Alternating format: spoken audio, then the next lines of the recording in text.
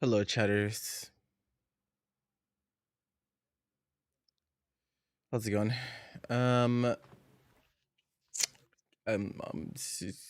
Take y'all down this path for this week as their tournament season about to get started. Obviously, Evo Japan is this weekend. Oh, okay. I don't know what happened い there. ややっぱりこうなんとなく人生終わるの嫌じゃない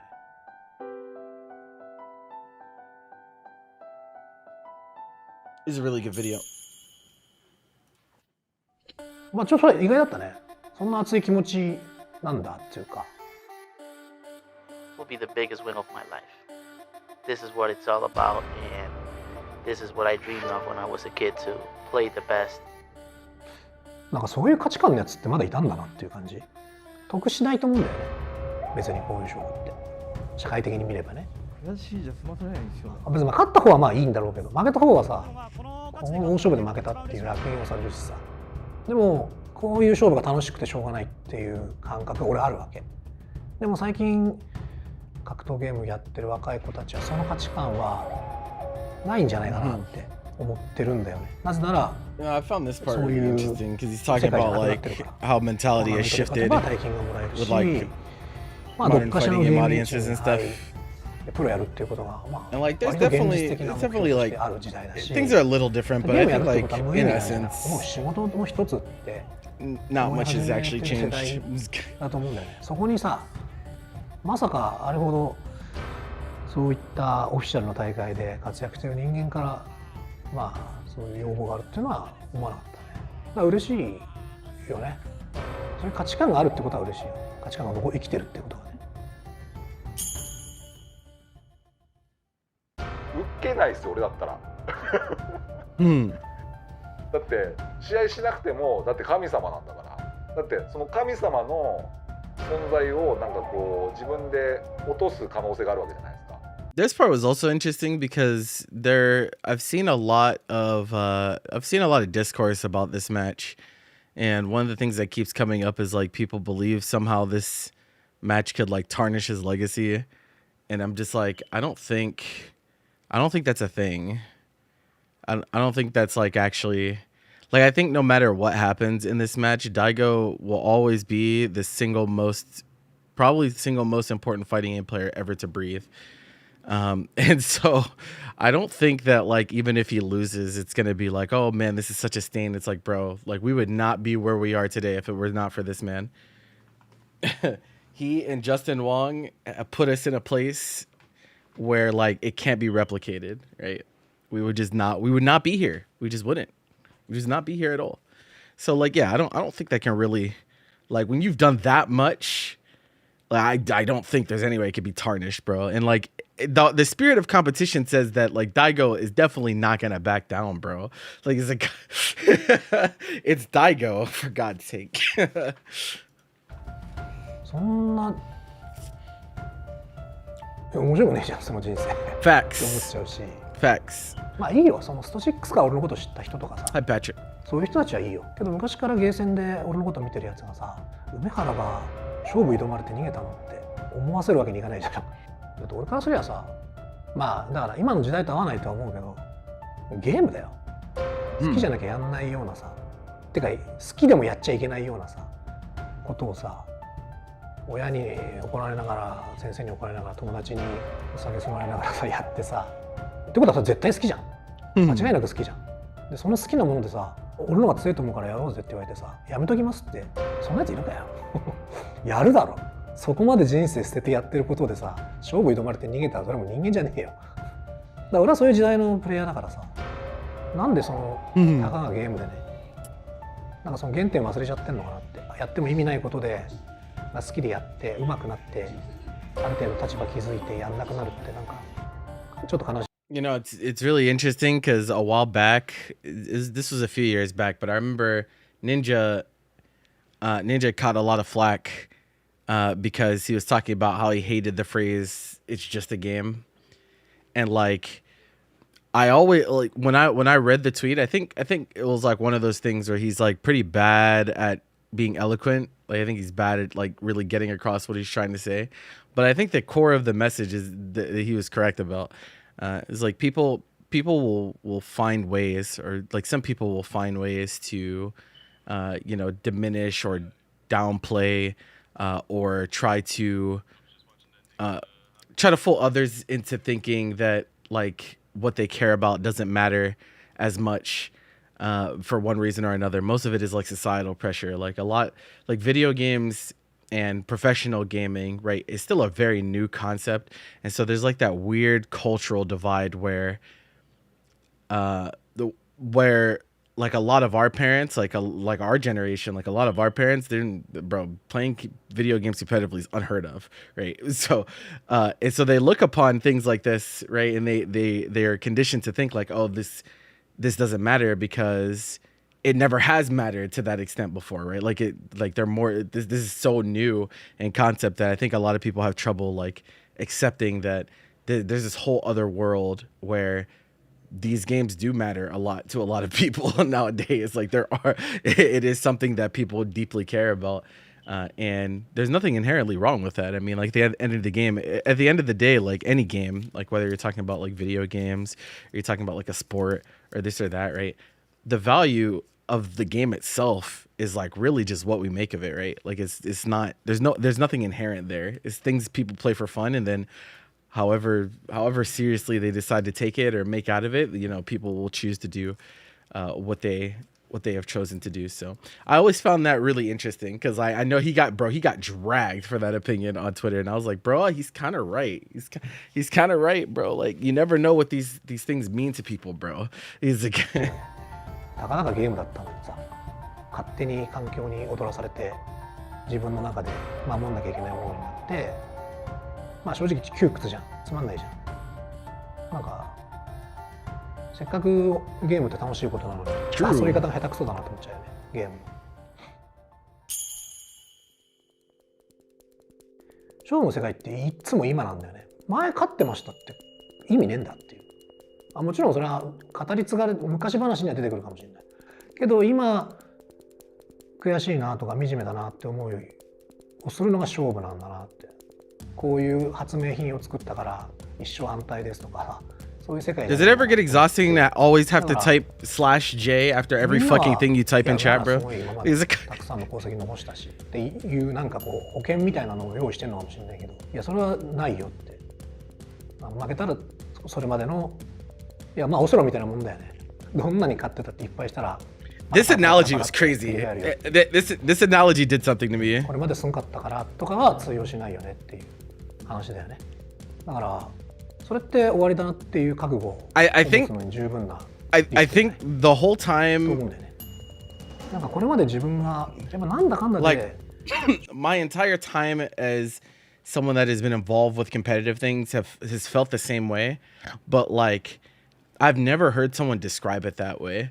Because like I super agree with what he's talking about, where like it doesn't matter like if you were best in the world 5 years ago, right?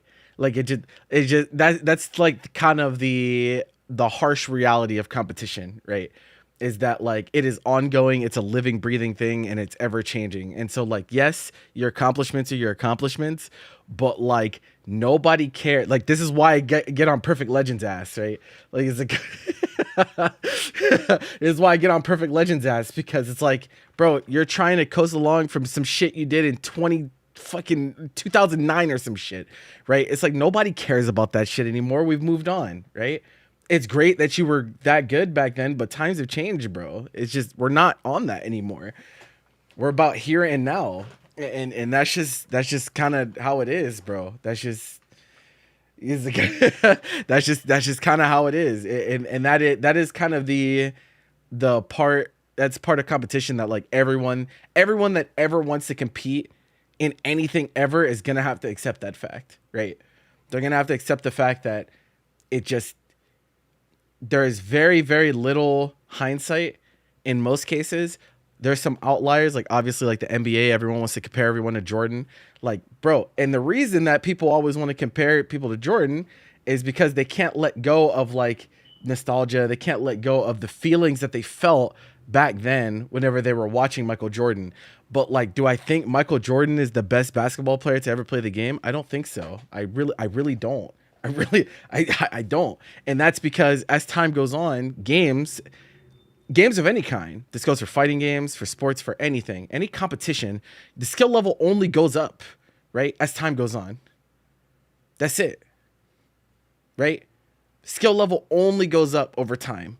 And that is natural. That's a part of competition. That's a part of like anything that is skillful. Like people only get better, right? What people are doing in professional sports nowadays is like, it would be unheard of back then. That's just how it is. The things that people are doing in video games nowadays is unheard of 20 years ago. It's like not the same world at all. It's and so that's why this idea of like, you know, you only need to win once and then you can just kind of coast along on your laurels for the rest of your career is like, to me, it's anti-competition. I think it is lazy. And I think any serious competitor, like anyone that's really about this shit is not gonna accept that, right?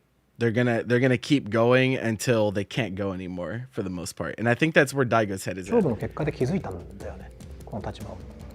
それは絶対そうで、それが勝負の結果で奪われたとしても何も言えないよねって。勝つことで得たものを負けることで失うのは当たり前だから。負けたら I mean, I don't really like the sentiment like Mena is nowhere near Daigo. It's like, what are we comparing them on, right? Like, what are we what is there to compare? Like, you know, like I just don't I feel like conversations like this are not the most constructive. It's like, what do you 死ぬのが一番怖いじゃん。 you know? I don't know. 死ぬのが一番怖いから道中楽しむのはまあいいかなって思ったよね。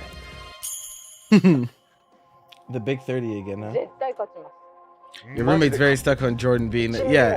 It's like I love Michael Jordan, but like come on, man, you know? Like it's 口ではどう言おうがその漂う負けるんだろうな感がすごいなってまず思ったよね。で、なんつうんだろうな。なんか子供の時にさ、その最初はみんなさサンタ信じてんじゃん。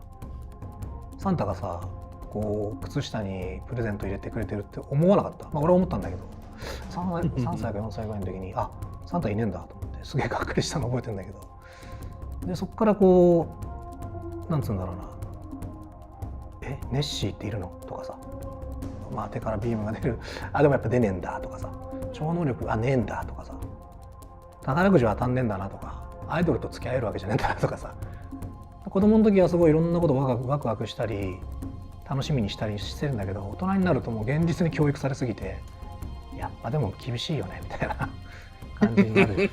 で今回のもそうだと思うんだよ。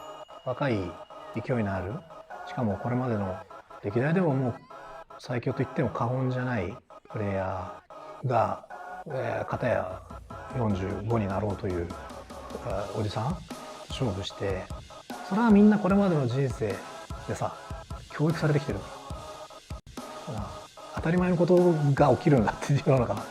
Yes, 普通に考えたらおじさんが負けるよって思う He did. と思うんだよね。だからまあしょうがないんだけど、ただ俺その世の中に蔓延してるまあ起きないからしょうがないよねっていうの嫌いで、それに下がって生きてきたんだよ。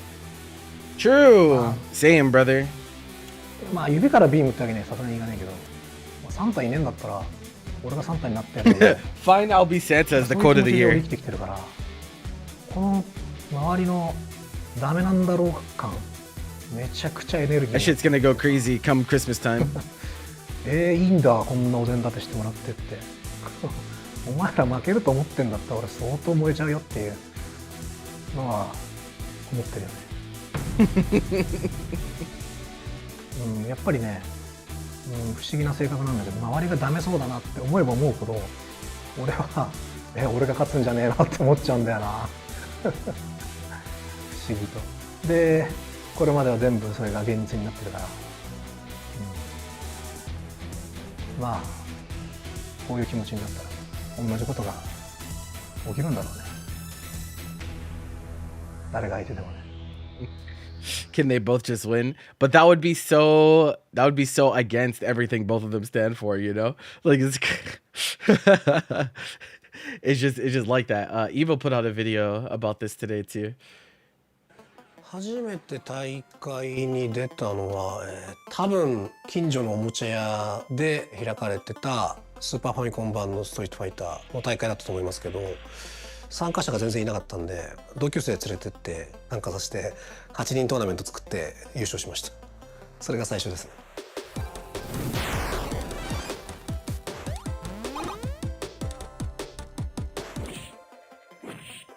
The Super Famicom version of Super Street Fighter 2 had a tournament mode where you could have up to 8 Again, it's players like one of those compete things in a like bracketed tournament. Brackets like I think the match is important, but it's not important in the way that people think, right? It's like it's important more. It's like one of those things that's more important to them than it is to everyone else, right? At the end of the day, like again, like regardless of which one of them wins or loses, like I don't think any of the this is not a stain, especially the caliber of player that both of these players are. Like it would be insane to like hound someone like, oh, you lost to Men RD in a Street Fighter 6 first to 10. Oh, you lost to Daigo in a first to 10 in Street Fighter. It's like, like, bro, that could happen to anyone. That like this is a guy. Daigo is a person that is 10-0'd world champions before, multiple times. Like this is, this is like not something that is like shameful necessarily. Obviously it's a big source of pride for both of them and they both respect each other and this and that. But like, again, I don't really understand the idea that people have that like, this is going to like negatively impact one or the other. I don't think so. I really don't think either. I think both of them are going to come out of this feeling good, but like at the same time, obviously neither of them wants to lose, but one of them has to lose. So like, what do you do? Right. But like at the end of the day, that's what it's about, right? Competition is about losing.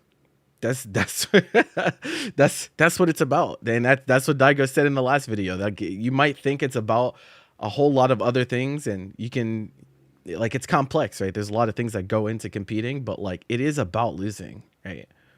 If without losing, none of this shit means anything. It just doesn't, right? If you don't know what it feels like to lose and how that affects you as a person, then winning has no value. It just doesn't. And so, yeah, it just how it has to be. What's up, Tim, man? And losing just one game would mean you were eliminated from the tournament. Considering one game can be over in less than 30 seconds, it was a gladiatorial battle for survival. But this best-of-1 format wasn't just for the in-game tournament mode. It was the format used for basically all the major tournaments in Japan at the time. 当時の大会の形式は一石ですね。一回負けたら終わりでルーザーズもないっていう大会でしたね。まあただ当時はその実力差とかその情報の差みたいなものが大きかったんで、優勝する確率はかなり高いだろうなと思ってましたね。Even with such a brutal format, it wouldn't stop Daigo Umehara from becoming the Japanese national champion.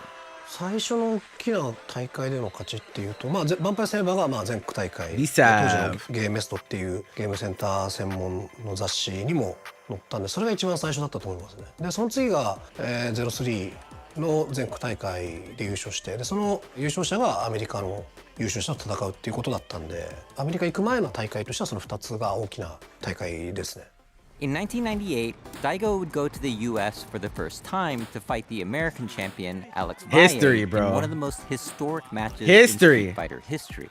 当時アメリカ、まあ初めて行くことになるんですけど、ネットも何も Unless you reship it, you probably won't watch. Why not? I think like anyone that is into fighting games of any kind should watch this match. To be honest, 高いんだろうなってなんとなく思ってて、実際会場行って、今まさにチャンピオンを決める大会をやってるんですよ。その現地で。だから試合見れて、その時にまあやっぱ日本の方がレベル高いなって思ったんですけど、ただそのまあ優勝するアレックス・バイエ、あとはもう本当に抜けてうまかったし、ヤングバイエいないぐらいのレベルでうまかったし、あとはその決勝戦ってるジョン・チョイとか、その中ではすごいうまいプレイヤーだなって思いましたね。で印象的というか、その大会のルールは当時からもうアメリカっていうのは BO3 が当たり前で、予選からその2先で戦っていくわけですよね。で負けるとルーザーズトーナメントがあってっていう。でしかも確か決勝は記憶が確かならグランドファイナルは5先でみたいな。しかも確かジョン・チョイが返したからものすごい長い試合数をそこでやってて、まあちょっと見てる時疲れちゃったんだけど、だけどいいルールだなって、だから自分はそのシングルの大会で勝ってきた側ではありますけど、もっと回数あればもっと俺は確実に勝てるのになみたいな気持ちあったんですよ。やっぱ危ういんで一先だと年に1回しかないあるかないかの大会をそんな一先であっさり決めるっていうのはなんか変だなって気持ちがあったんで、すごい進んでるなって思って、そこはすごいなんか印象に残ってますね。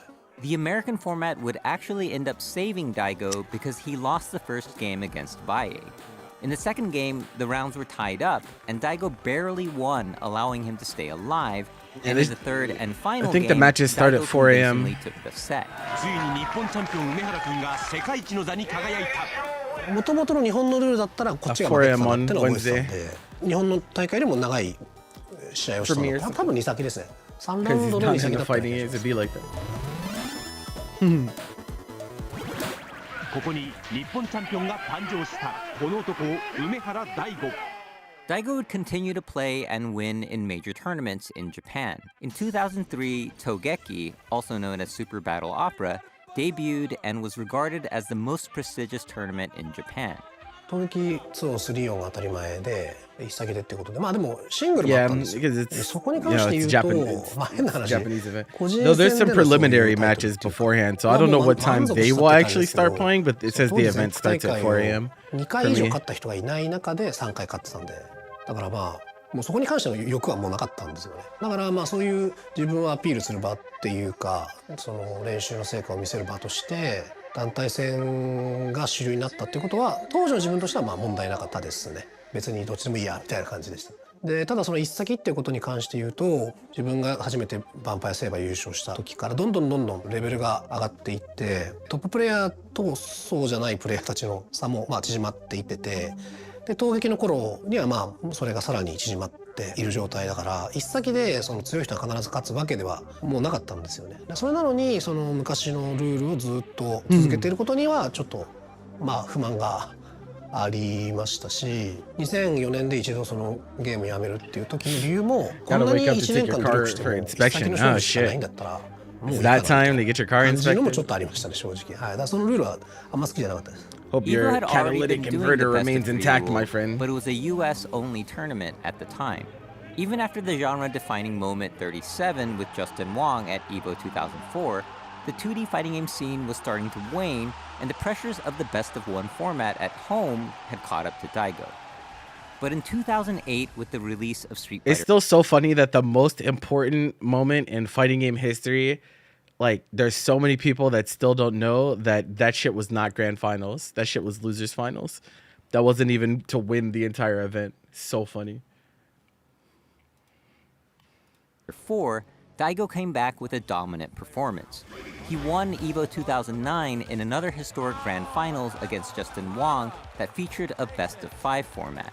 At EVO 2010, he won again, making him a back-to-back world champion and undoubtedly the best in the world. その前の年ぐらいからかな、その家庭用のスーパーストリートファイター4が出るっていうことが分かった時点で、来年のエボなのか、まあその年のエボだとか細かいの忘れましたけど、は必ず優勝するっていうことを周りにも言ってましたし、で自分自身そのつもりでもう絶対今年のエボは勝つと、連覇すると。あんまりそういうこと言わないんですけど、そのやっぱプロ1年目だけは言ってたし、間違いなく世界一やってたと思います。その練習時間っていうことで言うと。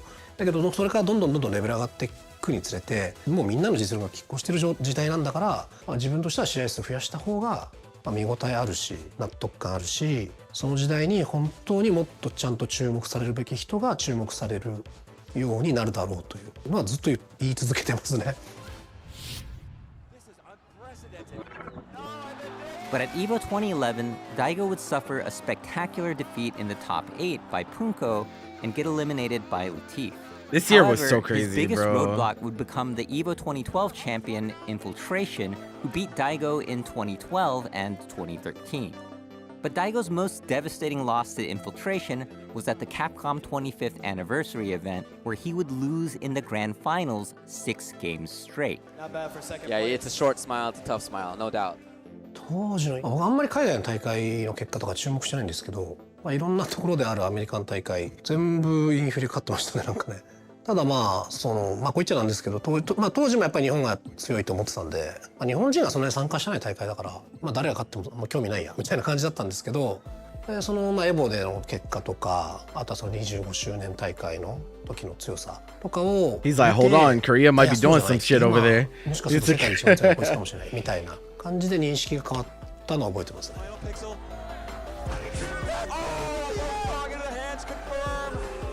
In 2013, Shen would become the EVO champion, and it became clear that while Daigo was still strong, consistently making The top diversity eights, of champions there in were Street players Fighter 4 outside was actually Japan that were crazy. dominating the game. This was when people started wondering We had if you could champions beat from them in a France, long set, Singapore, something that would require a Korea, special exhibition Japan. tournament. This shit is nuts. インフィルに限らずシェンに限らず、その頃にはもうすでに自分の中でトーナメントで自分より勝つ選手はいるなっていう感覚がもうあったんですね。もっと言うと大事な試合は結構勝ってきたけど、子供の時からどっちかっていうとトーナメントよりもそういう形式の勝負の方が自分は性に合ってるし、そういう形式だとそれこそ勝率何%なんだろうみたいな、もう全く負けなかったんで、こういう形式の大会があれば俺多分本当何十連覇でもできるのになみたいな感じで、それは10代とか20代前半の時は思ってたんですよね。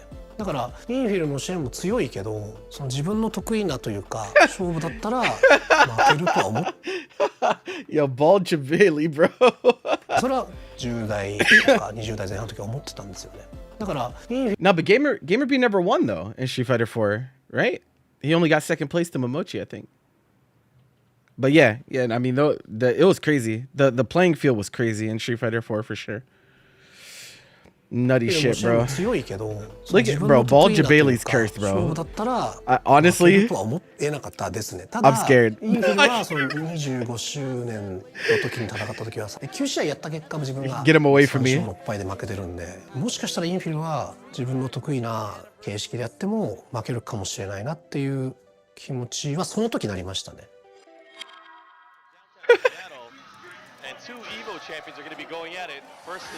The first exhibition was against Shen, who just came off of his EVO 2013 victory. Oh, there's some The match would overlap take with this place and at PAX Prime, and another would be a video we're first going to be 10 watching wins after this. format. Shen played Gen, a technical and unorthodox character that no one else played at his level.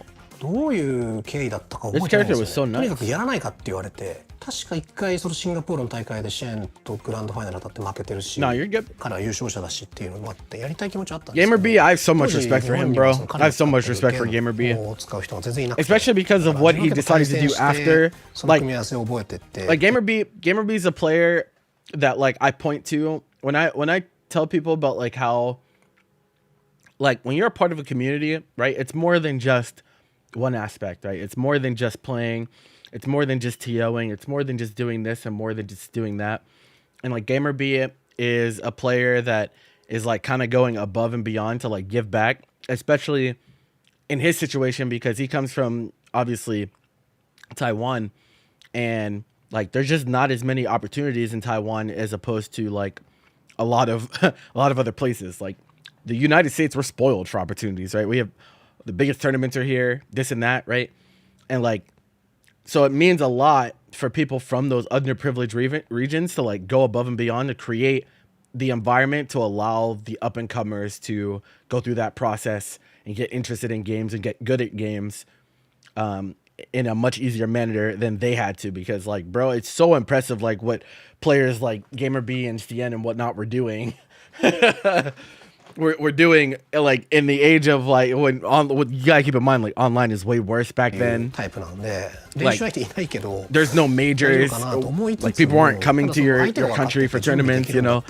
It's pretty nutty. 対戦ゲームやってきて負けたなっていう記憶がないんですよ、そういう形式で。だからいけるんじゃないかなみたいなのはありましたね。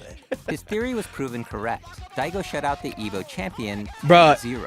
Bruh, Coming off this bruh, dominant bruh. performance, the next question There's so, what he was doing to Shin in this match was so messed up, bro. Shin was the current champion then, but Infiltration was the guy who was able So to beat messed up, Daigo so messed in up. 3 major events in a row. We out here And this would become unblockabling each his other, ultimate bro. test. Tough out here. は東京ゲームショウなんですけど、インフルの対戦なんですけど、個人的にリベンジしたいっていう気持ちありますか？ Shout out to Z. やっぱり対戦したい相手ですよね。なんか特別な対策とかできてますか？インフィル戦準備はまず彼の動画は可能な限り見ましたね。これにはどうすればいいか、これにはどうすればいいかっていうのを考えるところから始めて、結構普段は適当に結構ゲームしてるところが自分はあって面倒くさがりというか、だからなんとなくでやってるんですけど、ぼんやりした感じでなんですけど、そういう勝負になるとぼんやりしてる部分っていうのが一個でもあると気になっちゃうんです。He said even a heart player like him had to lock in and do some studying when it really matters. Let that be a lesson to some of you fuckers out there. 読み合いとして正しいのかとかっていうことを一個一個分析していくみたいな作業をするんですね。だから、インフィルの時もとにかくこの組み合わせをどうすれば龍が勝てるのかっていうその組み立てみたいなのをずっとやってましたね。でその組み立てをまずするところから始めて、理論が自分の頭の中で完成した後に対戦を知り合いの合気使い、同じキャラクターを使ってる人たちに試したら、やっぱり自分が思い描いていたような結果になったんで、理論は結構合ってそうだなみたいな。ただ当時もう本当にみんなが世界最強だと思ってたインフィルが相手だったんで、これまでの経験だともうこれで勝てるんだけど、もしかしたら Daigo is talking about how he's usually a heart player でもそれはどっちかっ that ていう kind と of just does what he feels, but when it came to playing in this important of a match, he had to 楽しいんだろうっていうか analyze the game, どう深いんだろうみたいな、勝ちたい get 気 real 持ち半分 specific 否定 about されたい気持ち半 situations 分 and みたいな frame のが data 当時 and のイン this フィル and 戦 that. の前はありましたね。 Daigo dominated and won 10-2. During his training, Daigo believed his character Ryu had the edge against Akuma, even though the vast consensus at the time was that Akuma was stronger. He had declared it before the match, and some people thought it was trash talk. It wasn't. いや、その合気が強くないと思ったっていうのは本当にその時の実感で言ったことで当時その合気って最強キャラって言われてて、Akuma was messed up. Yeah, he was messed up, that 少な version. くともそ Yeah, の yeah. 瞬間は自分の頭の中ではひっくり返ってたんですよね。みんな合気が有利だと思ってるだろうって、勝つと思ってるだろうって、でも自分はそうじゃないことを知ったから、言いたくなったっていうところですよね。その後試合でそれは現実になるんで。 He's like, this shit is more than just matchups, bro. この組み合わせはもう全然 He said you might win the player match, you might win the character matchup, but what about the player matchup? それぐらいなんか Then こ what? う自信がありましたね。 The Evo champion has been eviscerated. Daigo with a W. Through these two first-to-10 victories, winning 2 Evos, and consistently placing in top 8s, Daigo placed himself to become one of the greatest to ever play Street Fighter 4. But when Street Fighter 5 came out in 2016, Khalil with the it raid. did Thank not you, bro. have the same result. Appreciate it. It was a new game and a new era, and at one point, his Isn't that longtime general rival advice? Tokido What do you mean would become general Evo advice? champion in 2017. Yeah, like everyone should with study Tokido the games if dominating you with care about getting good Akuma, at them. Another first-to-10 match. But some people like to use it. See, This time, it the reason that this is important is because there are a lot of players in fighting games that when you press them about not knowing certain things, like I press people about not knowing specific things all the time because that shit's important. So if I put you in a situation and you don't know the frame data of the situation, right? Some people like to make an excuse and they're like, well, I'm just a feels based player. I'm just a heart based player. I don't really look at frame data. I don't really understand it. It's like, okay, they're going to point to players like Daigo and they're like, oh, look, he's, Daigo's so great and he's a heart player. It's like, okay, but even Daigo, when it really matters, he studies the game. He does go to the lab and he studies exactly what he needs. And he said it right there. That's what I mean. By like, you can try to make whatever excuses you want to, but at the end of the day, you have to know. Like there's knowledge and there's lack of knowledge, and lack of knowledge will get you destroyed in competition. It's just how it works. There's a would be at Daigo's own fighting game event called Kemono Michi.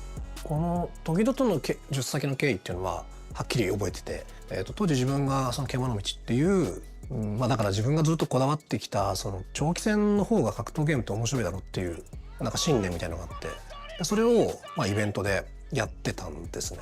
でそれの第1弾が終わって、それはすごい好評だったと思うんですけど、第2弾やりたいんだけどな、組み合わせないんだよなみたいな話をしてたら、それがカプコンカップの直後アメリカで時々と2人で話をしたら、時々が「それ言うなら俺やりたいですけどね」みたいな話をしてきて「あ、そうなんだ、いいよ、誰とやるの?」って言ったら「いや梅さんですよ」って言われて「あ、俺なんだ」みたいな。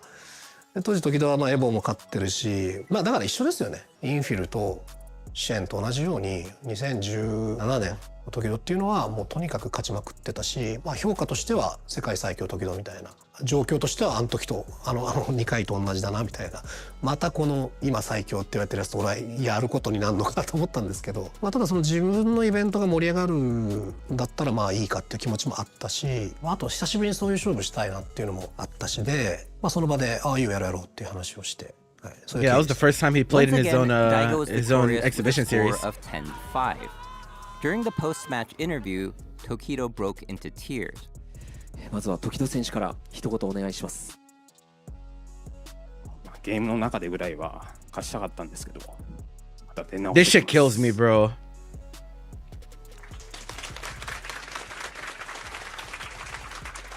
It wasn't just because he lost. He was moved by how seriously Daigo took the match compared to a typical tournament format.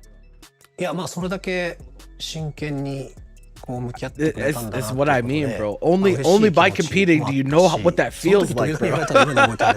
That's it. It's indescribable unless you've like done it. Like unless you've gone through the process of like I want to be really good at something and like trying to get there and failing. Like, only then do you really understand how much that shit can hurt. たんですけど、真剣にやってくれて嬉しいなって気持ちもあるけど、なんか普段真剣にやってなくないですかって思われてるっていう。 I remember losing a Evo 2019. I remember like it was like my first like real major competing in that game, DBFZ. And I remember like winning my pool. Like, I won my pool in winners and I was like super happy and I was like, let's go, let's fucking go. And like eventually I ran into Reynald in losers. And I was like literally one button from killing him. Like it was like a situation where I was plus and he mashed on my plus frames and I didn't think he would mash and I lost for it. Bro, I was so fucked up, bro. I was so fucked up for months. Like I don't think there's a loss that have hurt me that much. It's like I don't think to this day I've ever had a match hurt me that bad. Like that shit, that was some revenge arc starting shit. Like when that happened, I was like, I never want to feel like this shit ever again, bro. Like it felt so bad. でもそれは本当に自分ではコントロールできないんですよ。自分では真面目にやってるつもりなんですよ。そういう風に思われたくないからプレイ時間とか練習時間も人よりは増やしてるつもりなんですけど、だけどなんかね、そういう勝負じゃないと湧いてこないモチベーションっていうかがあるんですよね。それはもうこの年だからはっきりわかるんだけど、自分じゃどうしようもないんですよ。状況が生まれないとどうしようもなくて、だからその時にいやじゃあこれからはこういう気持ちでやろうって思ったんですけど、やっぱり時間が経つといつもの俺に戻っちゃってあ、ダメなんだなって意思の問題じゃねえんだなっていうふうに思いましたけど。This is an admission by one of the best Street Fighter players of all time that he cannot replicate his competitive intensity outside the long set. It removes the what-ifs and excuses of an open bracket format and exposes to the world which player is currently stronger.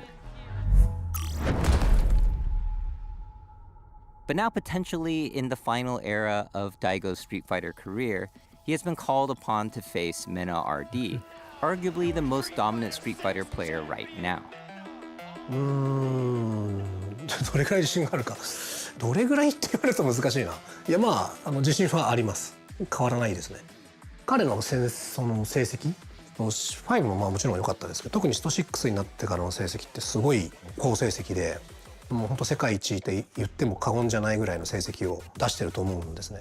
でだからこんな勝負でも持ちかけられなければ、もう本当に世界最強のプレイヤーの一人として自分は見てるというか、まあ、もちろん自分もその参加者の中の一人なんですけど、自分の戦績考えるとまあ遠くからいやすごい目が強いな勝ってるなって眺めてるぐらいのそれぐらい遠い、多分戦績だけ見ると遠い存在だと思うんですね、スト6に関して言うと。今回の勝負挑まれてもちろんやるって気持ちだけはあったんですけど、まあ正直年齢も時々から数えても8年9年ぐらい経ちますし、自分のそのまあ能力とか、まあいろんな環境の変化とか考えても本当に昔みたいにこう自信を持ってその勝負の場に臨めるのかなっていう気持ちはまあ芽生えたんですね。あの頃とやっぱ違うよなって思ったんですけど、いざ取り組み始めると変わんねえなって思いました。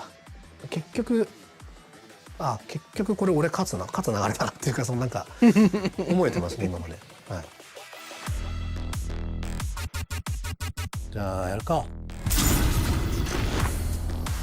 The best part about this is Daigo's such a fucking goofball, bro.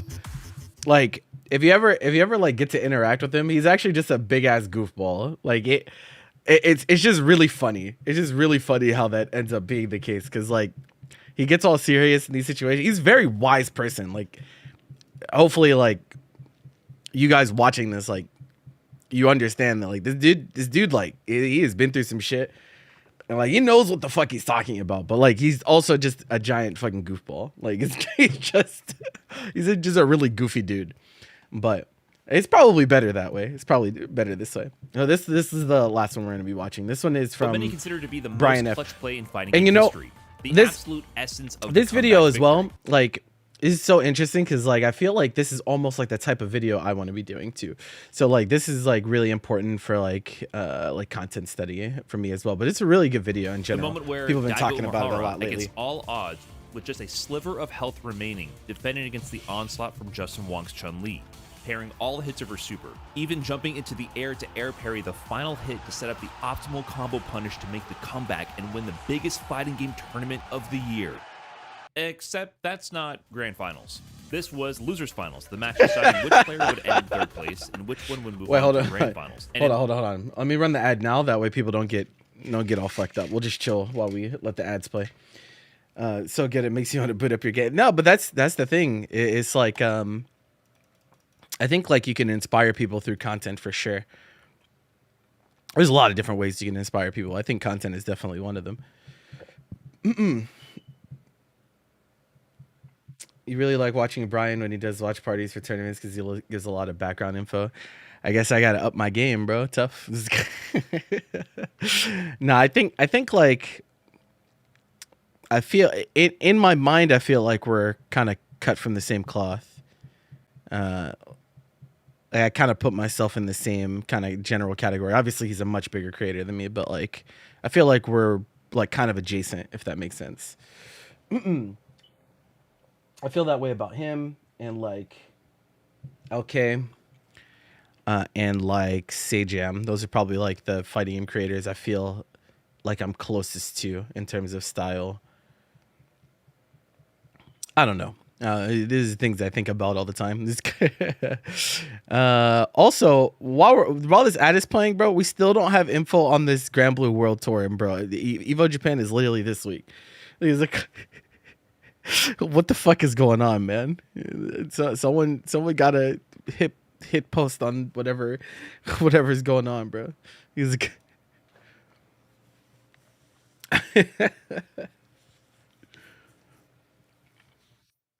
these things happen.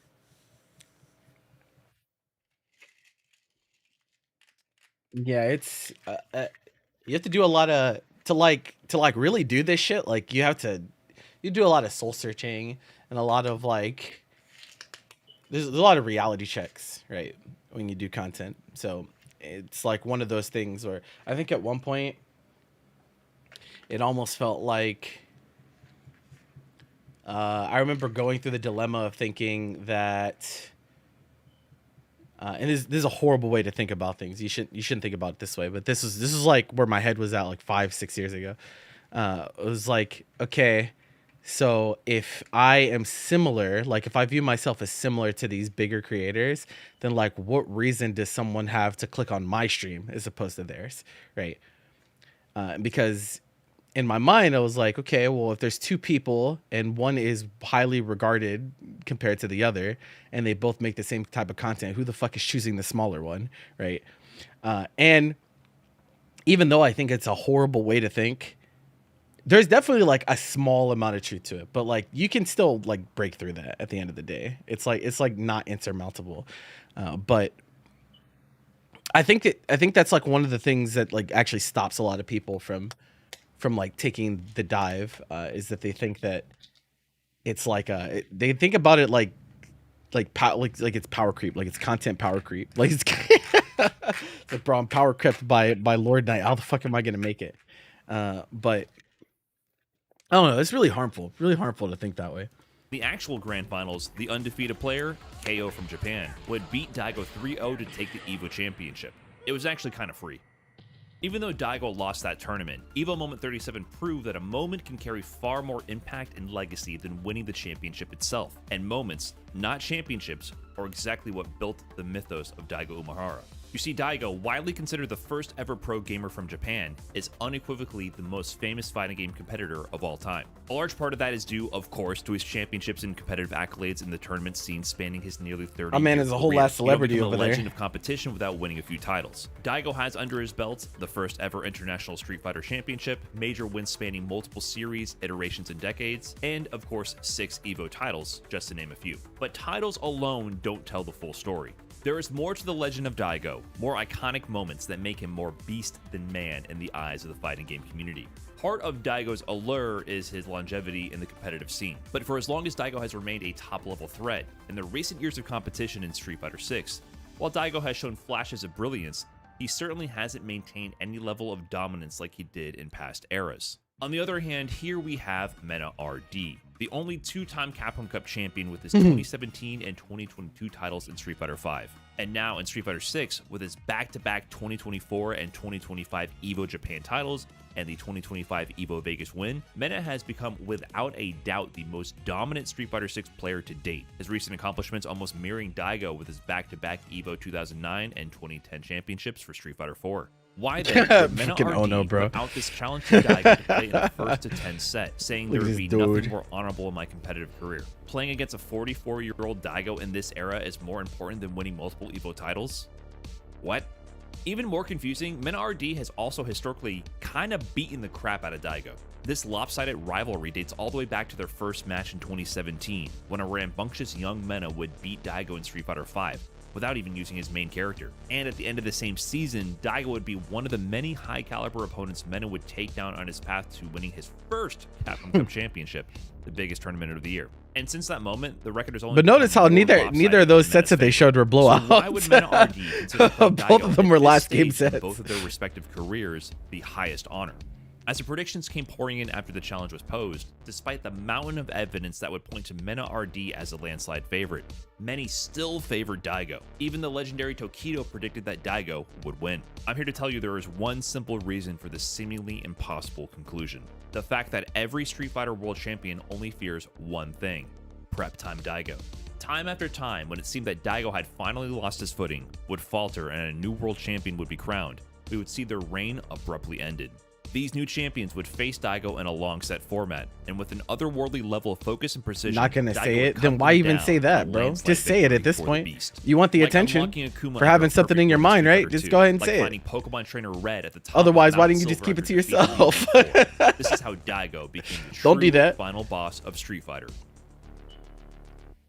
After Daigo's back-to-back EVO wins in Street Fighter IV's debut years, the world was shocked in 2011 when Punko from Korea, then still relatively less known to the wider American audience, Punko is so threw his funny, jacket man. to the crowd, tossed his belt aside, chugged his Red Bull, and proceeded to defeat Daigo's Yun with his Seth, ending the Beast's winner side run with a perfect for emphasis. Daigo would then be eliminated by Latif. Punko's still around too. Play City of the Wolves. Upset of the event by the young Saudi player, currently in the US studying abroad with the signature C Viper. While Fudo would eventually win EVO 2011, this tournament encapsulated the change the fighting game community was undergoing. Every year post 2009, more and more top international players were making the yearly trek to Las Vegas to compete for the EVO title. The competition was growing in breadth and depth, and it can no longer be assumed that the Beast was guaranteed to take the crown. While Daigo would go on to also make top 8 finishes at EVO in 2012 and 2013, we would see Need LeBron to challenge Jordan to a game of 21. Jesus Christ. Marking the end Let's not of do Daigo's that. EVO dominance.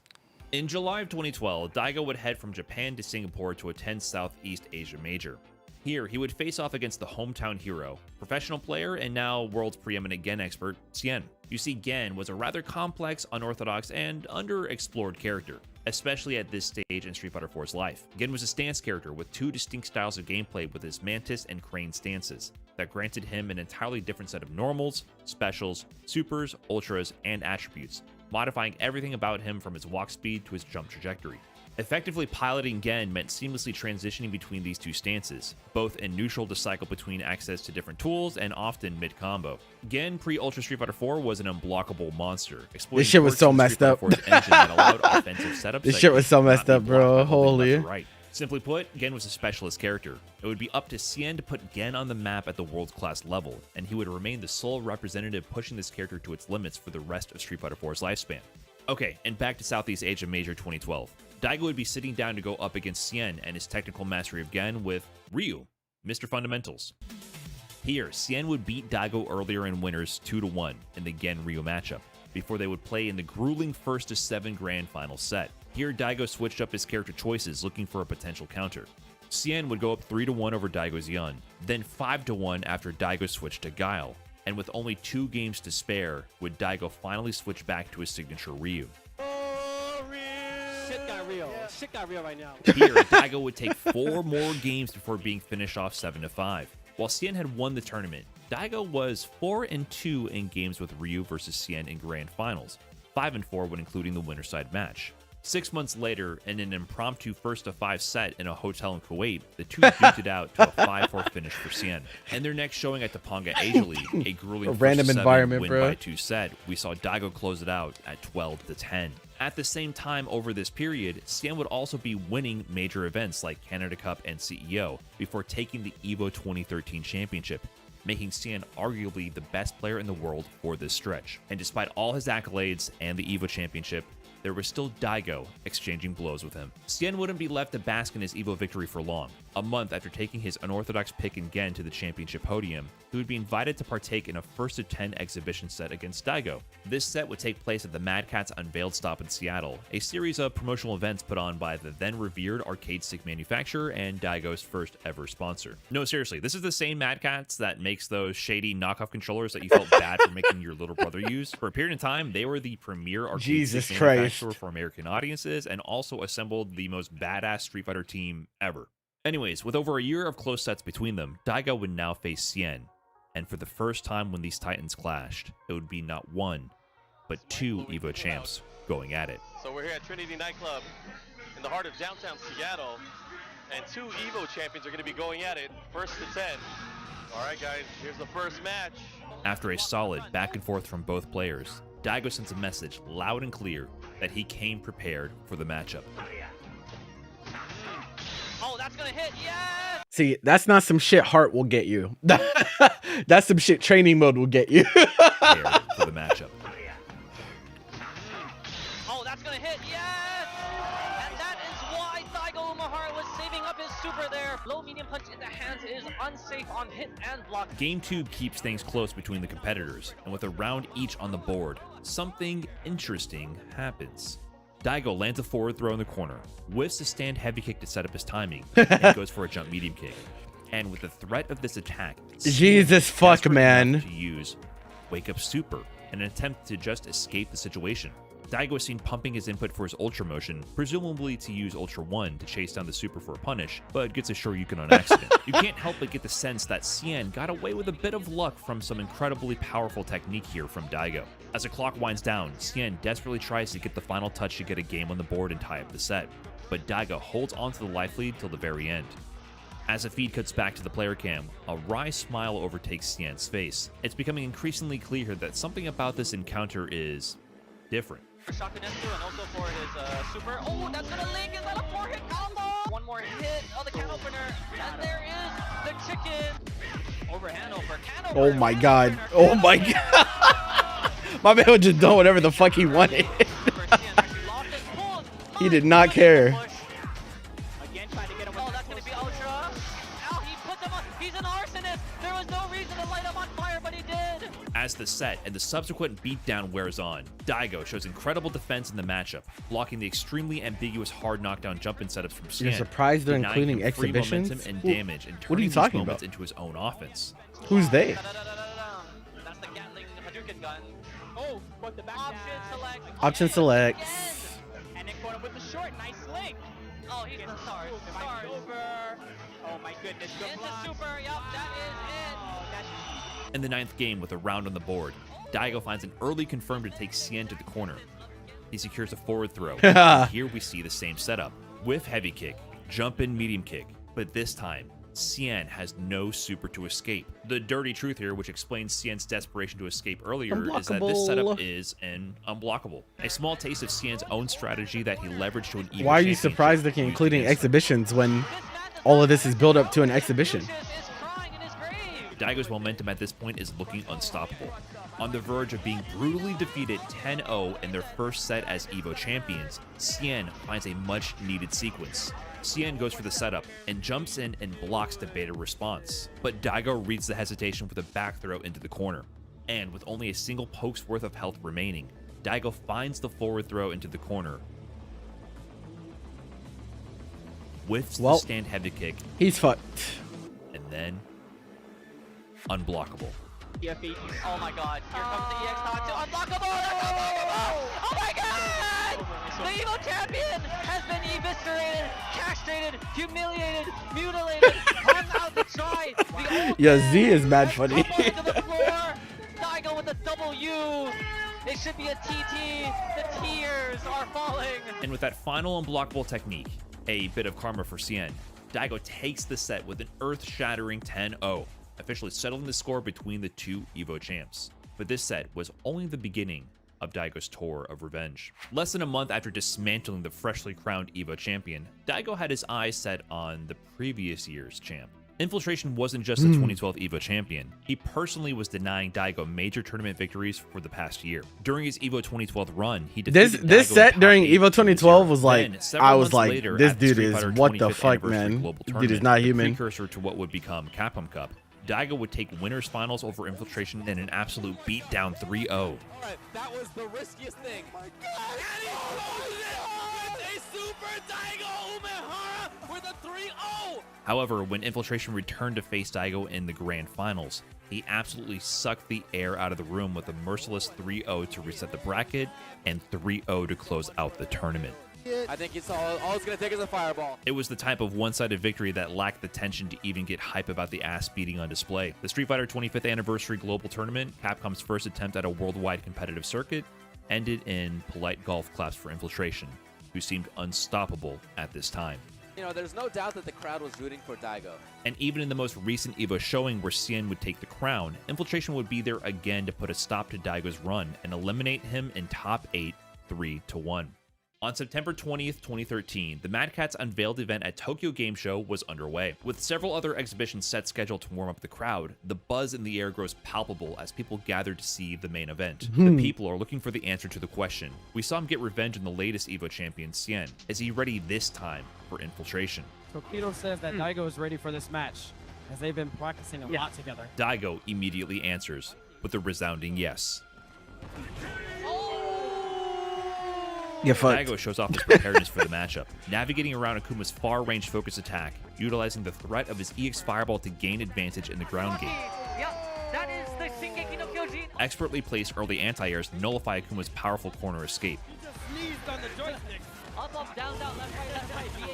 Precise blocks against the Vortex prevent Infiltration. Micro Z on the mic. That's a good duo. Daigo goes up 3-0 versus Infiltration in dominant fashion, 6 rounds to 1.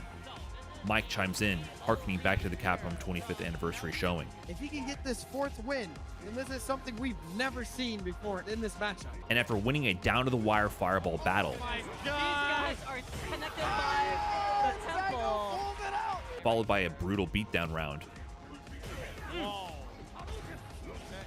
Oh my gosh, and he has done it. Daigo, for the first time ever, gets 4 games over Infiltration. I think it's time to buff a cool. In the next game, Infiltration breaks his 8 straight round loss streak. Bro. Someone got to get Mike Ross, bro. The final round has a strong position after a forward throw in the corner to take his first game until Dude was wildin'. 5-0 Daigo. After an anti-air demon and a quick demon flip mix-up, Infiltration takes another round. That shit fucking hurt, bro. Oh, wow. If you got hit by Raw Ultra Demon, bro, oh my god, that shit hurt.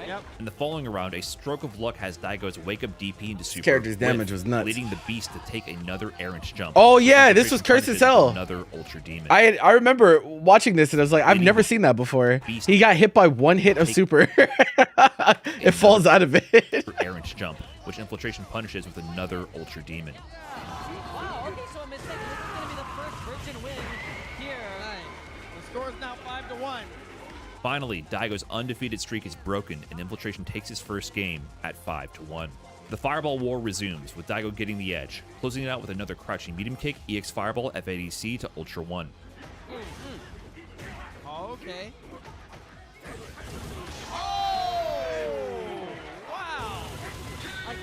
The thing about Infiltration during his Akuma run in Street Fighter 4 was like, bro, this dude did Raging Demon so fast, people thought he legit had a macro on his controller for it. They thought he had a button that was dedicated to just do Raging Demon. The stand heavy kick comes. My man was so fast with it, bro. It was crazy. An awkward, unnecessary air Tatsu prevents Daigo from finding a punish, and a whiff throw to an Ume Shoryu attempt leave him open for punishment. Infiltration finds his second win in 3 games. 3, 2, 1, Houston. We have a problem as he burns all his EX. After a dropped wake-up crouching medium kick EX Fireball FADC to Ultra, Infiltration takes the next round as well, slowly building momentum. EX? Yeah, all the way. Into the final round of Game 9, Infiltration Gotta has love Daigo cornered. meterless One invul more sequence DPs, is yeah? all he needs to begin turning this set around. But Daigo goes on the aggressive, finds the dash to swap sides, and successfully halts the comeback in the making. The Beast is now in full control. After another anti-air DP into Ultra and closing out the next game, the heat starts to get to Infiltration, literally. Infiltration's cooling himself. A shame Akuma has never been good since SF408. I mean, We see I think this into the next Akuma game. is probably the Infiltration, strongest one overall power fighting away game from character another ever. game drops. Yeah, if you average all how strong he is across all his iterations, I think Akuma's probably the strongest. You can see him fanning himself. At least Daigo amongst is now characters that one have been game in away at from least a few exercising games. His demon. An early sweep to Ultra Demon bait lands. Daigo plays solid to take the lead, scores a knockdown in the corner, and goes for the meaty fireball for Chip. And then a wake-up demon from Infiltration. 2 in 1 round. The next round looks solid for Daigo as well, but after his combo conversion knockdown, we got another wake-up demon, the frame 0 super variation as well. Infiltration is pulling out every trick to stave off defeat. But it's not enough. Set point Daigo. After a solid back and forth, Daigo has corner position and a decent life lead, but Infiltration lands a sweep. Finally, an ambiguous demon flip Daigo. They really made both into a full his combo super conversion. and his ultra Raging Demon. That's And so down in funny. the corner, Daigo has few options to deal with the pressure. He has the 2 EX bars needed to FADC his wake-up uppercut to blow through any offense and combo into his ultra to kill. Eyeing this, Infiltration respects Daigo's wake-up and blocks. Now, sensing his opportunity to take his turn back and potentially chip, Infiltration reversals with his own invincible uppercut. FADC is so But it's fucking not cheap before they enough nerfed it, bro. chip, and Daigo takes the set 10-2.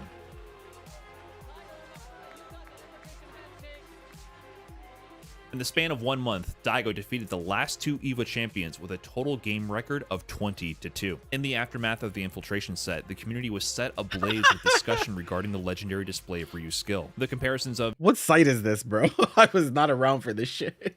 Daigo to Batman were cropping up, noting Daigo's unparalleled skill when given prep time. Others viewed the sets differently, where speculations brewed of the Staged. matches being rigged, with incentives for throwing the matches in Daigo's favor to appease his sponsor and event host, Mad Catz. Regardless of which 2 camps you lied in, these 2 sets cemented Daigo's legacy as the king of the first to 10 format, and as the slayer of EVO champions, a foundation he would only continue to build on as the years went by.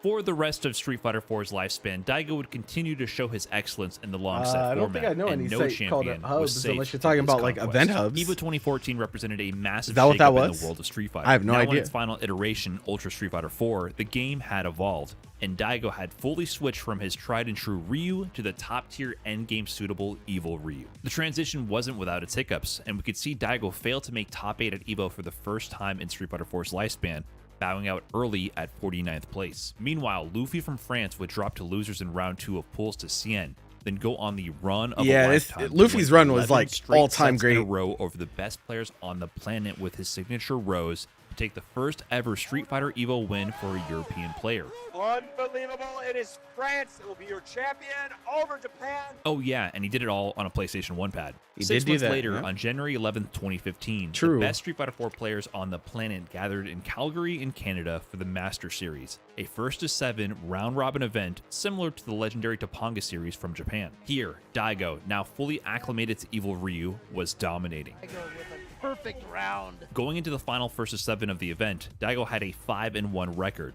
with wins over Cien, Kazunoko, Pepidai, PR Balrog, and Snake Eyes, only dropping a final game set with a score of 6-7 to Xiao Hai in the That damn Xiao Hai, bro. Always the ever-present Xiao Hai. Always there to fuck shit up, bro.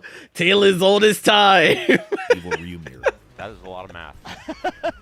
Kazunoko had finished out the event with a 5-2 record. With a game differential being the first tiebreaker, it was up to Daigo to close out this next set with a win to take home the trophy. His opponent, of course, Xiao was Hai the newly been him crowned for a Evo long champion, time, bruh. Luffy. After that dominant Evo run from Luffy, the discourse surrounding his character rose and her strength was rampant. But for this champion, as always, Daigo came prepared. Got the trade, but I'd say it's a solid trade, even though he's still in the corner. what? Oh! No way. He knows it's not a true block string. From right there. Where previously Luffy would have safe buffers into Rose's soul spiral for potential damage and knockdown, they instead turned into Daigo's opening. Time after time, Daigo would interrupt with either an uppercut or an ultra to make Luffy pay for his offensive attempts. One of the very most powerful techniques in the game. Oh, and then didn't we see this before? Oh. Gotta stop doing those lazy By the time buffers, Luffy bro. began adapting to Daigo's preparedness in the matchup, it was all too late. And standing strong. Double roundhouse. Oh no, Oh, here Daigo we with a go. bold dash in, finds a throw into the corner, and this is where he loves Next to bully combo people. into Ultra will do it. Oh, there it is! And in the end, Daigo would close out the set in style with the Kara Hopkick Raging Demon With the demon. But he's Yes! backdashing, and that will be no good. to take the trophy. The fact that this is even a thing, bro. Bro, what were they thinking when they made Evil Ryu? And in the end, Holy Daigo would close out the shits, set bro. in style Why? with the Kara Hopkick Raging Demon. What do you mean? Okay, bro, this is airborne. This is this low crushed. This did everything, bro. And you could Kara cancel this into fucking Raging Demon, and this shit hits her backdash, bro. Demon. But he's backdashing, and that will be no good. To take the trophy, but more importantly, to take down yet another Evo champion.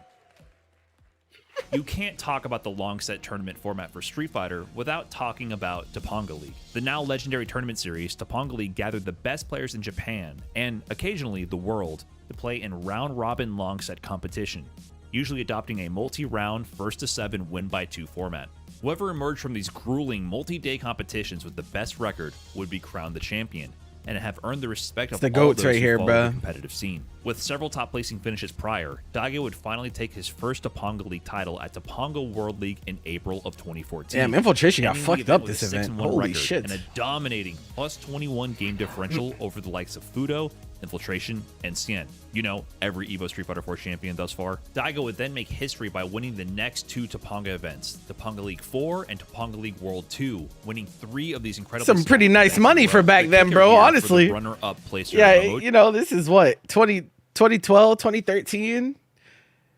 We out here making 15K at events, bro. That's pretty good, bro. That's pretty is that good. he would That's be pretty one of good. the only players to win sets over Daigo across these events, but lose out on the That's first another place finish demon, with bro. records just short Momochi's of another Daigo's. one of them. Momochi is in the same, like, he's in the same category in my mind as Xiao Hai, where it's just like, no matter what happens, no matter how much time passes, these players can just appear and they just fuck people up. It's like, okay, well, you just always got to worry about Momochi, these guys. however, would have his consolation prizes. A week after losing to Daigo in Topanga League 4, he would You know, take his like second, Momochi, now inaugural Momochi's Capcom like Cup hidden, title bro. at You don't Capcom hear about him 2014. nearly as much Not only that, as other but after players. Topanga World League 2, where he would take a 5-1 set win over Daigo, but still only finish second overall, he would win Evo 2015, becoming the first and only player to date to win a Capcom Cup and Evo title for the same Street Fighter entry, where Daigo would bow out at 9th place, missing the final Evo top 8 ever for Street Fighter 4.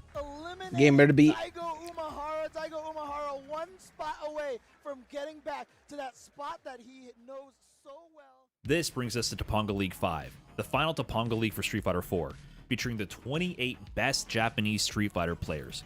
and after months of multiple rounds of competition, the players were whittled down to the final 6. While Daigo was the player with the best record to qualify into the finals at 8-3, one of those losses was, again, to Momochi, dropping the set 3-0. This But fucking here in guy, the bro. finals, it's now 1-7, the long set, Daigo's specialty. Going into the final day, it was do or die for all the competitors.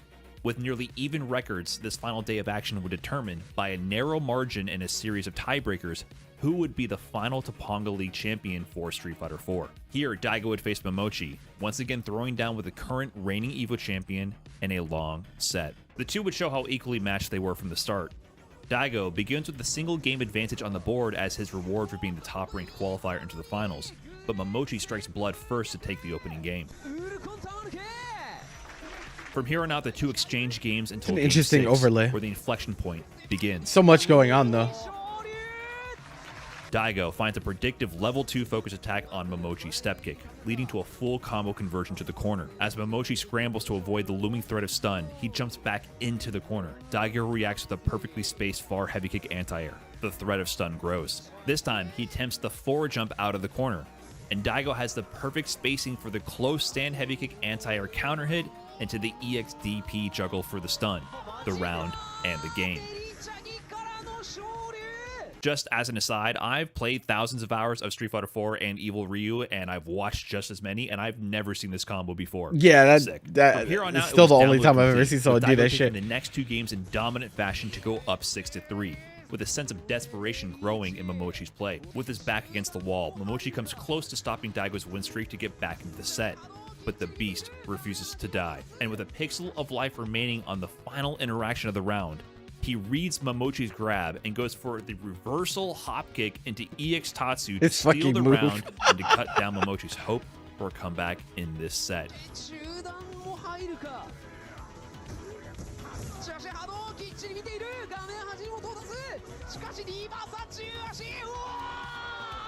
At set point, Momochi is all but defeated, and with every read working for Daigo, he lands the early stun, and with the crispiest links of Prime Daigo, lands the extended Evil Ryu Stomp combo to take down another EVO champion.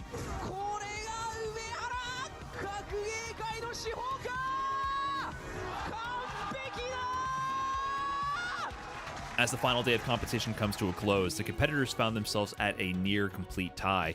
Bonchan, Momochi, Kazunoko all have 3 set wins on the board. In the final match of the event, Daigo would defeat Bonchan in a dominant 7-1 victory. And with head-to-head tiebreaker victories against Bonchan and Momochi, Daigo would take the first place position and closes out this chapter in the history of the Topanga League with 4 straight You drop it on the victories ground. Yeah, in a this is what row, I mean by he's a goofball, firmly bro. establishing himself as the king of the long set tournament This format fucking dude, and man. the ever-present gatekeeper of the EVO champion, Momochi. As the Street Fighter IV era came to a close with Daigo dominating the endgame Topanga Leagues and finishing second in the final Capcom Cup for the title, he had firmly established himself as one of the greatest Street Fighter IV players and Mike and undoubtedly us. the king of the long set format. However, as the competitive circuit for the newly released Street Fighter V kicked into high gear, it was clear that Daigo was taking longer to adapt to the new meta, especially compared to his back-to-back EVO wins in the freshman and sophomore years of Street Fighter IV. In contrast, Tokido seemed more on top of his game than ever before. While the Murderface had claimed an incredible number of tournament wins across multiple games over his prolific career, including his 2002 CVS2 and 2007 Super Street Fighter II Turbo EVO titles, since narrowing his focus on the Street Fighter series, while he was always a major threat and one of the strongest on the planet, he hadn't quite captured that same level of dominance. While Tokido would take many major Yang tournaments with moment. his signature Akuma, he would fall just short of taking major Grand Slam victories in this era, coming the closest in 2013, where he would fall to Cien in the EVO Grand Finals. This all changed with the release of Street Fighter V, where in Season 1, Tokido with his Ryu hit the ground running to take major titles like CEO 2016 and SEAM 2016, while being a frontrunner for the Capcom Pro Tour throughout the season. Tokido in this era would also have a 4-0 set record versus Daigo in tournaments. Yes, the Tokido And with the Ryu addition of era. Akuma to the Street Fighter V roster, he would finally claim his first mainline Street Fighter EVO in the now infamous EVO 2017 Grand Finals against rookie season Punk, who, up until that moment, seemed freakishly unbeatable.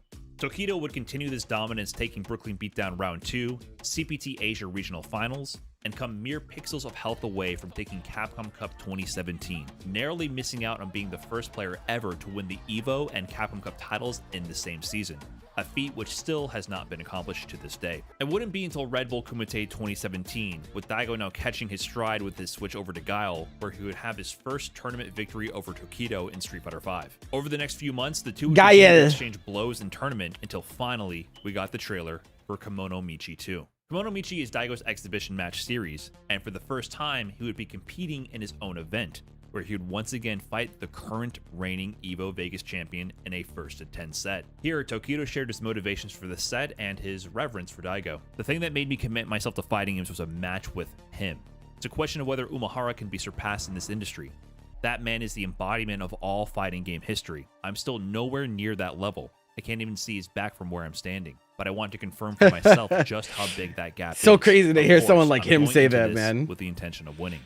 Daigo's response honored Tokido for his success and importance in pushing the professional fighting game industry further, but in the end, his message was clear. But if Tokido wants to challenge me, sure, I'll do it, but it's like, how could I possibly lose this? How could I possibly lose? This level of confidence might come across arrogance if delivered from anyone else but Daigo, but considering Daigo's history in the exhibition, How could I possibly lose? This set for Tokido was to determine if it was even possible to take that next evolution in his career. To win majors, to win EVO, all aspirational goals that he had achieved. But to truly embrace fighting games at the highest possible level, it would mean defeating Daigo Umehara. This, of course, would prove to be no easy feat. Daigo takes the first game, and with Tokido down to his last hit of life remaining for Daigo to go up 0-2, we see a hint of something peculiar. While Daigo is searching for his final attack, we see him standing still. To explain how strange this is, you need to understand a bit of how yes. Guile's two signature special moves, his Sonic Boom projectile and anti-air and reversal flash kick, are charge moves. To perform a Sonic Boom, you must hold the back standing for there nearly a second menacingly before pressing era. forward and a punch button. For flash kick, you must hold down for nearly a second, then activate the move with up and a kick button. Holding down and back at the same time allows you to both keep your down charge and back charge stored simultaneously, giving you a synergistic access to both specials, while also defending against potential attacks. This means that usually Guile is holding down back like a lot. We see this in Daigo's Sonic Boom barrage gameplay in the earlier rounds, but he forgoes all access to Sonic Boom and Flash Kick in this moment. After the first 10, he discussed the details of the strategy on his stream. The drawback of crouch blocking is that it takes time to stand up. That might sound super obvious. If it takes time to stand up from crouching, I do a Sobot kick from crouching, it will take 1 to 2 frames more. It's the same with air throw. But to make your hurtbox bigger, make you lose time for standing up, I don't think that crouching has enough benefits. Like when you get mad that a monitor has 1 to 2 frames of lag, it's the same thing with crouching. So to Daigo, letting go of any Daigo's a fucking weirdo, bro. He's like 1 to 2 frames of lag from your moves. If you haven't caught on by now, Daigo is a bit of a psycho. I say that affectionately. Tokido would, however, definitely a psycho. The set 2-2.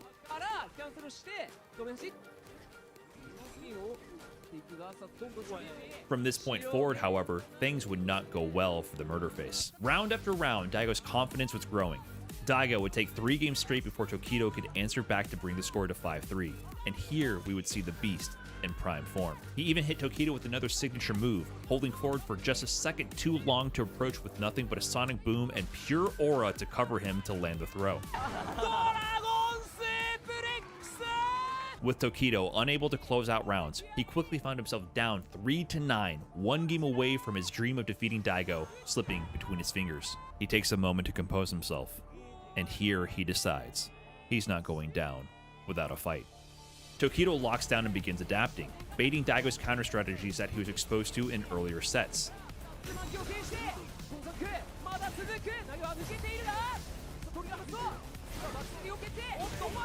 He manages from this impossible. Bro, Guile's V-trigger was so weird, bro. What do you mean he's shooting Sonic Booms with flash kicks, bro? Too steep of a mountain for Tokido to climb. So weird. In the final round of the set, Daigo, with an overwhelming life lead, would revert back to standing still in neutral, looking to gently tap in the final death blow to take down yet another EVO champion.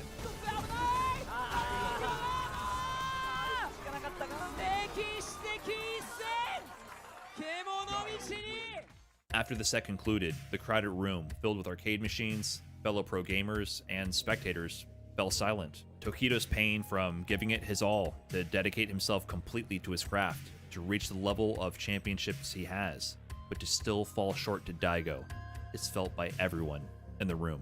Tokido's words after the set were brief. ゲームの中でぐらいは勝ちたかったんですけど、また出直してきます。 I wanted to at least win in the game, but I'll have to come back and try again. Daigo offers words of encouragement. That's what it's all about, bro. That far outshined his own in What do you mean this set was actually this cinematic? It It'd be like that, bro. Fighting games have like some crazy storylines, man. To himself. As 2 years later, that's why I think it's such a shame that there's so many people that don't care about stuff like this, man. Like this is our culture, bro. This is our history playing out in real time. Of the event. Here, Tokido would once again be brought to tears, but this time as the victor, with a dominant 7-0 finish over Daigo to claim the championship, but more importantly, to prove to himself how far he has come.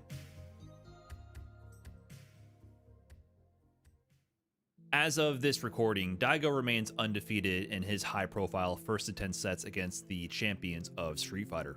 In the end, though, Daigo the Beast is human.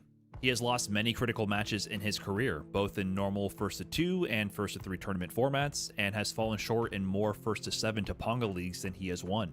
As of Street Fighter 6, while he was able to take home the Street Fighter League World Championship 2025 team tournament, he is yet to take home a first place in any singles event of any scale. On top of that, Daigo is now 44 years old. We are entering uncharted territory with the aging old guard of the legends who forged the way for our scene, competing now with players who were born after they've already won multiple EVOs. This begs the question, how long does the will to keep winning persist? Many see Daigo as a player past his prime, settling into more of an ambassador role for the professional fighting game scene. Still a consistent top-level threat and one of the best players in the world, but not a contender to win any more EVO or Capcom Cup championships. Even during the Street Fighter League World Championships that Daigo's team Reject won, he would lose 0-3 to Mena RD along the way. Why then would Mena RD, at the top of his career, propose this challenge? What does he possibly have to gain in a set against an aging legend that seems so stacked in his favor? By the time you watch this video, this first to 10 set will probably have already occurred. Maybe my speculation here will be for nothing. Maybe Daigo gets destroyed by Mena like all the data suggests he would. Hell, I mean, I think Mena RD is going to beat Daigo pretty bad. But if only for a moment, I'd like you to indulge an old fan of the game. If I could do my best to imagine Mena RD's thoughts going into the set, I would imagine they went something along these lines. Mena RD, like Tokido before him, has climbed to the top of the summit. He's the only player ever to win Capcom Cup twice, the only player to ever win EVO Japan twice, doing it back-to-back, and the only player to win EVO Japan and Vegas in the same season. He's won countless majors, and he's even won Street Fighter League Worlds. He must be talking about Street Fighter only, right? Because hasn't Arslan also done that? I was like, except for one. That one final barrier that no other Street Fighter player in the history of the game has broken. That line in the sand, drawn by the claw of the beast, the player so far ahead that even a reigning champion can't even see his back from where they're standing. For another player that has dedicated his life to the art of Street Fighter and for growing the game, forging connections in their home of the Dominican Republic and internationally, there is no greater honor, no further final frontier than to confront the beast in the first to 10. And if Mena RD is anything like me as a fan of the game, I would guess that he believes that the will to keep winning isn't one that fades with age, that it just requires the right motivation, the right challenge. And I choose to believe that for one last set, the world will get to see why beasts never die. I don't even know. Thank you for watching this video. I don't even know what would happen, bro. If Daigo wins this set, bro.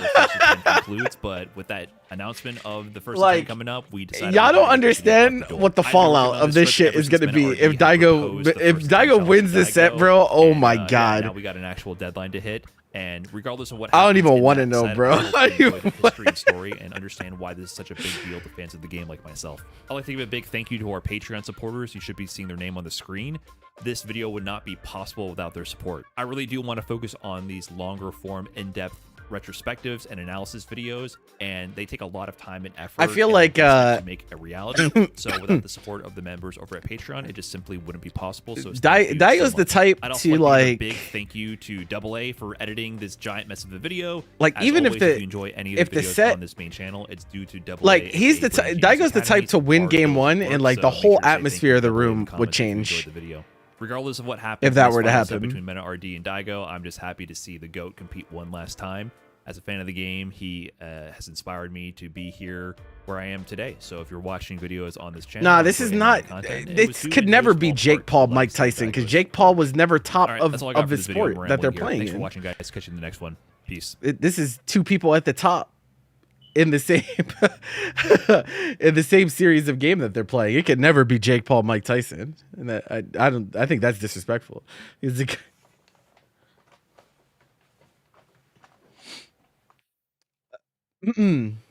but yeah.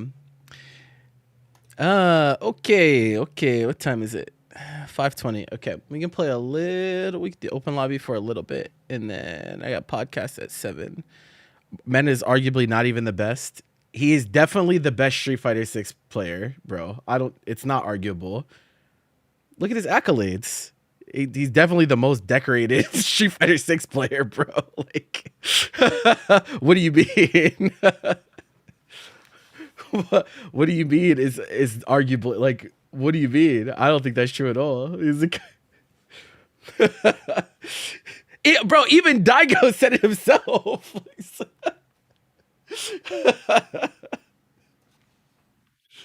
I don't know. I don't think I agree with that. I don't think I agree with that.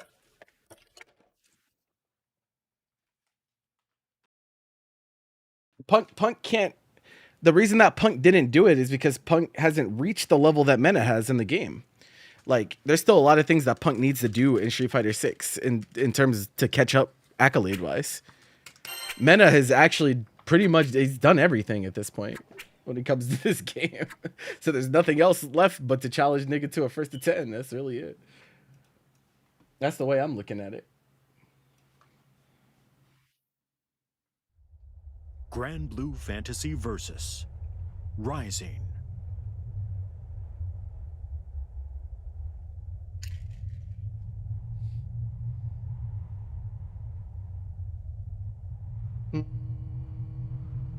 Okay.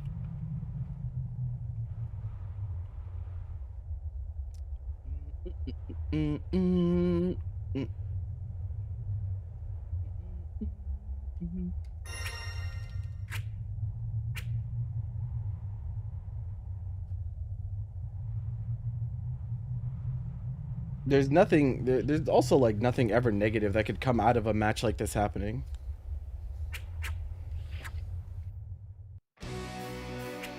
It's like, if it's two actual Street Fighter players that are competing against each other, there's really no drawback. 今日の俺は機嫌がいい。付き合ってやるよ。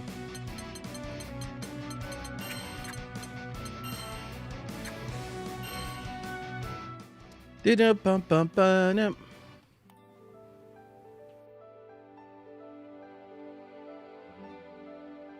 Is my I think my audio is, oh, okay, I see. Hey, mind your business, Patrick. Oh, you know what? I messed up. I forgot. I gotta switch volume levels for いろんな this. モードがある。どんなプレイをするかも君次第ってわけだ。 Whoops. In the wrong place.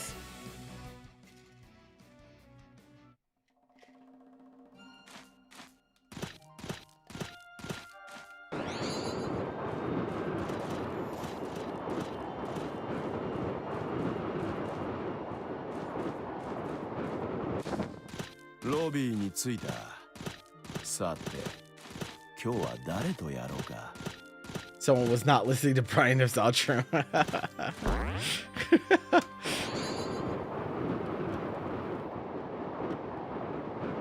I don't see how it could ever be like, again, like I don't see how it could ever be negative, you know? That's like where I'm at. I think it's a really cool match. pretty good storyline behind it. Like, I really don't see what the issue is. I think like Charlotte versus certainly not the same as some of the things that people are trying to equate it to. IMO.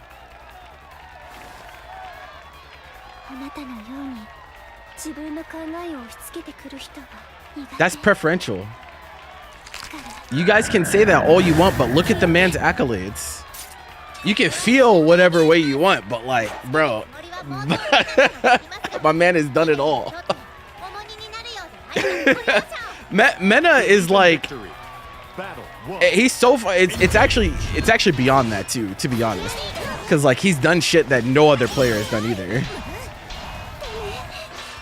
He's the only one to win Capcom Cup twice, for example. It's like we're in the category where we're talking about things that he has made history with, like even beyond just Street Fighter 6. Like nobody's done that shit.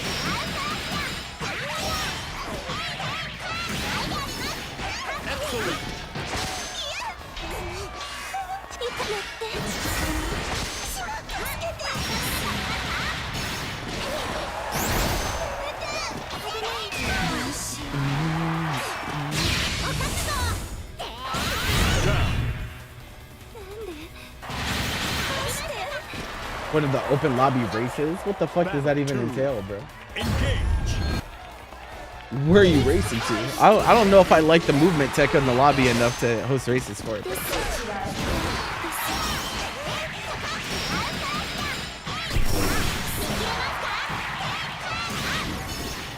Excellent.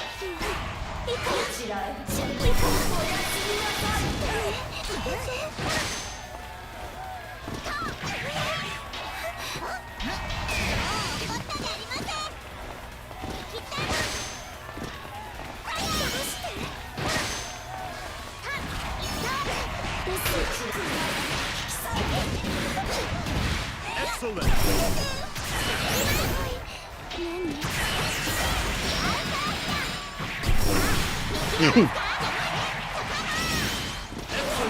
So proud of Pupper deciding he's a Rising player and not a Charlotta player. Wow.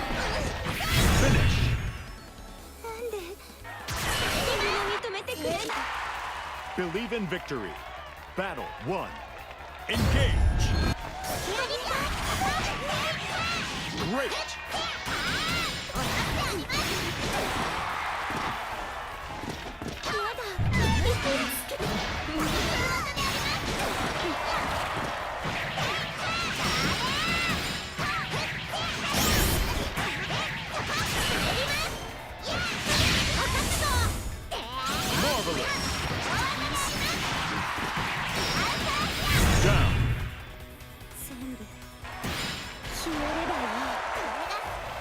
Battle 2. Engage.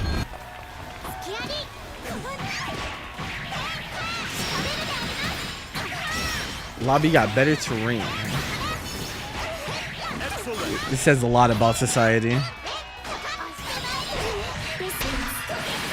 Who's we? Again, like, if we had to pick one SF6 player to defend him, man, it's like this scenario is so silly, bro. Like, dude won Evo Japan twice in a row and Evo Vegas in a 2-year span. Like, it's like, I think it's pretty hard pressed.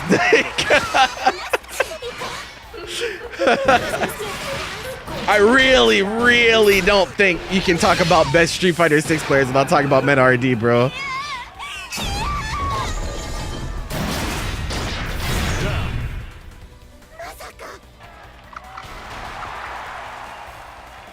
Battle 3. Engage.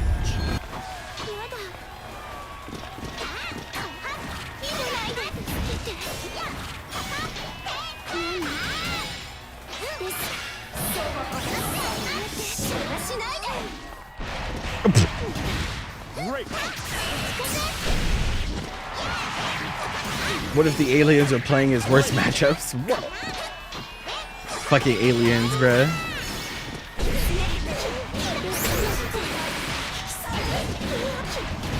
Excellent.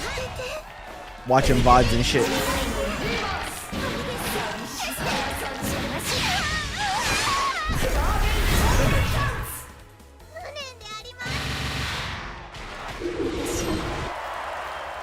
proven victory.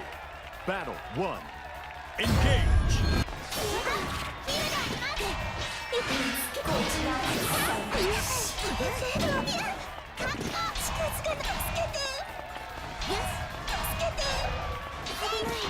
Also, on top of that, why would it fucking matter? Can someone explain to me why it would fucking matter? Like, even if Mena wasn't arguably one of the best Street Fighter 6 players, why the fuck would it matter? Like, why is the match not allowed to happen suddenly? Because they're apparently not one of the best. Like, why? Like, I don't understand.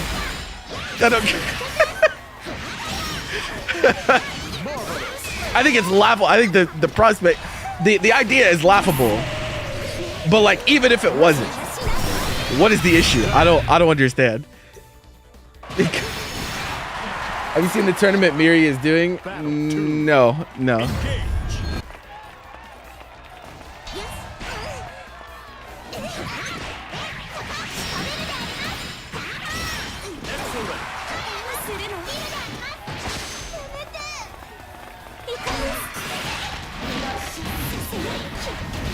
Excellent.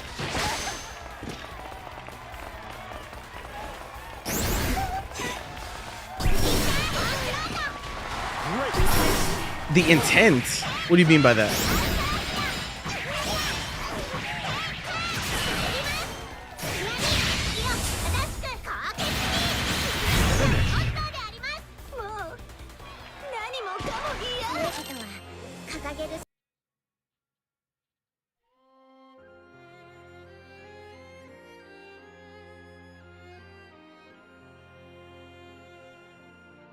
But that's laughable. That's like not a thing.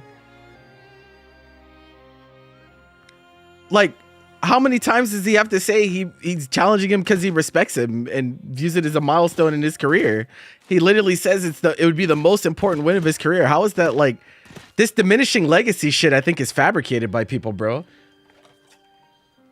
And like, I think people do it as a defense mechanism for Daigo, but I don't even think Daigo wants that, bro. He accepted the match and he's taking it seriously. I don't think he like needs people to like cape for him, you know?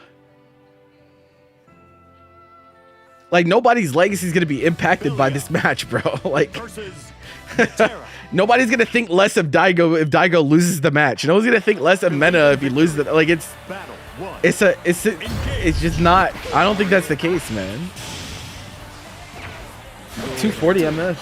Damn. It must be West Coast or something. Tough out here. So what? It doesn't matter if it's Tenno Mena. Literally, it does not matter. If you have any respect for Daigo and what he has done for the fighting game community, like, him losing an exhibition 10-0 is not gonna, like, he's lost 7-0 exhibitions in the past. Like, he's gotten swept in other exhibitions and stuff. Like, I don't see how you arrive on that conclusion is all, you know? It's like, this exhibition's gonna have to be in Brian F. Jr.'s video 15 years from now.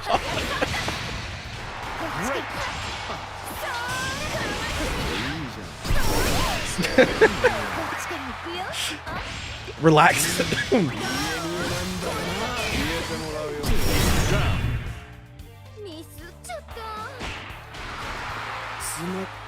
Battle 2.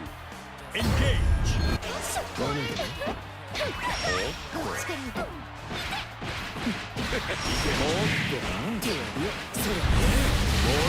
Brian F. Jr. Sheesh. Brian G.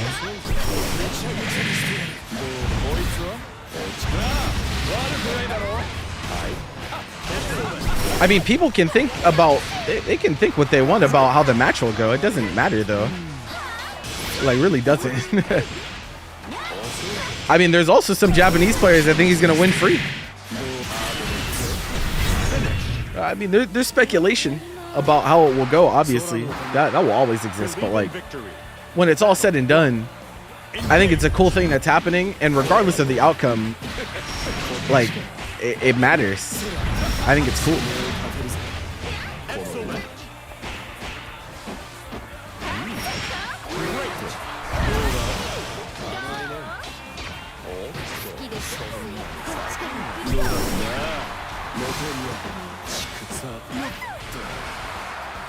In fact, I mean, I feel like if you're like, if people are like worried about his quote unquote legacies, which again, I think,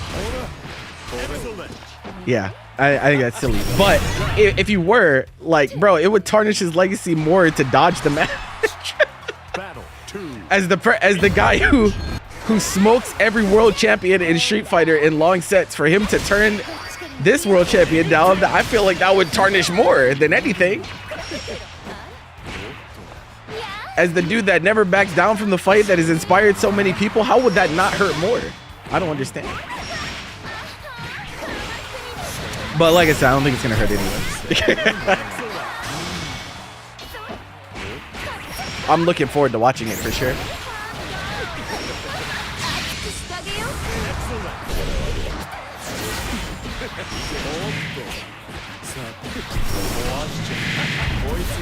I don't think so. But the principle of him giving an excuse is so contrary to everything that Daigo stands for. Like that would just be completely out of character. And it's not like he's not still competing. He still competes in the game. So like I really don't think that would be an acceptable excuse.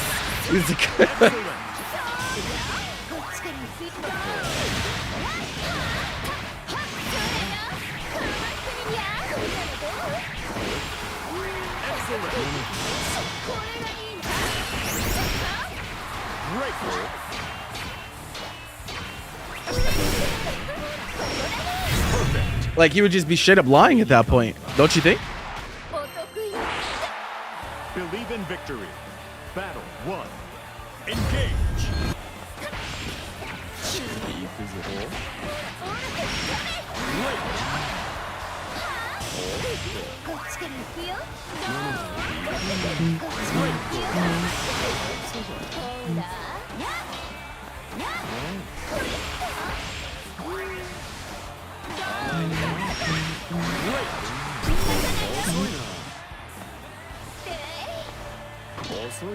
I don't think he needs an excuse either way. That's what I'm saying. I feel like there's a lot of people making excuses and so worried about something that like he doesn't want that for himself. So like, what sense does it make for everyone to be feeling this type of way when he wants to play? He wants to play. He accepted the challenge, like, and he went on that interview and said, y'all underestimate me. So like, how I don't know how you could come away from that feeling like, damn, it's a shame. Like, it's, you know,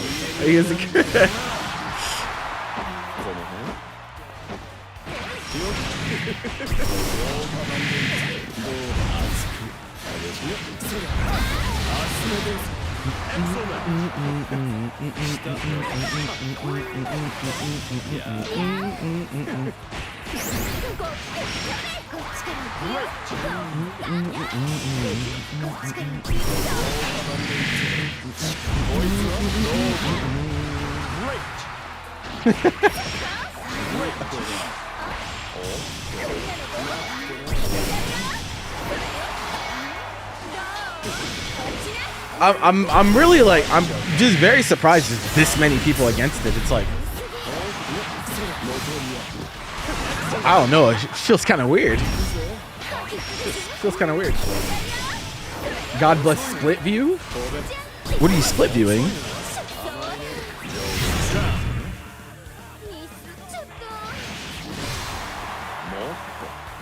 Battle 3. Engage.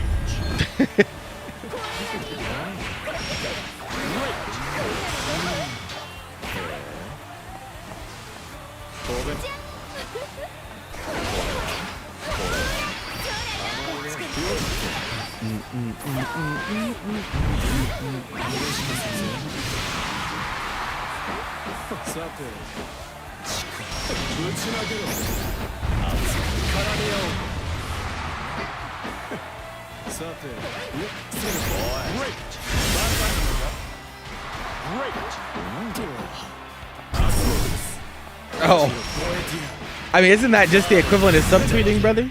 Sound like you pussy. 空の神は努力を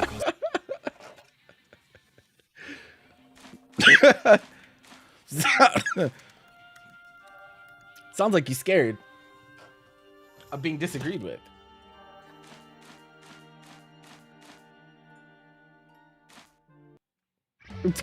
Charlotte versus Near. Hold up, I'll be right back. Believe in victory. Battle 1. Engage.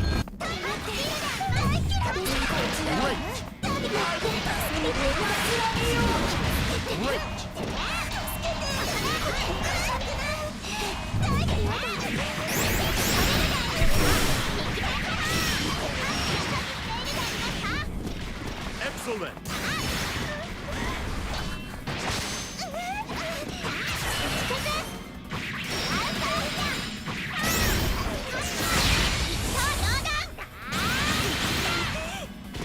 Marvelous.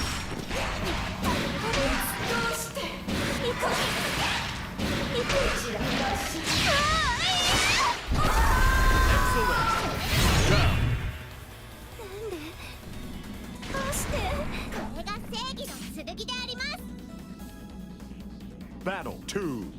Engage.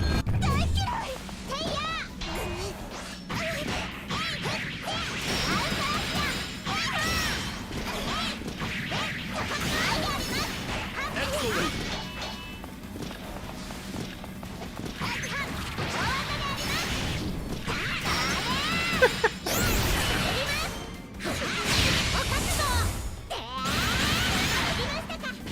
Marvelous. Perfect.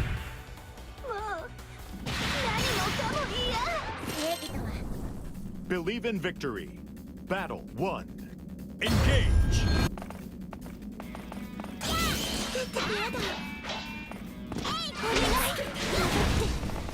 Can't go 50-50 with no hope.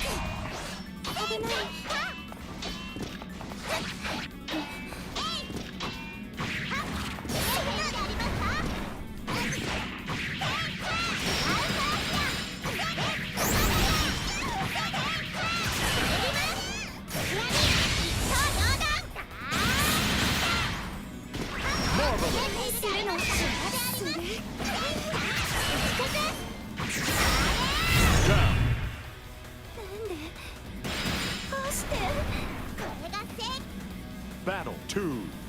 Engage.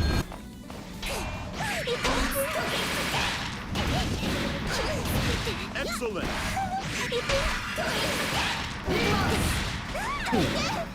Lord, man. Excellent.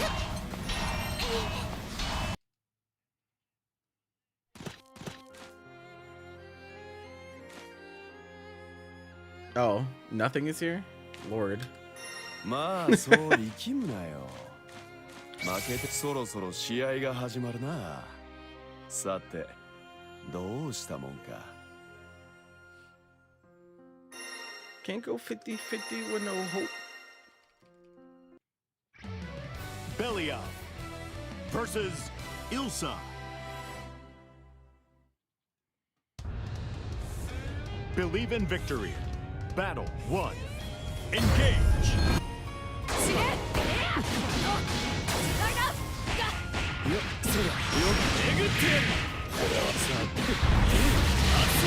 Excellent.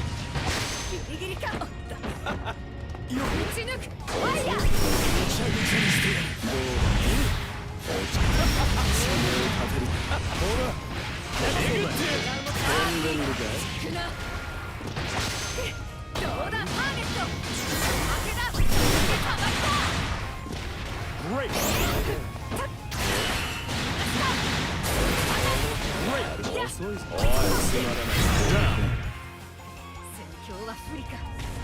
Huh. Interesting. Very interesting. Very interesting. Engage.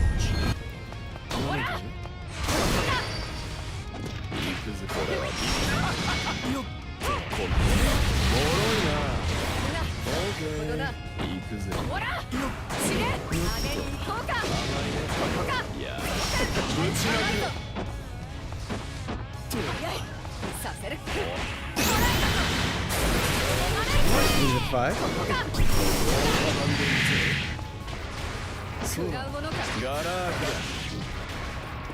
Twitch saying nothing, all while still booty.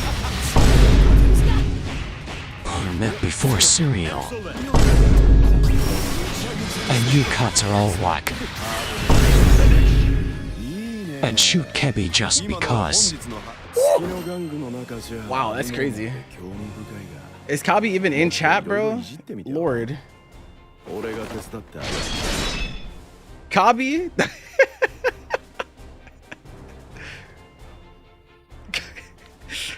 Jesus Christ. Believe in victory. Battle 1.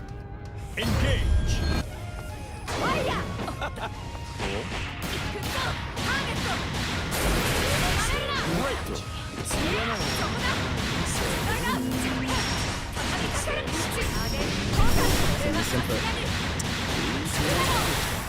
Excellent. Pressing on 2 buttons.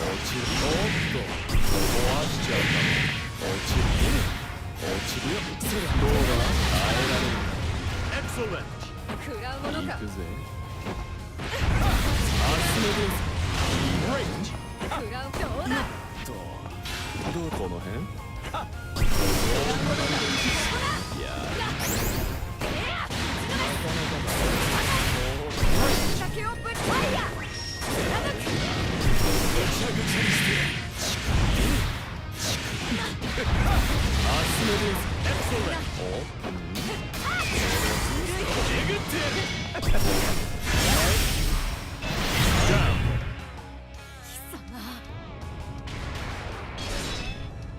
Battle 2. Engage. I love Paragon, but you know, not Khalil. No, I agree. That moves up to tier 2, thank you, bro.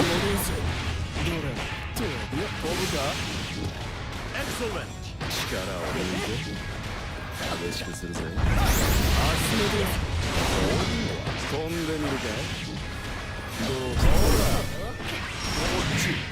Finish. アルティメットアビリティうまく使えてる月の玩具の中じゃ Okay, let me let me see what's going on with Kabi here. You can jump on if you want, John. Feel free. Let me see. Where's my viewer list at? Jesus, bro. What is this person's name?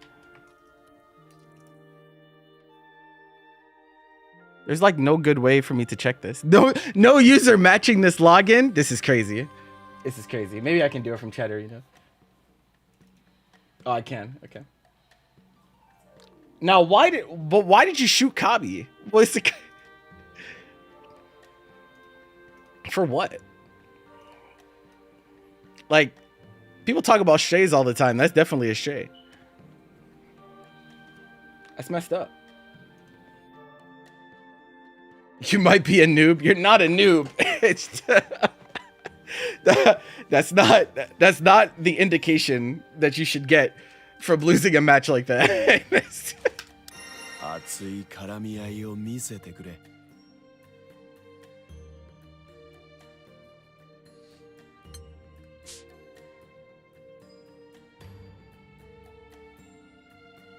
No, that's also not the message you should get. そろそろ試合が始まるなさてどうしたもんか Belia versus Ilsa.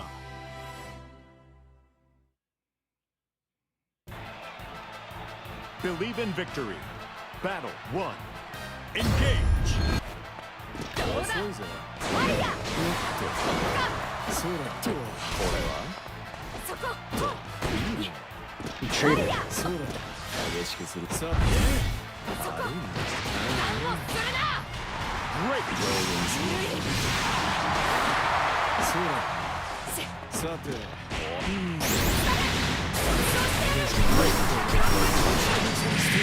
ああ邪魔邪魔いけよっグッド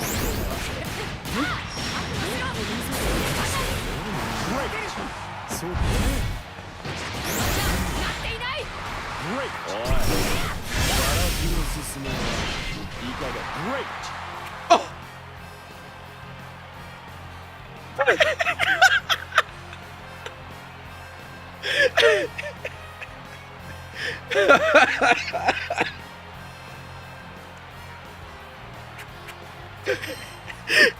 That's what's up. My mix up. My mix up. It's gone.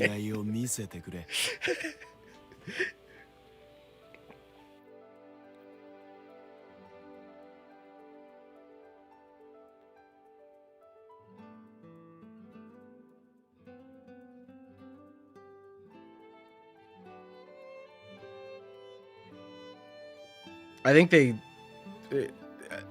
actually DC'd. They're just a phantom on the cab. Oh, I see it. I was like, yeah, I'm pretty sure. It happens. It's no big deal.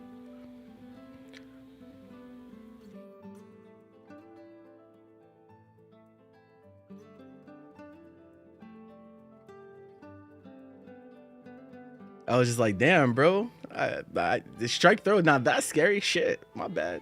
He's like, my man must be practicing for Curry Cup. Though I don't know.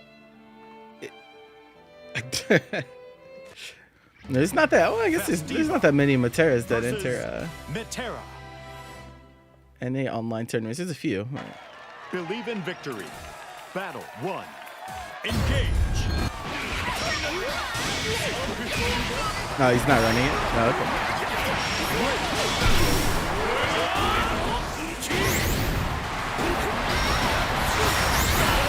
Did he say why?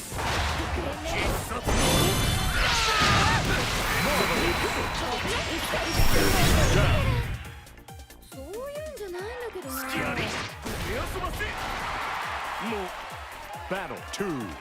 Engage. Perfect.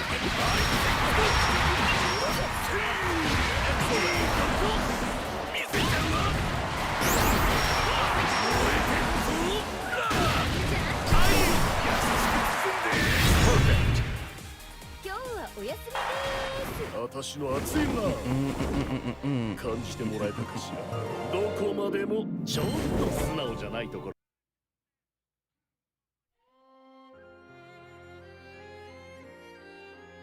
Just guess. He tried to. He tired. Okay, but this. Oh, he canceled today. Oh, okay. I was like, I don't remember seeing an announcement about him not running. I see.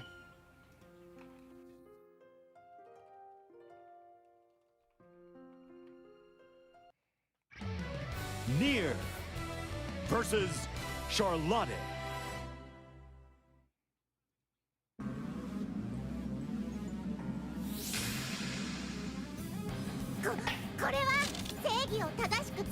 Believe in victory. Battle 1. Engage.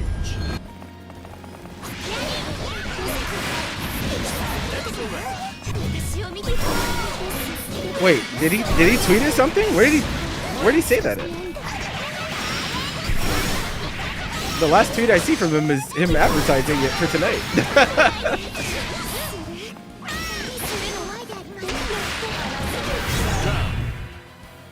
Did he say it in Discord or some shit? Battle 2. Engage. I see. I don't be in these Discords, bro. These Discords be rotting your players' fucking brains.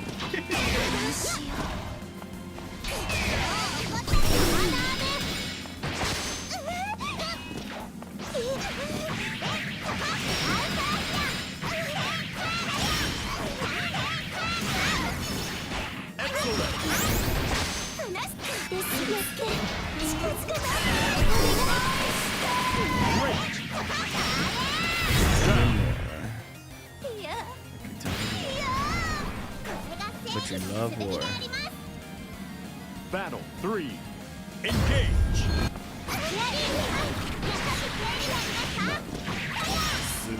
Hey, thanks for the follow. I think you just had bad connection with our one European in the lobby.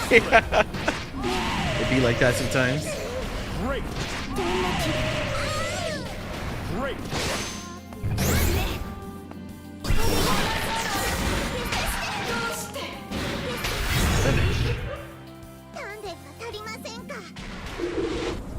Believe in victory.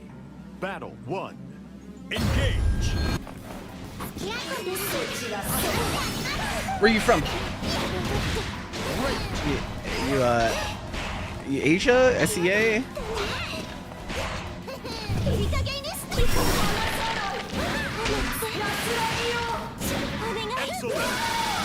All we need is the riot net code, bro. We just gotta steal it from them, right? The world needs more Charlotta players. Interesting. Definitely not something you hear men say.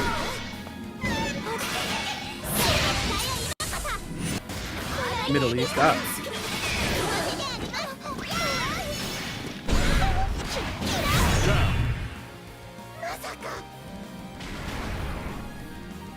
Battle 2.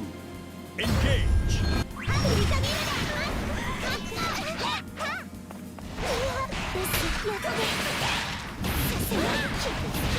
Great.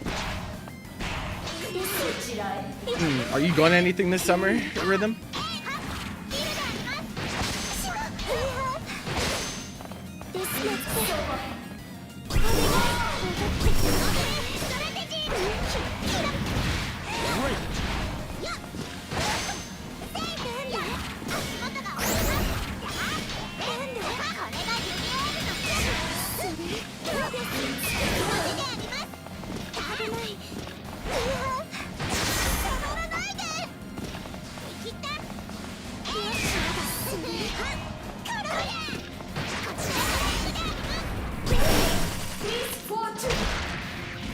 Great.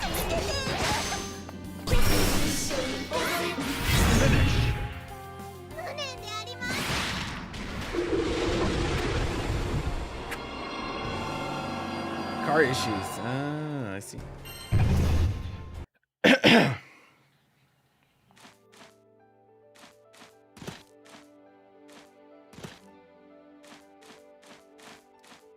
Time to play musical cabs, bro. Everyone get up, swap cabs, bro. These two are locked in deadlock.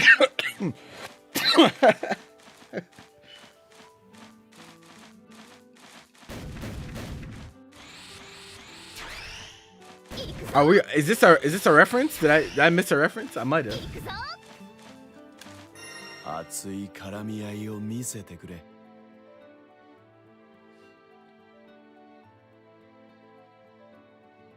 Oh, I mean, my vague post was not that vague if you've been paying attention.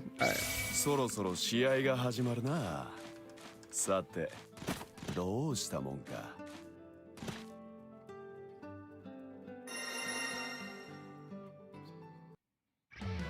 Charlotte versus Belial.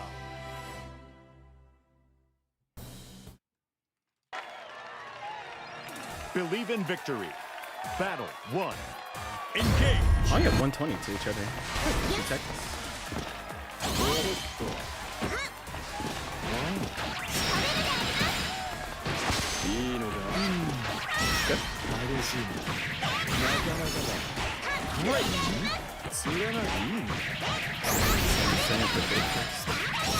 I need to switch the way I position my fingers on the controller.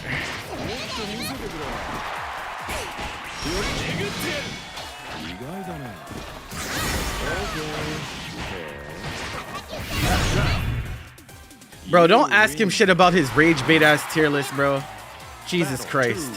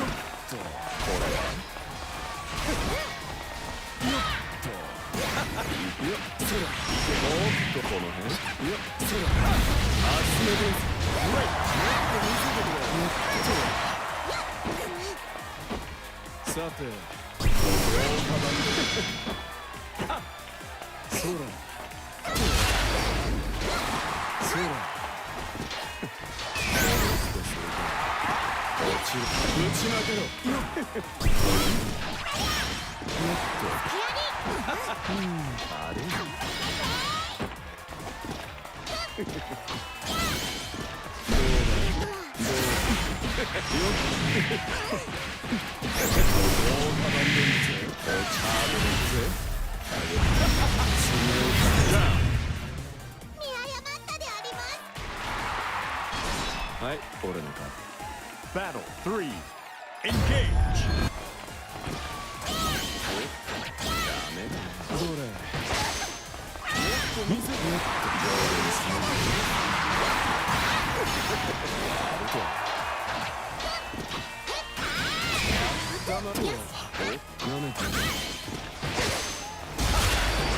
You actually just smashed it.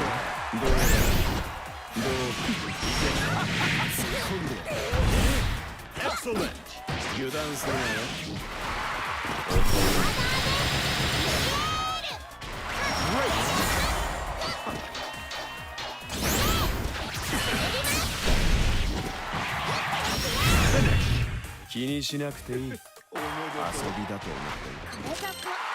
Believe in victory. Trying to have a serious conversation with Raz Omegalo.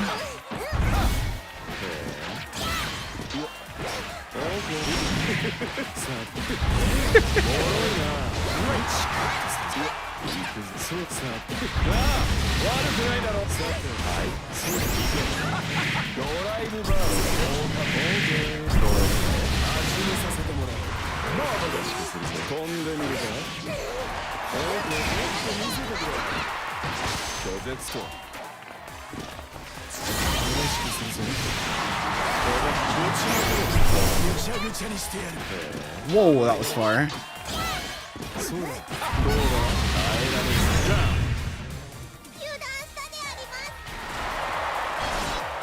Battle 2. Engage. What the? That was crazy.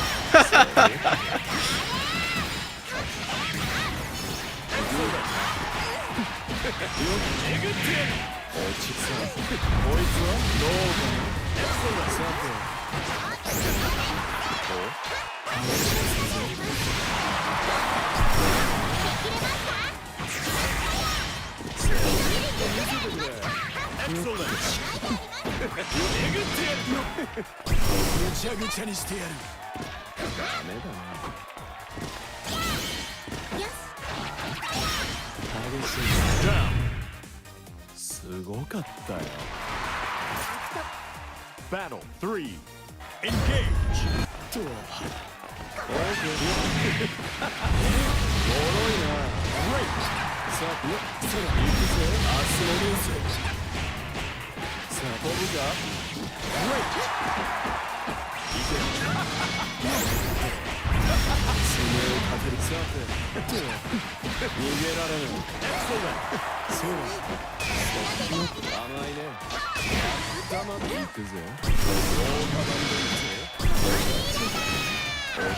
What?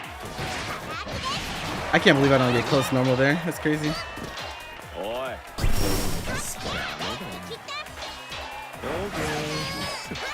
Oh, you just be mashing, bro.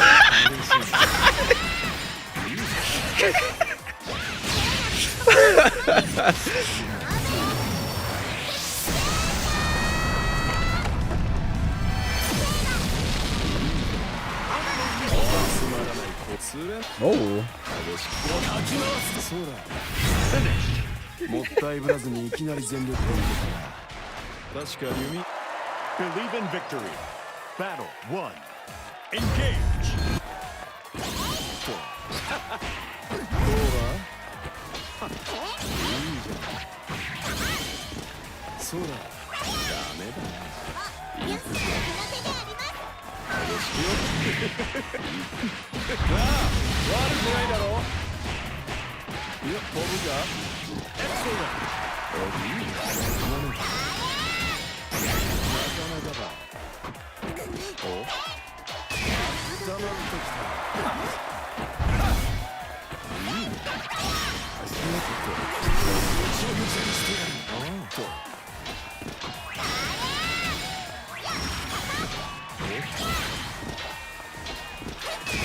溜まってきた。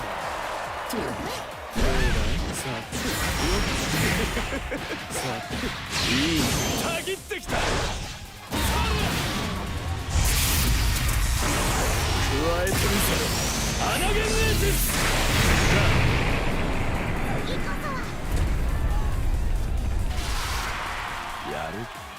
Battle 2. Engage. Kobe. Sura. Kobe.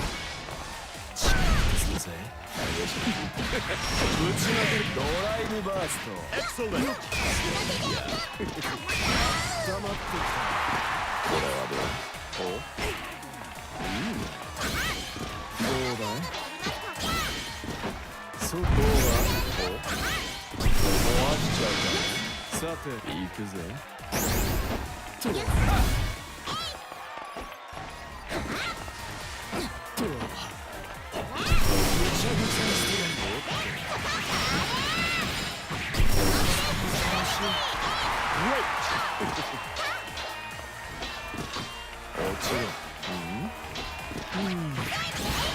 Great.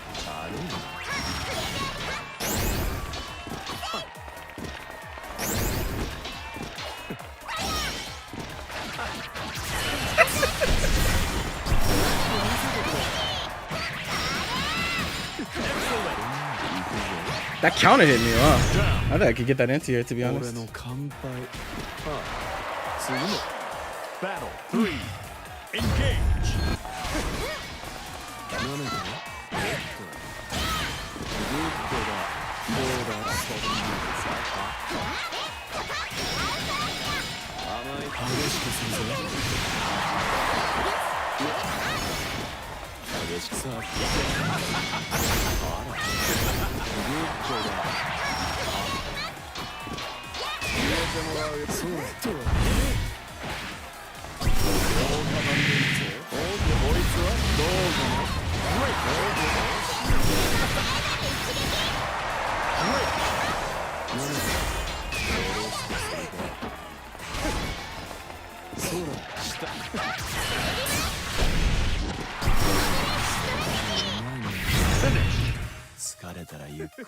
I'm still bringing this shit up.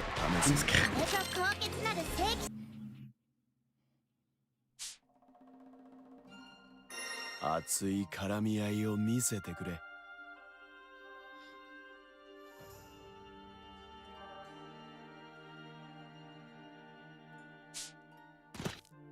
熱い絡み合いを見せてくれ。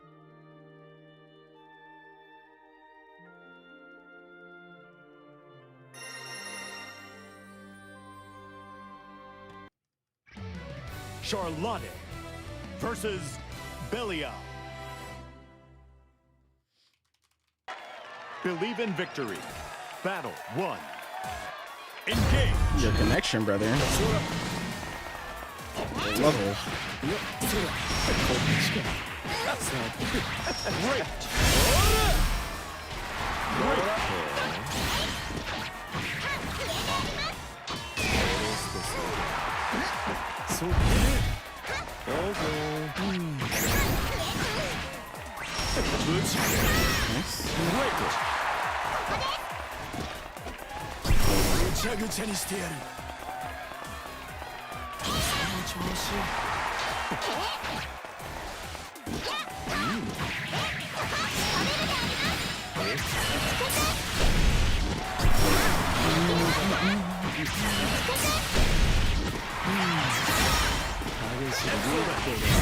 What? Missed it. Battle 2. Engage. Who cares about what other people think, bro? You need to stop caring so much.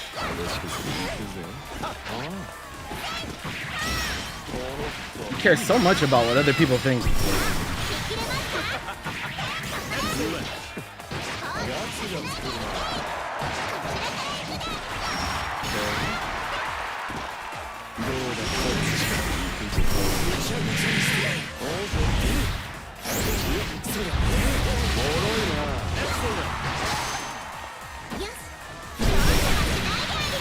Well, that was some real back if I ever saw it.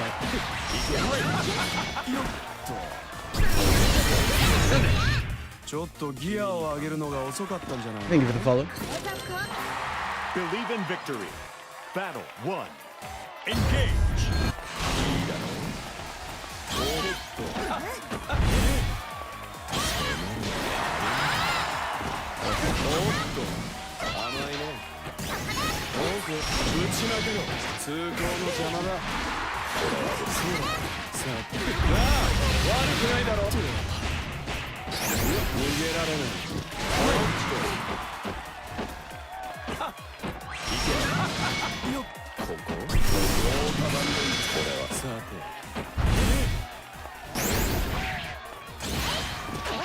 That was interesting.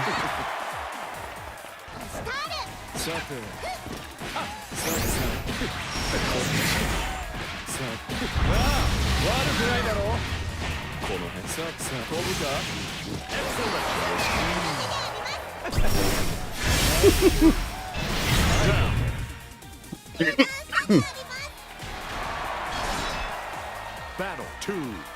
Engage.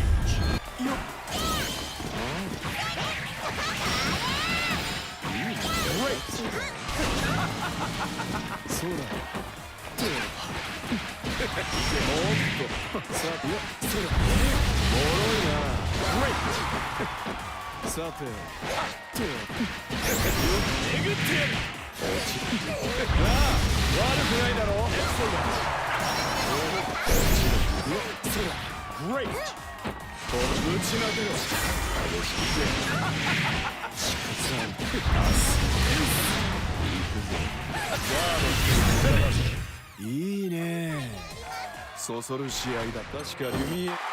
Believe in victory. Battle 1. Engage.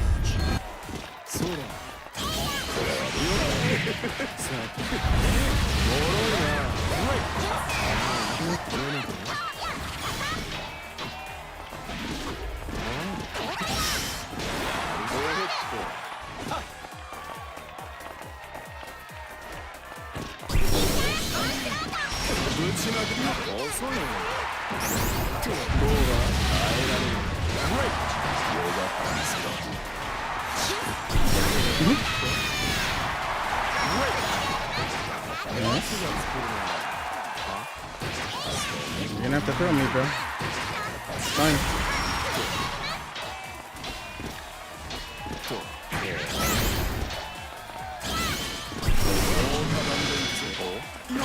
Oh, just barely out of range on that. That's close. Battle 2. Engage.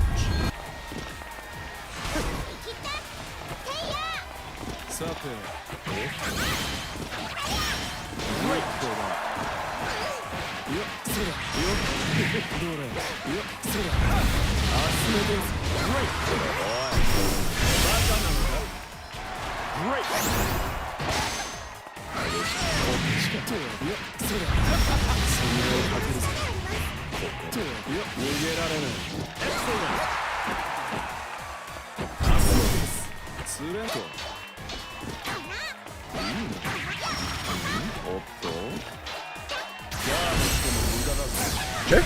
Don't want to break it. Just die.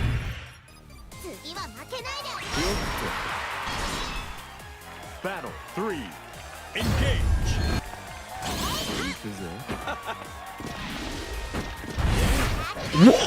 That was crazy.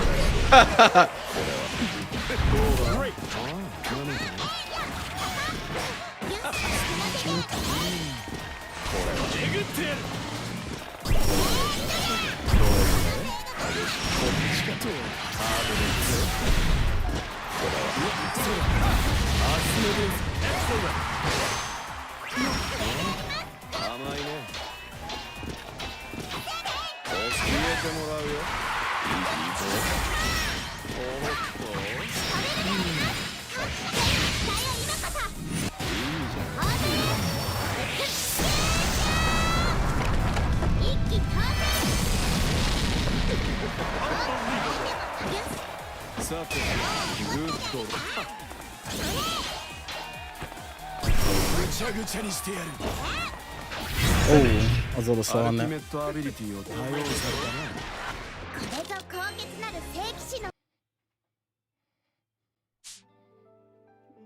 Okay. お手並み拝見といこう。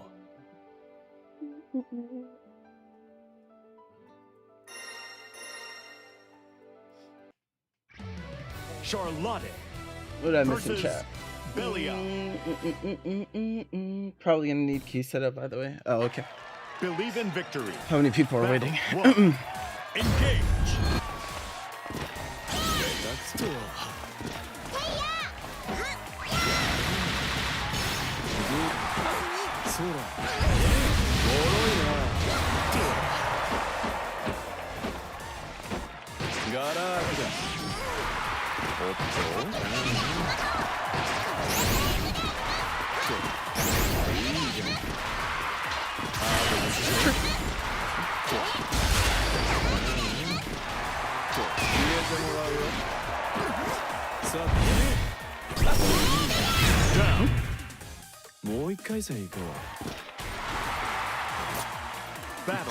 Went to shit. I don't even know where that shit is.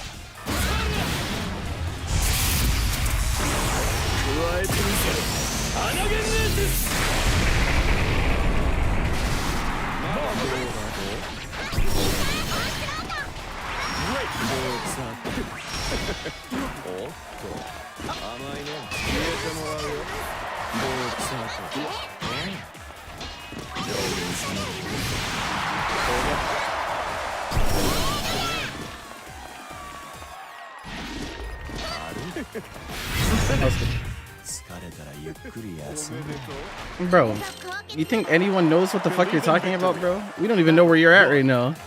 You're off in the void somewhere.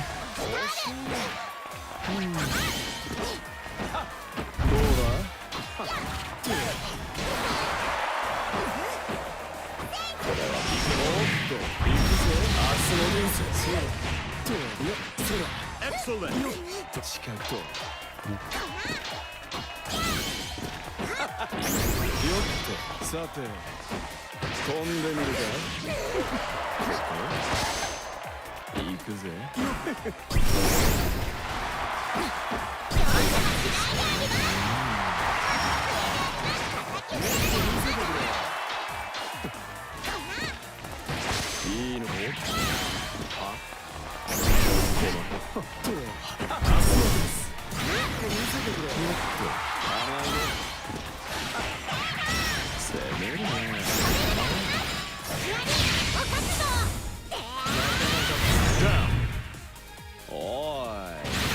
I think I need to do that with M instead. Battle 2.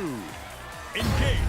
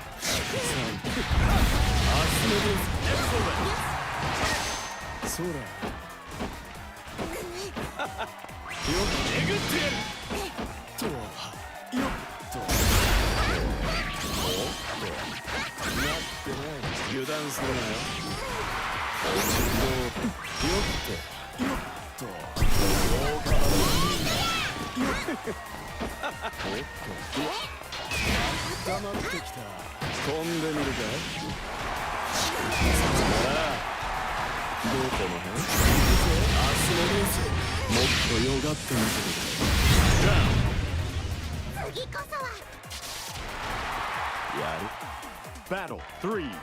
Engage.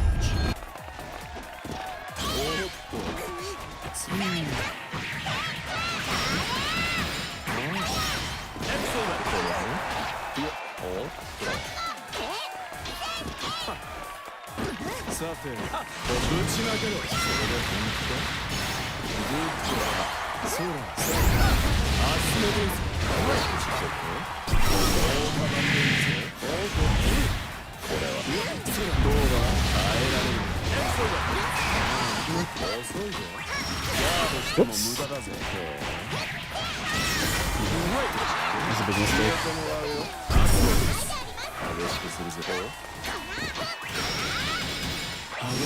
Ah, he whiffed. Finish. 苦しみにあえいでいる人間ってのは美しいね。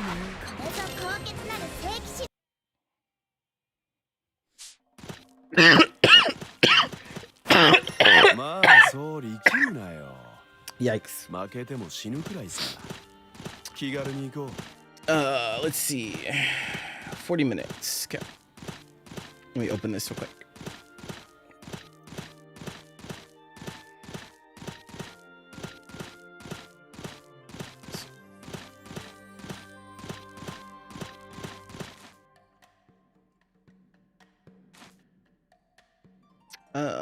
Random. That should be fine. It should be open now.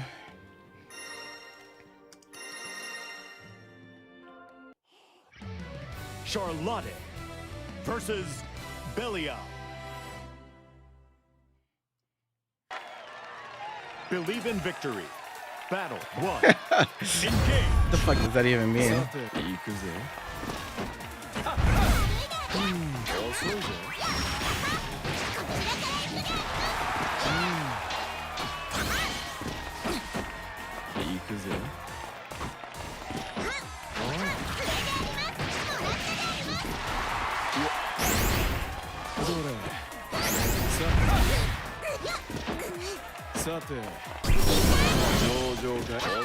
Oh.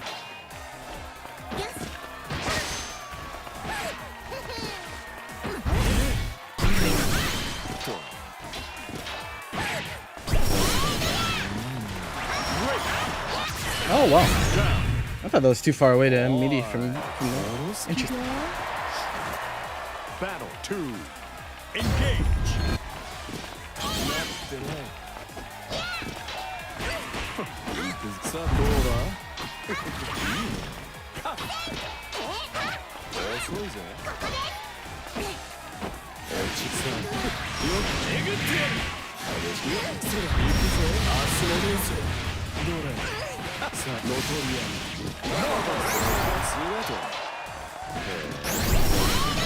This is so I don't remember.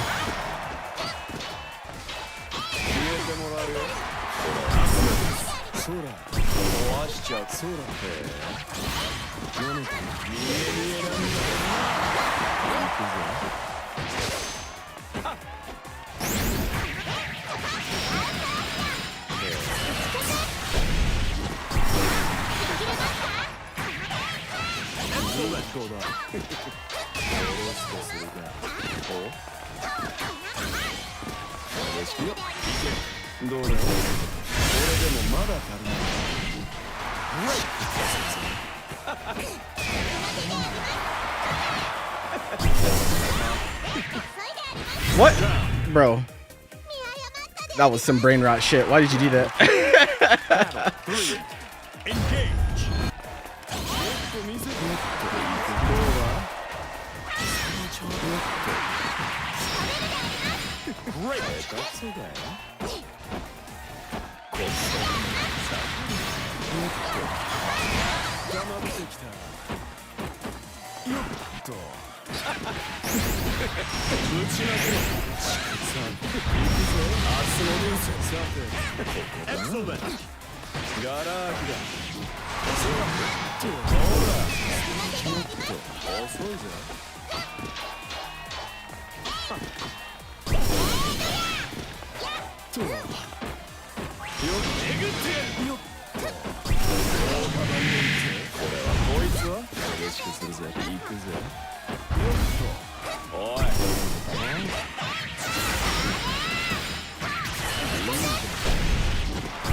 The new burst mechanic.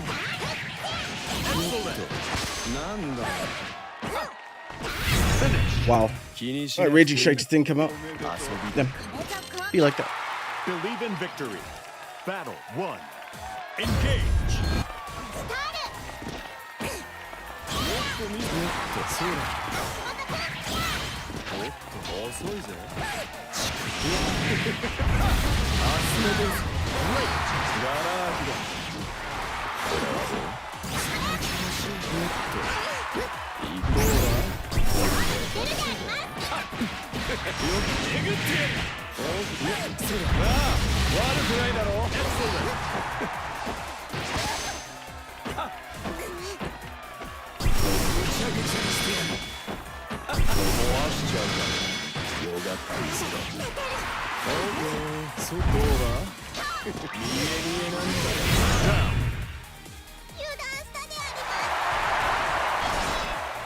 Battle 2. Engage. Burst does not work in a game like this, bro.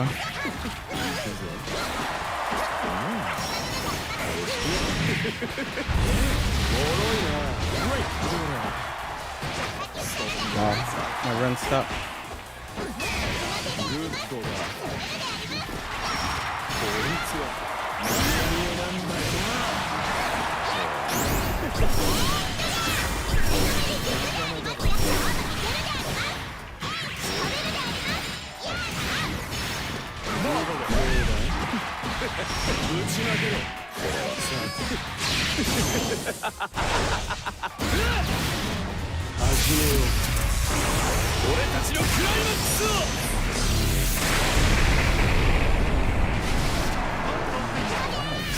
Wow, I throw protection by like a frame. That's tough. Battle 3. Engage.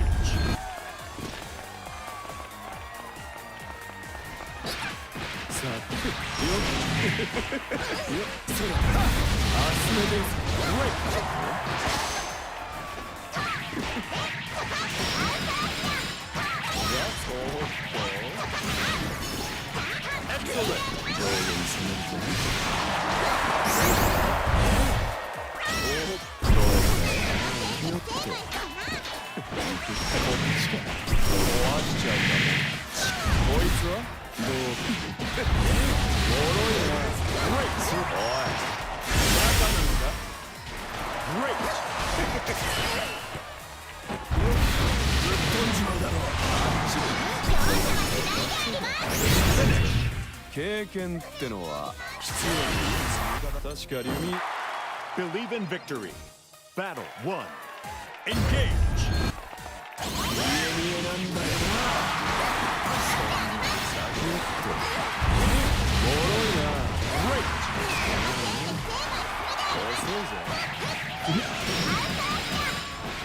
Great. Oh, so he always does that. That's interesting.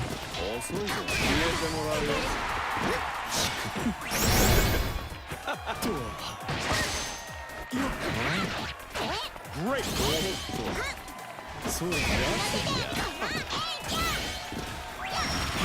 Whoa!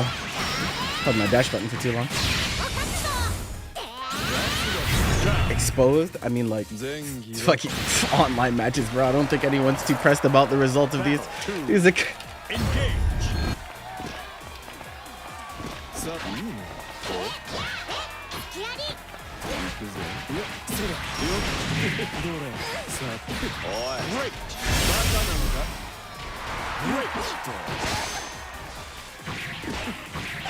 Man, so I've got it switched. I can't close him.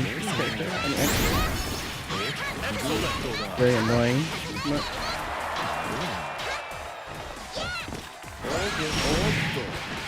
Great.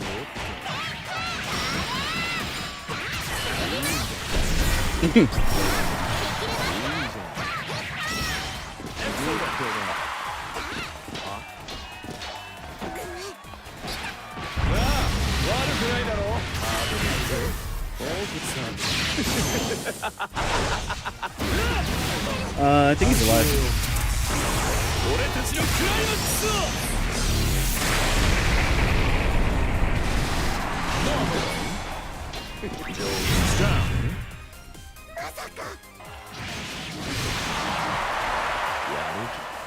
Battle 3.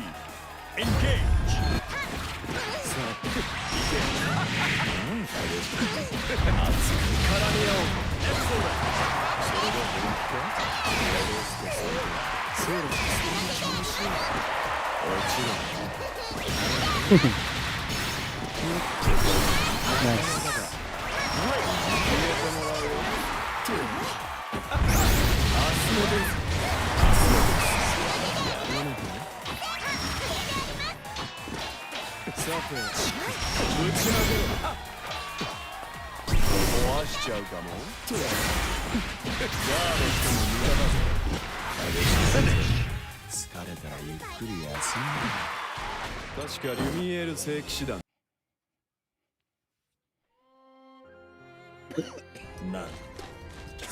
Why would you try to 2H on Charlotta, bro? It's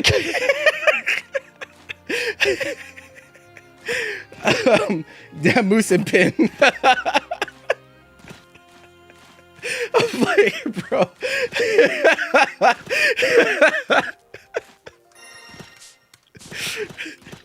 Okay. お手並み拝見といこう。Okay.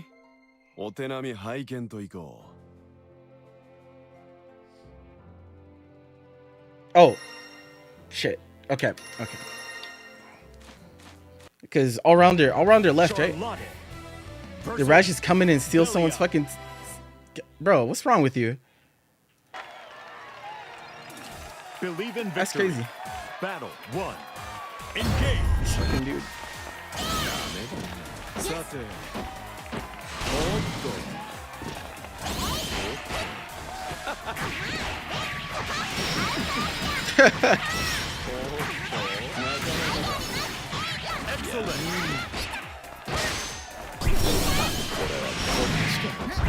Oh shit. Okay.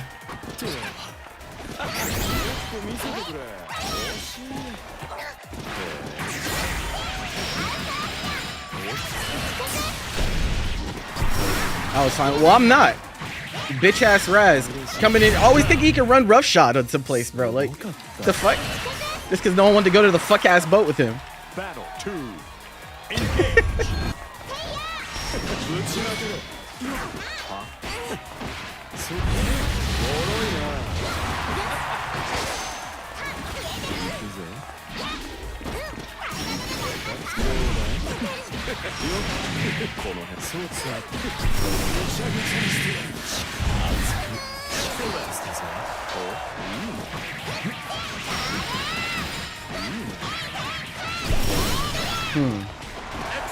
I wonder how efficient that combo is.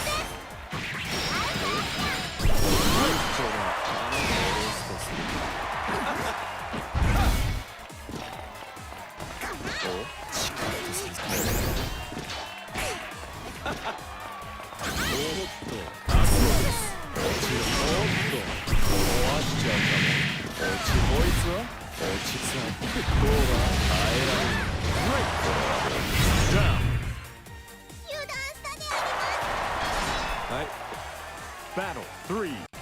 Engage.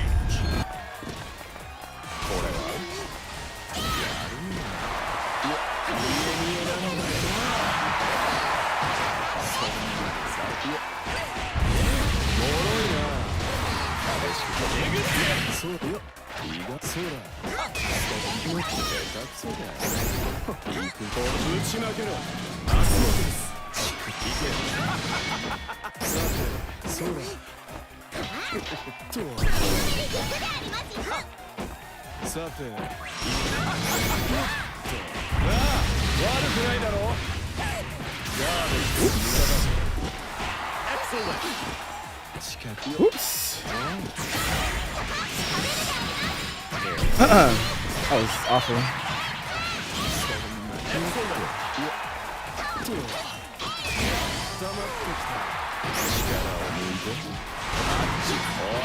Nice.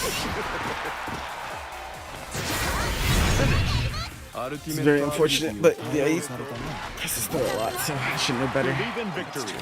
Battle 1. Engage.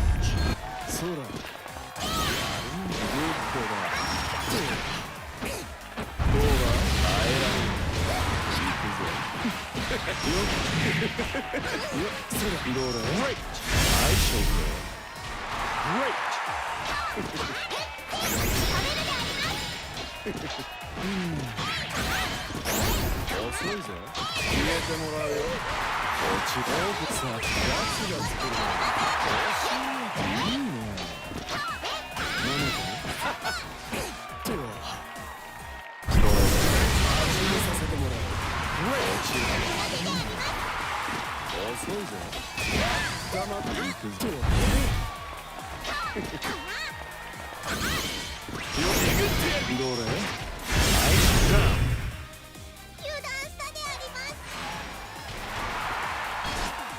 Battle 2. Engage.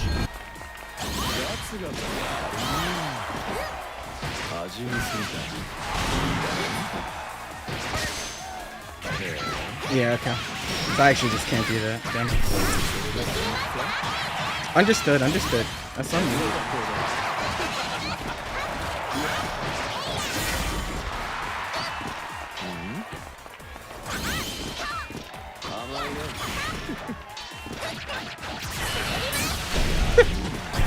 That's his life one jump again.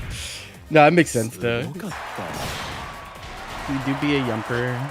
Battle 3. Engage.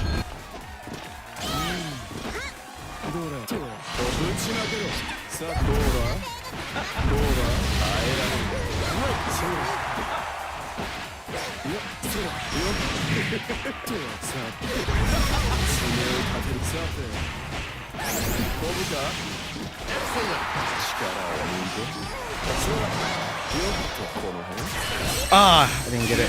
Damn. It's fine.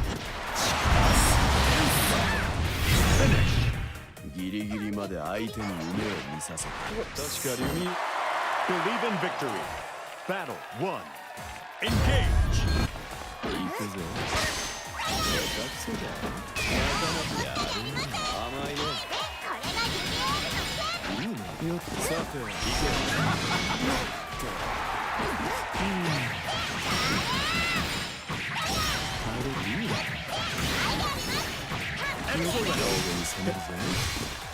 Oh! Short. I mean, that shouldn't have. That should not have happened, but I don't know what went on there, but alright, shit.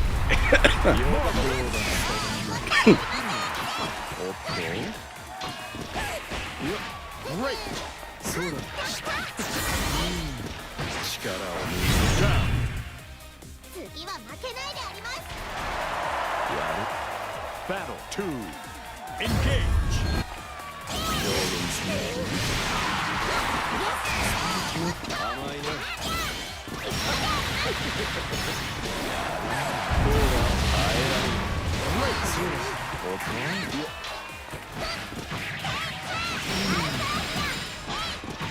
You're the only one in line, so.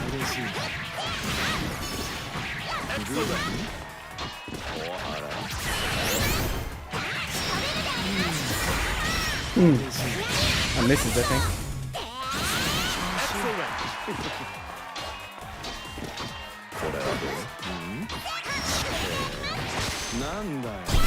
Nice. That was very, very cursed. Battle 3. Engage.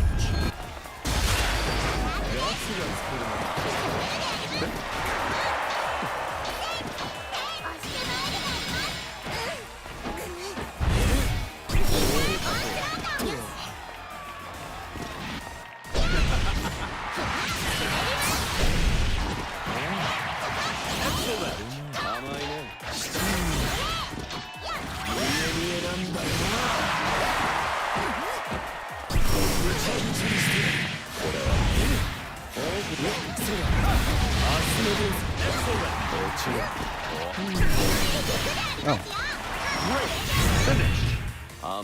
Negative.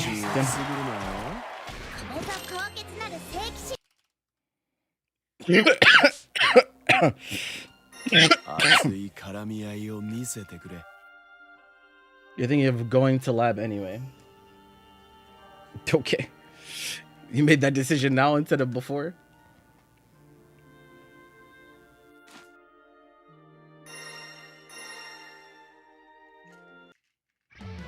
Charlotte versus Belial. Believe in victory. Battle 1. Engage.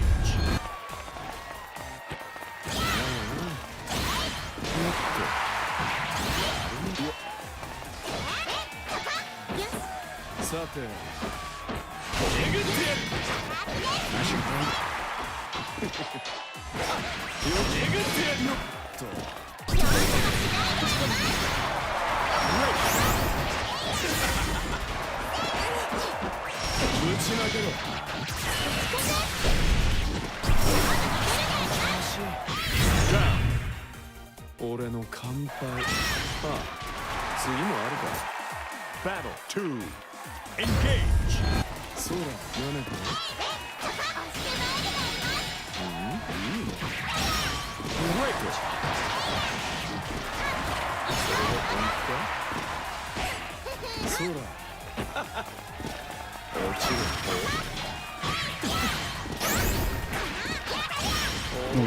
Okay, so that's actually guaranteed then.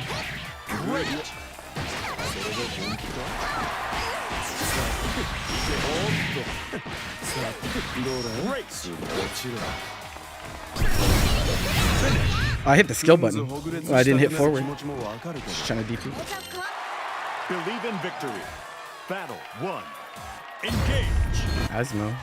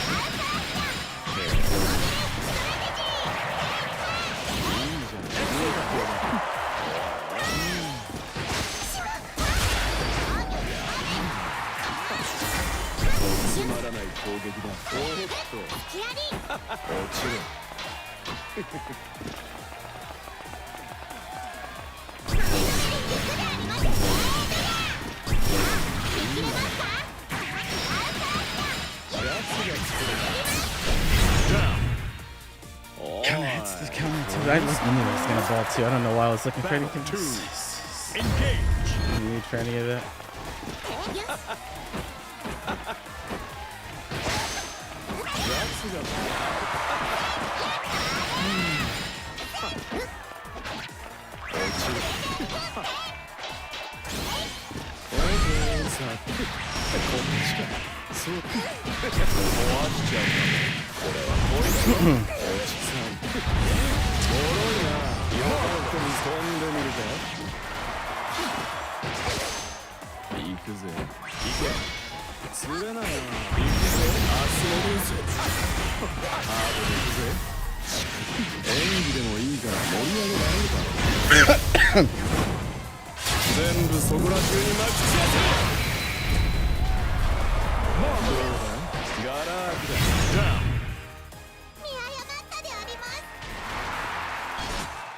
Battle 3.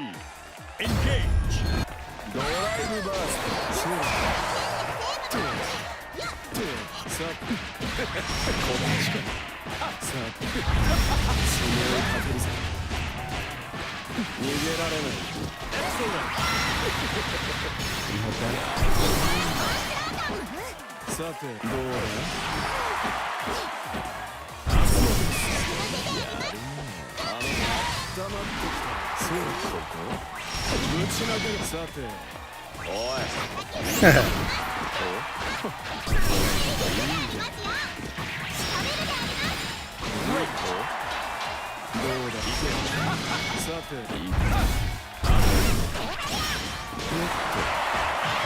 Sure.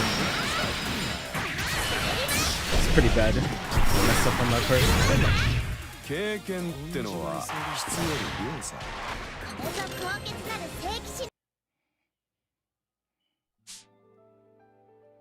I think he was dead, but did the wrong route.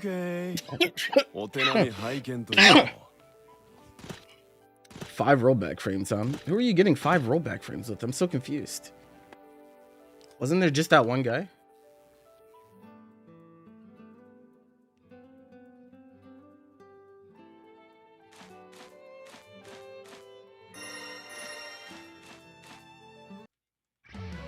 Charlotte. versus Belia. Oh, well, yeah. I mean, that sounds about Believe right. in victory. From Europe to South America. Battle What the one. fuck? Engage. Your internet is perplexing, my friend.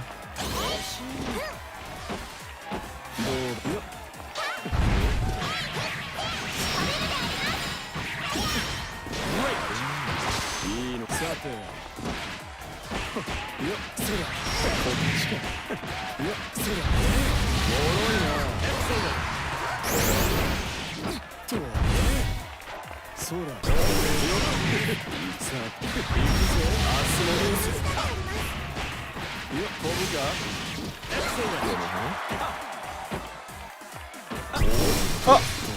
Whoa, nice fireball.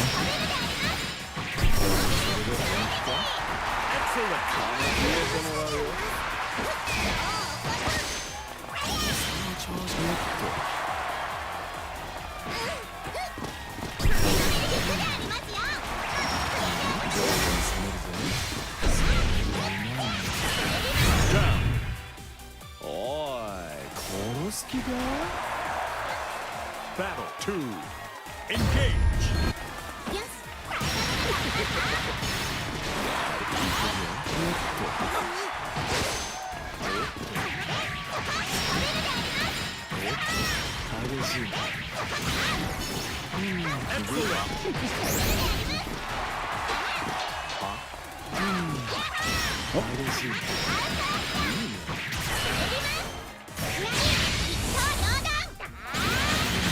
Perfect.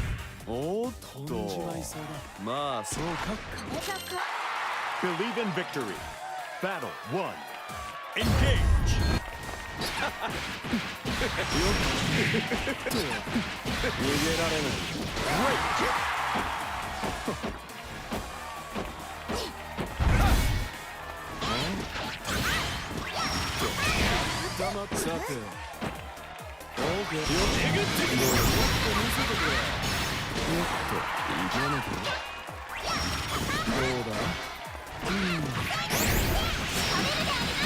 He's secluded. They're probably thinking like no one's even gonna find this place in the first place.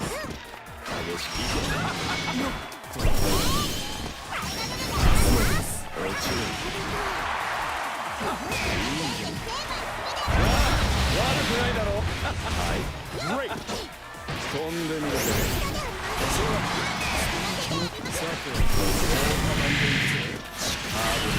Down.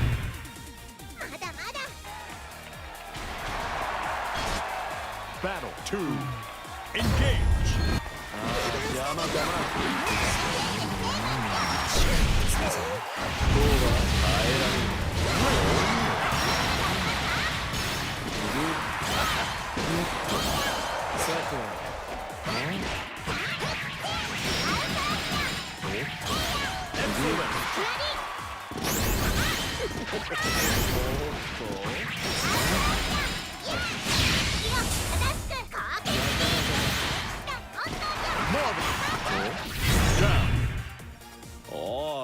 It was definitely a nasty, unclean DP input. Battle 3. Engage. A fireball or something.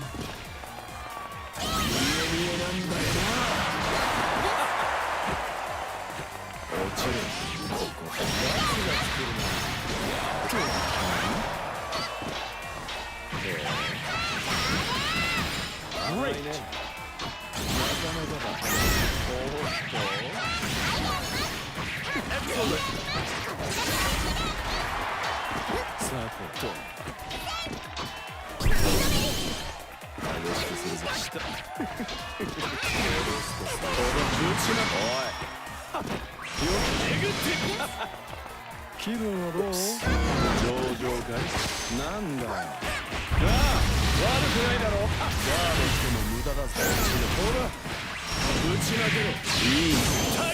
Too fast?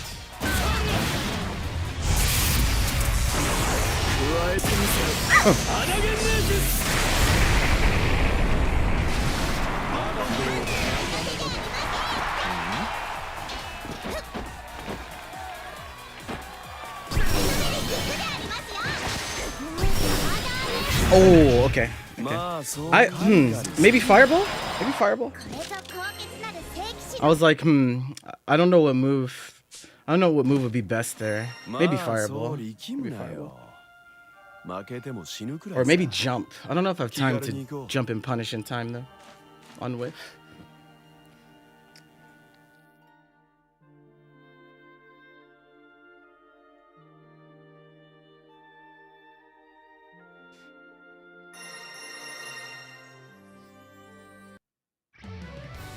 Oh, hi, Gray. What's up? Versus Belia. Demu's already playing, right? So is it just Kaya waiting? Believe in victory. The power line Wi-Fi. Jesus fuck.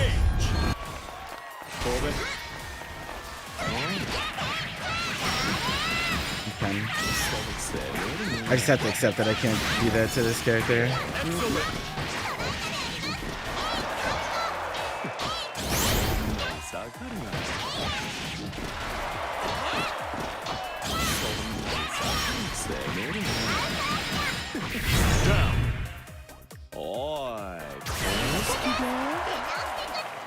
Battle 2.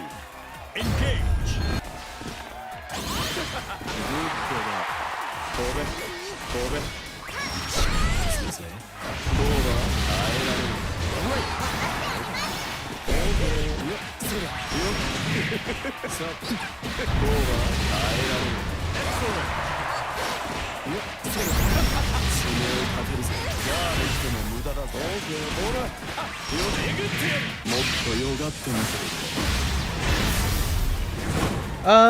You know, I'm out here doing me, at least trying to.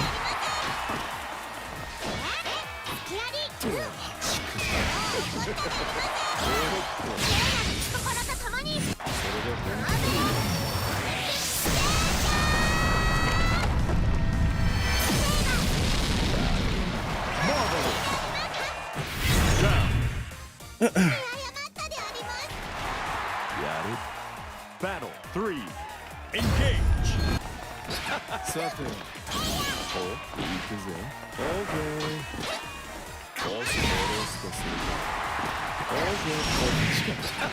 Great. Great.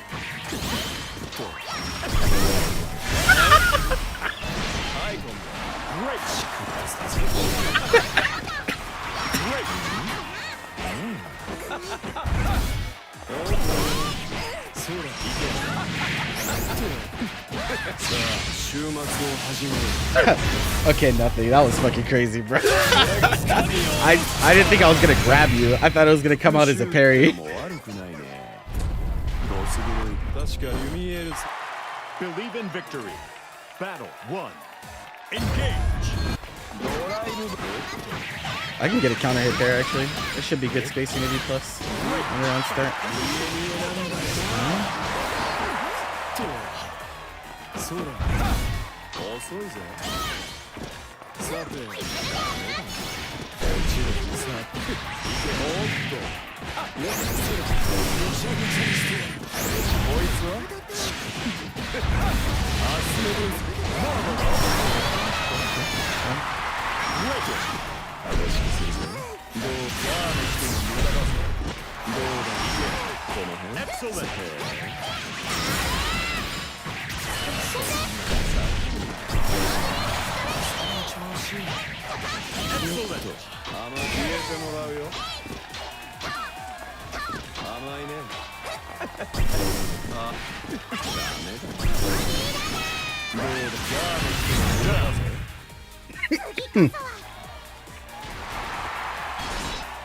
Battle 2. Engage.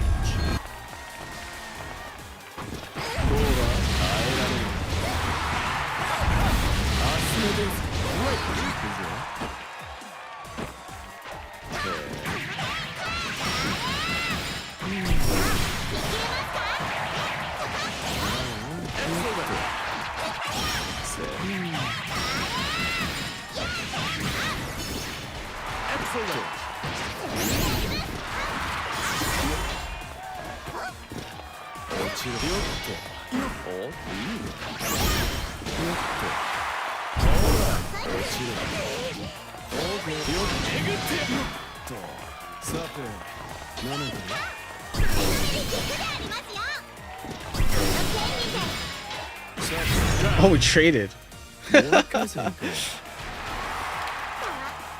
Battle 3. Engage.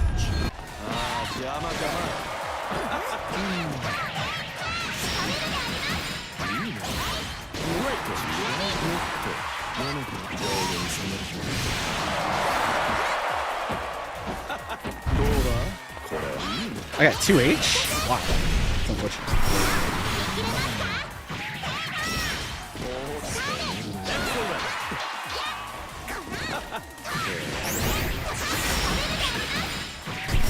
Instead of 2H then.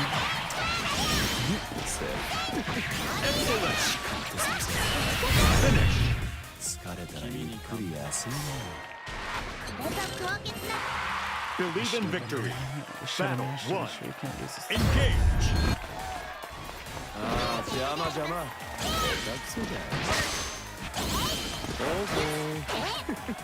Great.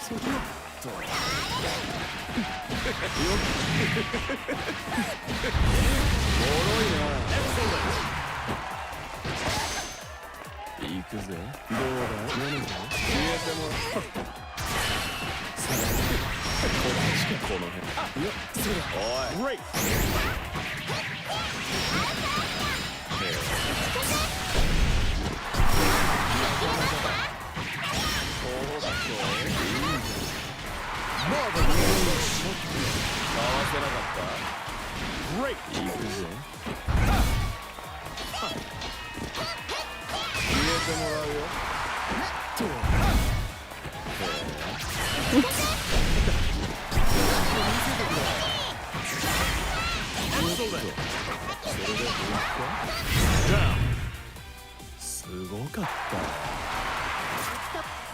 Battle 2. Engage.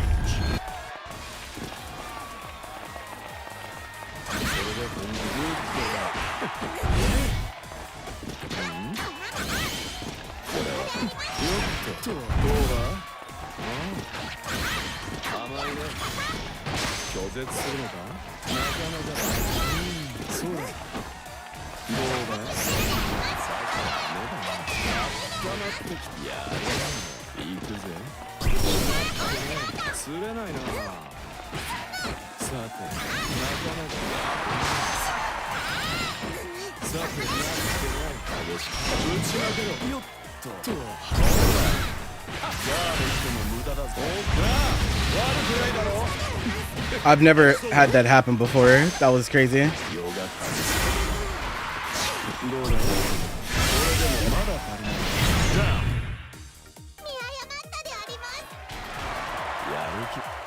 Battle 3. Engage.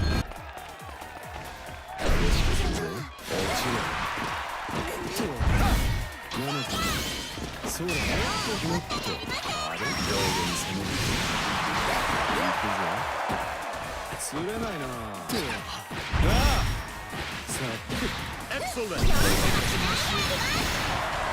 Great.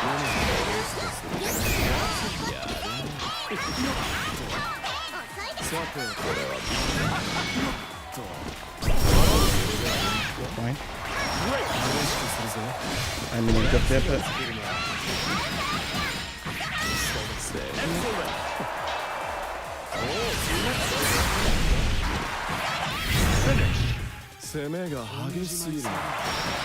JU would have killed him there too.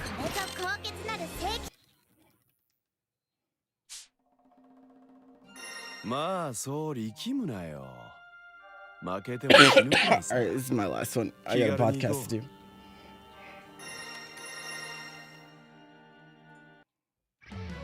Charlotte versus Belial. Believe in victory. Battle 1. Engage.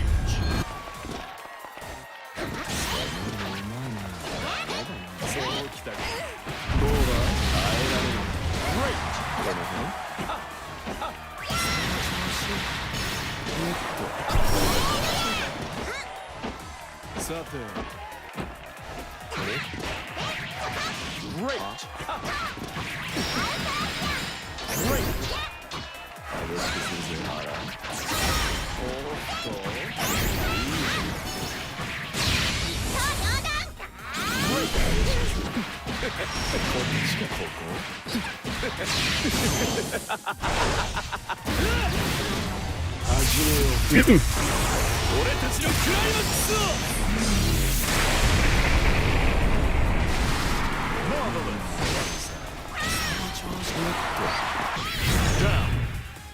You win.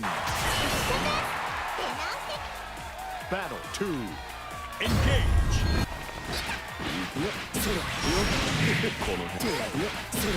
Great.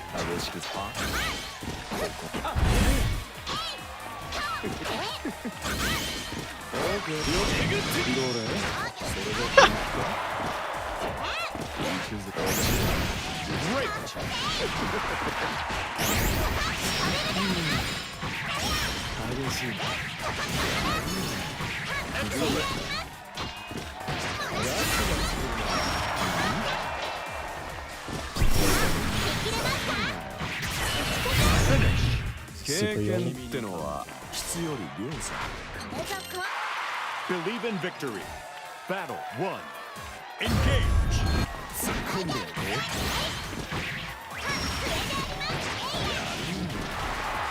激しくするぜ。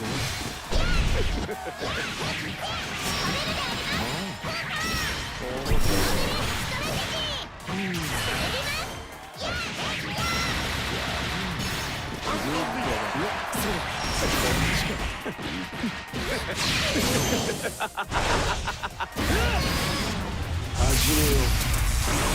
俺たちのクライマックスを。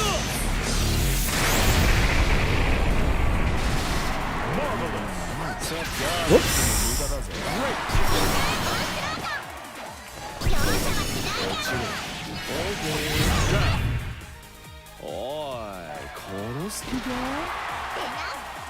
Battle 2. Engage. ドライブバースト。もっと見せてくれ。甘いね。落ちる。おっと。明日のです。消えてもいいね。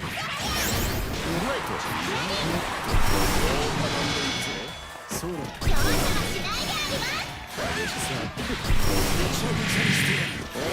Excellent. このね。さあどうだ？甘いね。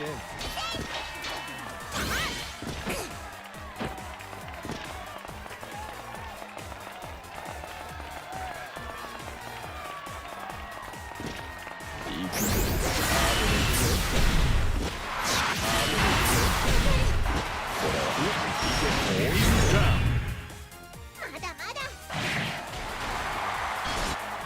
Battle 3. Engage.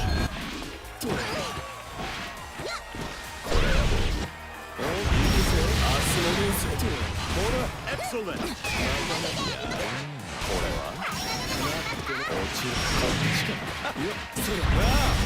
くないだろ。週末を始める。これが神を落とす力だ。よかった。油断するなよ。復讐ってのも悪くないね。確かに。Believe in victory. Battle 1. Engage. 突っ込んで。さて、なめだ。遅いぜ。見えなんだよ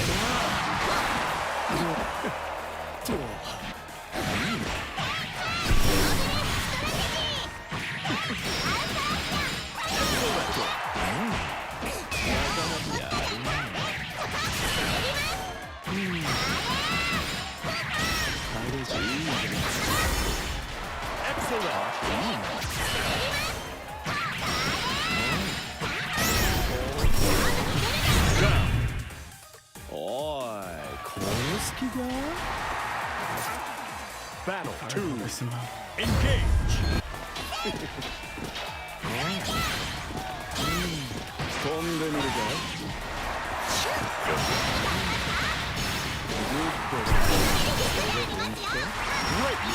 なんだよ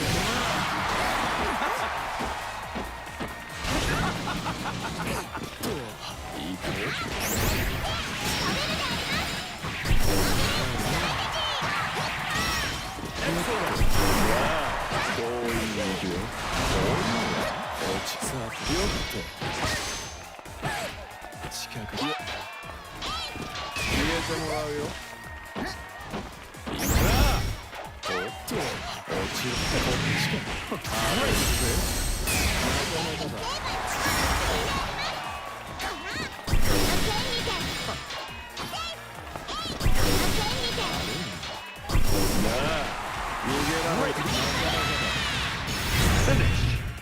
Alright, GG's, bro.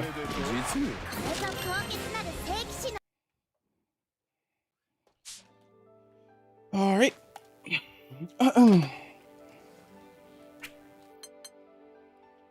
Alright, one sec, y'all. I'm gonna need some time to switch over here. Let's see.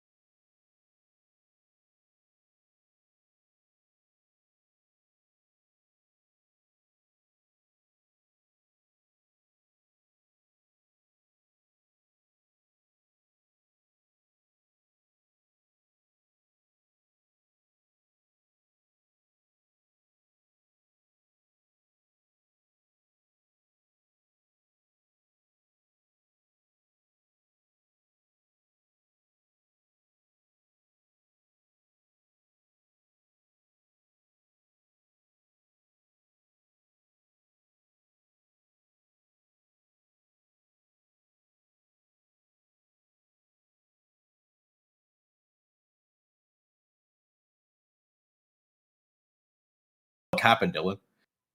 What are you talking about? The one that came out today. Hey man, I was the first one to do it, and I gambled. It is what it is. Lessons learned. Wow, you fucking bodied, bro. Okay, Jesus. I mean, I'm okay with it. I think there's being forced to stick with a girlfriend. There are worse shows I could be stuck with. And you get the most recent season, 10 out of 10, so must be doing something right. Dude, I got the cover of the production of the Nevermind cover, dude. It was base. You're scary. Dude, I still cannot believe they referenced Kid A last night, dude. We were watching the Coming Up Botan episode. Wow, very spoilers. experimental episode, but Dylan was very amused at the vinyls that were shown off in the episode. It was like Media Head, Kit M, and I'm like, what the fuck? It's Radiohead. Yeah, This girl's depressed. It was Kid A, dude. Christ. Can't make these things up. You're saying something, Miguel? If you didn't tell me that they were just like totally like switching up every episode, I'm just like, I would have been, what the fuck is going on? Yeah, I mean, that's why I felt it was important to tell you, because I think most people who watched it and don't like pay attention to what's happening in the industry, which is probably like 99% of people, are going to be like, what happened? They went like Ava episode 26 on this episode. Watching the wrong show. It's like, they're still gay and drunk, so it feels like the right one. Yeah. Drunk college girls gay. Jesus Christ. That's what the show is, bro. Sounds like, well, I mean, you'd sell some people on that alone, probably. Yeah, right? I know. I love the show. The show is pretty great right now. So yeah, that's pretty fun. Yeah, that's what gets people on board, then I'm all about it. Wait, what the hell? Wait, are we... By the way, clearly the episode that broke 1,000, that was because I was on it. Duh. Hello. Dude, you're so right. First you're one so that was right, on it. Hello. Bro. Come on, bro. You're so right. All right, we gotta hammer these out, Khalil, from now on. Come on. I'm gonna line you up for like 20 shorts. I'm gonna start like doing some hardcore SEO optimization stuff too soon. So okay. Yeah. Yeah, I'm down for that. I've been like, bro, like you guys know there's so much shit, bro. Bro, I'm going up to 6 tournaments a week starting next week. It's like, I mean, that is a lot. Well, I guess we will have like one day where we can do this. I'm not sure how reception to Invincible is going to be though, so we'll have to see. I mean, if nothing changes, then I think that game is not going to last long. But if things change, then I'm like, anything can happen. We'll see. We'll see what happens. At least at the beginning, I think it'll have people playing it. It's crazy when like they address like after the beta is like, oh yeah, like invincible armor moves that are like not punishable. Maybe a little bit of a problem, but we'll think about it. And I'm like, bro, what are you talking about? What are you talking bro, about? Versus games are notoriously high power level, bro. Shit just happens, bro. Yeah, but that's a little like too much. That's like, oh, like this is like my like 5-year-old cousins are like playing the game and like it's like catered to them to just like fucking just do whatever they want without any competitive integrity whatsoever, which is fine if that's what they wanted it to be, but something tells me that that's not the vision. Well, I actually met one of the community guys on the game at the Evo Awards, so I think they'll do their best to steer it in the right direction.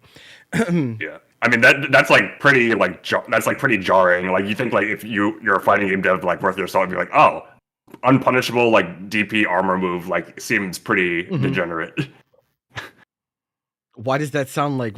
I don't know what you mean by that. Maybe I think he's trying to say that Miguel sounds like Mr. Krabs. I think is what he's trying to say. You mean in like what he's saying or how he's saying, like his like vocal like tone inflection or whatever? Miguel, are you or are you not Mr. Krabs? No. What the fuck? Sponge Boy Mivaz. I'm glad you asked because I was looking at that and man, I don't know what the hell he's saying. I just made something up. I don't know if that's actually what they meant. It's probably not what they meant. It's probably but all I'm saying is I've never seen Mr. Krabs and Miguel in the same room. Correct. True. Nor has anyone else. And so yeah, I'm sorry you're cooked, brother. Damn. That's fun. You're actually watching shows this season, right? Yeah, I'm watching more shows this season. There you go. Yeah, it took you long enough, bro. What the fuck? Hey, man. He like skipped like every sequel last season. I was like giving him, and then I was giving him the talk about it. I'm like, you say you watch seasonal shit, but you like definitely skipped out on shows that like you definitely like would be encouraged to watch. My brain and heart need to be in the right place, dude. I understand this, but the fact that you missed out on 3 of them tells me that there might be something else at play here. What causes your heart to be in the wrong place? I don't even know. Like, Bro's fighting. Very eloquent. His life. I am okay. Look, I'm gonna tell you one thing real quick. I did my performance review. Recently. Okay. And it was great. Honestly, I had a great performance review. Okay. But I am the world's biggest overthinker when it comes to career and work shit. Okay. And I'm like, what if I'm secretly hated? Even though all of the thing I get is validation. And it's just like I am just a colossal stressor, and I'm just like unsatisfied. I'm like, I need more. Where's this insecurity, bro? What the bro? If the performance review says you're fine, then you're fine, bro. What reason do they have to lie to you? I don't know. Everyone lies. Dude, Greg House is like one of my favorite fictional characters, bro. I'm sorry. What the fuck? It's actually more expensive for them to lie. Yeah, that's what I'm saying. That's what I'm saying. It actually does nothing but bring them down. That's it. I don't know, dude. I'm just a colossal stressor and overthinker. And I was like, what if I just need more? This fucking dude, bro. Also, man, work has actually been stressful lately. I'm like, why the fuck? Also, how the hell are you like running 6 tournaments? I feel like I don't have time to do anything. I am. Someone called me a psycho. I don't agree with that, but like, being a psycho. Okay. I've always told people, right, is that like you know how is a Naruto reference. So like in Naruto, there's like everyone has like Kekkei Genkai, right? They have like their secret Omega hidden trait, right? Okay, mine is that I don't burn out. And so like so long as that's the case, I just keep going. I just keep adding shit. It's true, because you just be like not sleeping, bro. Like, we would like watch anime like after a Khalil ran the locals, and we just like continue to hang out for hours. And I'm like, Khalil, you've been awake for like 20 hours. True. And he's like, yeah. True. And then like eventually he would die. It's like, he just suddenly it's like, okay, the energy ran out. Yeah, it'd be like that. Because we would but I would be up early next day, bro. It's wild. I'm like, how you do this? Where do you find the time to sleep? At some point it hits like 4 a.m. and you hear the small. It'd be like that. Yeah, exactly. But then he wakes up the next day at like 7 because for some reason he wakes up 7 like and then he just wakes up and he's just chilling again. And it's like, huh? How did you do that? My secret art, bro. You'll never get. I'll take my secrets with me to the grave, bro. Nobody's ever gonna know. Dude, one time, this is a funny conversation we had. You probably don't remember. This is very specific. It's very fucking specific. We were just talking. It was back in college again, and I was talking about like money and just like random money responsibilities. And you're just like, yeah, I wouldn't advise anyone doing this, but because it's me, it's okay. I'm like, what? What do you mean? I mean, no, that sounds like me though. I'm gonna be fine. Yeah, no, that's don't try this at home, kids. Yeah, no, I know that like I'm gonna figure this out. That the funny thing about that is I still say that to people. I still say that to people because like there's like a lot of people like ask me for advice on like how to get like locals off the ground and like get tournament stuff going and this and that. And I told them like whatever you do, like start small. Because this shit that you see me doing is not, this is not normal, bro. Like most people have entire teams to do what I do, right? Like most people have like people that rotate. I'm like, okay, get you a team behind you, take turns, take shifts, take breaks, please focus on your mental health. you actually are the GOAT though. Like, cause it's like, it's just insane. I think it was SV7. Like the fact that it was like 17, like Melee and Omni top 100 players there. Like, I was like, how the fuck do you convince, like, whatever the fuck amount of people it was to go to the middle of state college? Yeah. No, because we went to school in the middle of nowhere. The crazy part about that is that you guys know I got fucking twit longered after that shit. Really?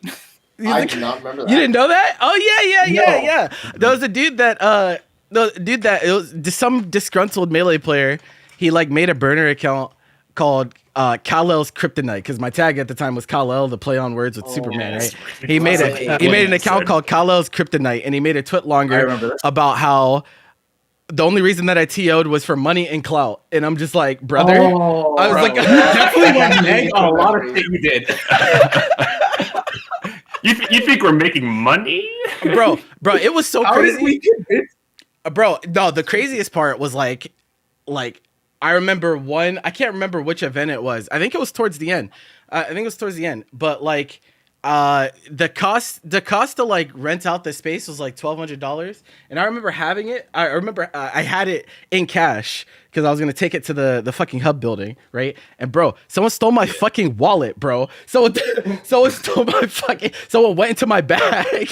It took my fucking. I was like, brother.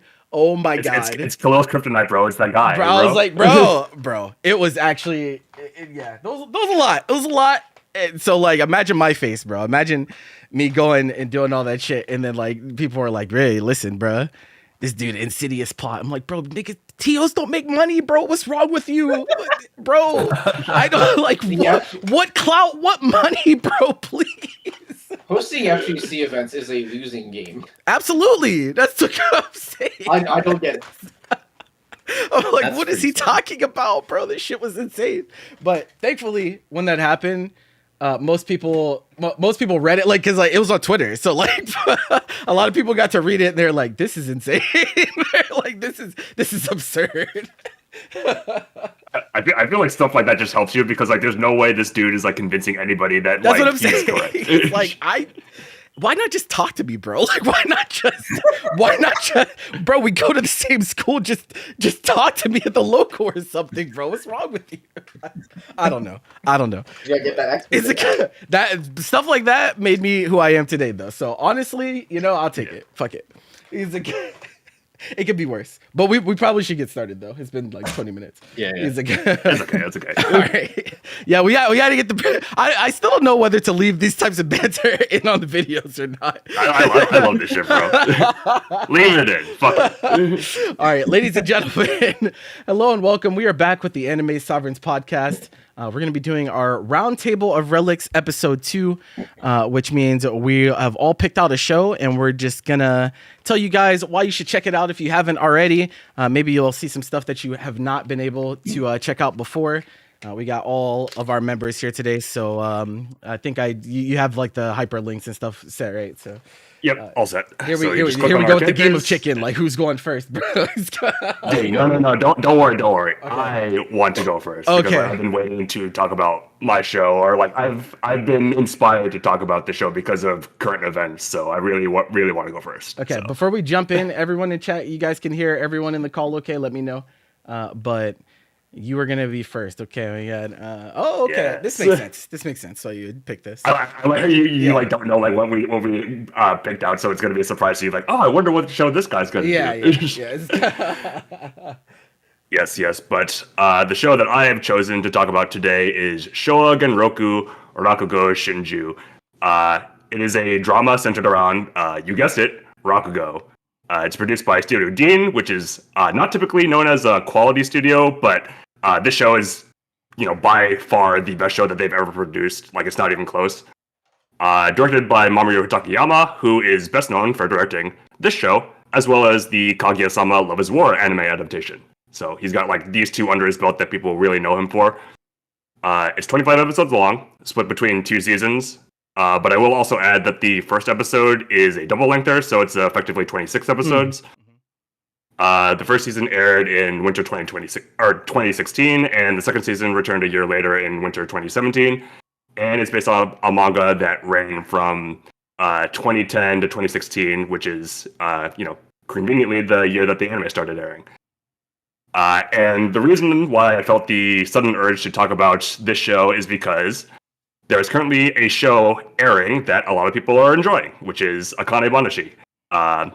Khalil, your community is watching it, like we're watching it every week, and we're really enjoying it. Bobby's really enjoying it. Bobby, the manga buff. Was that a dog?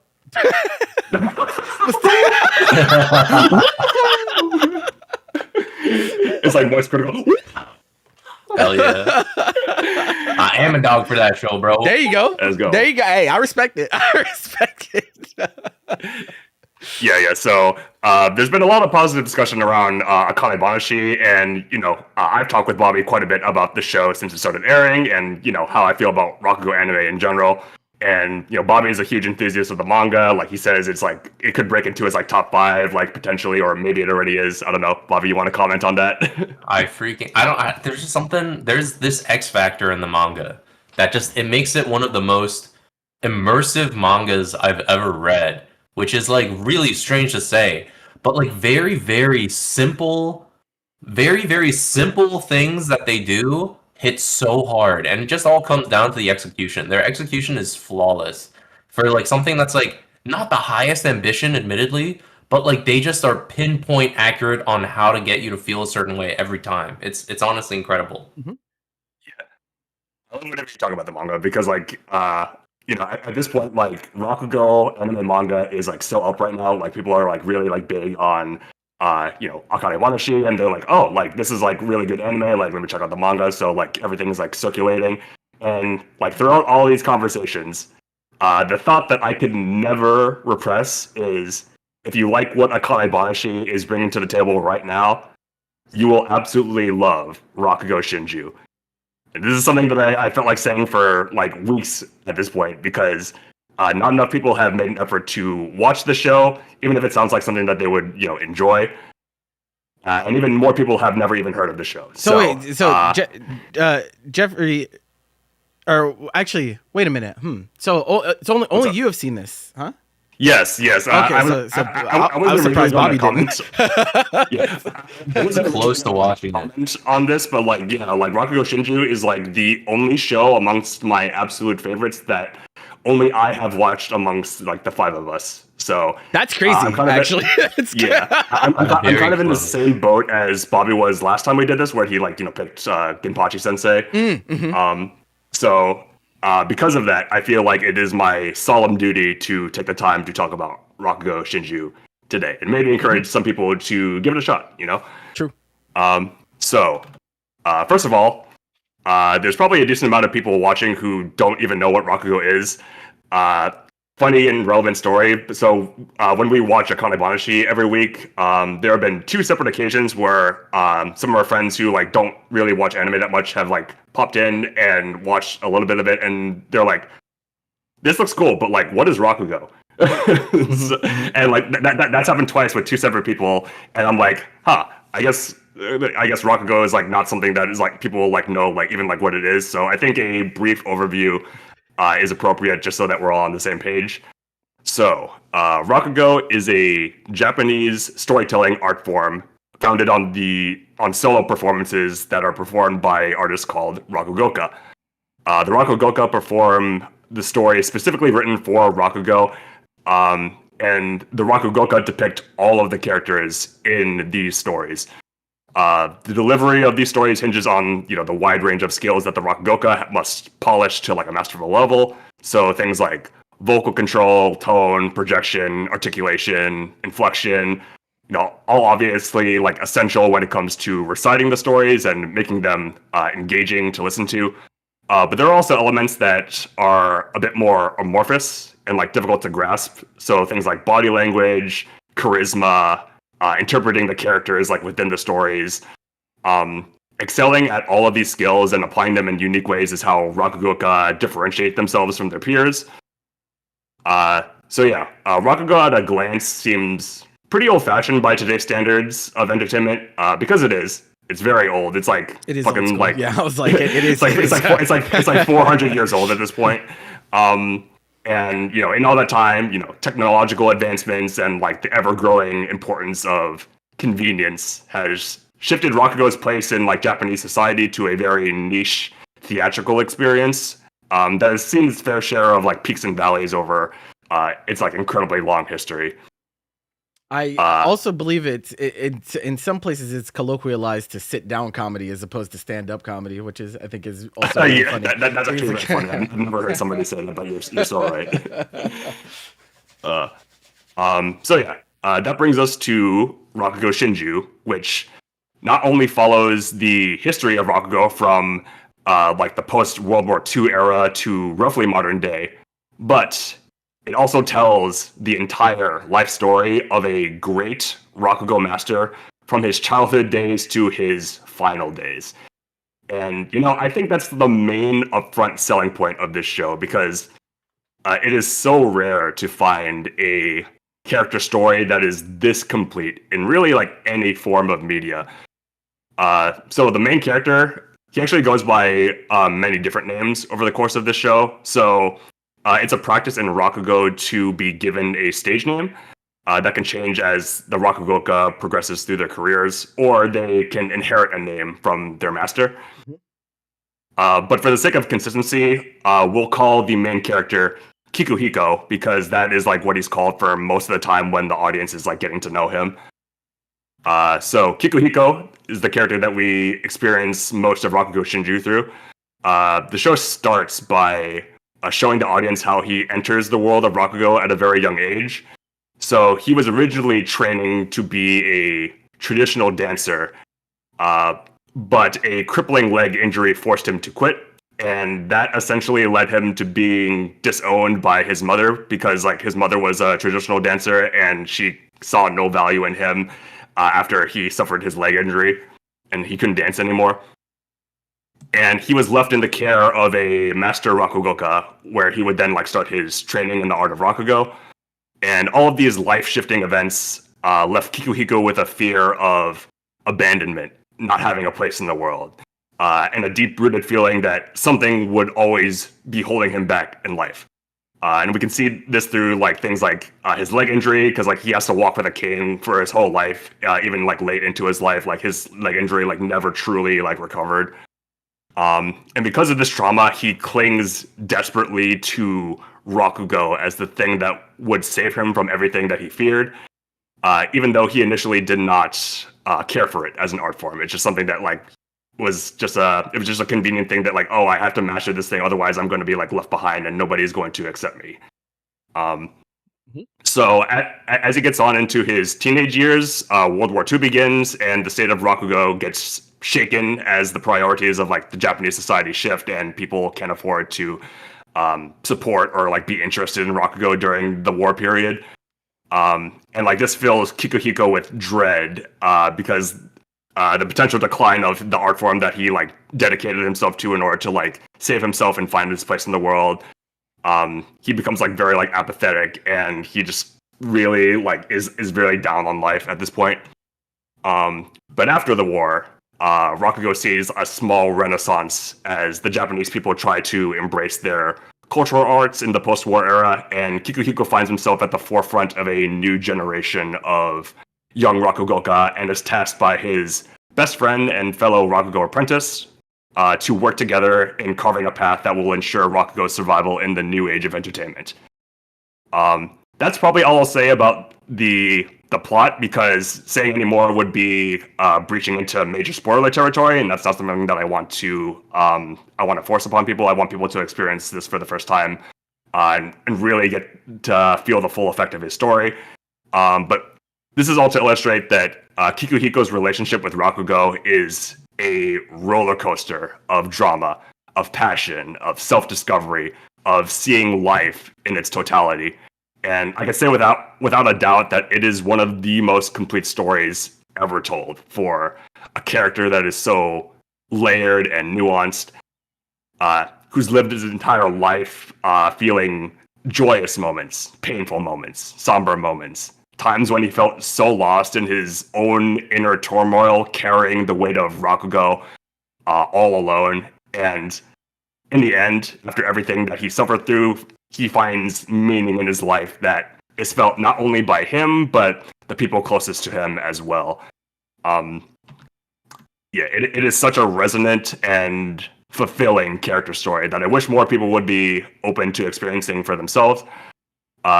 If you think you'd like the show from like what I've said thus far, the chances are you will actually like love this show. Like there's few dramas that I've experienced that reach this level of poignancy just from like its narrative and its like character writing. But if I haven't like made it obvious already, there's more that makes this show such a powerful work of art than just just the writing or the narrative. So I want to move on to probably like the main topic that I wanted to talk about this show. So anyone who's talked to me about anime probably knows how much I appreciate voice acting.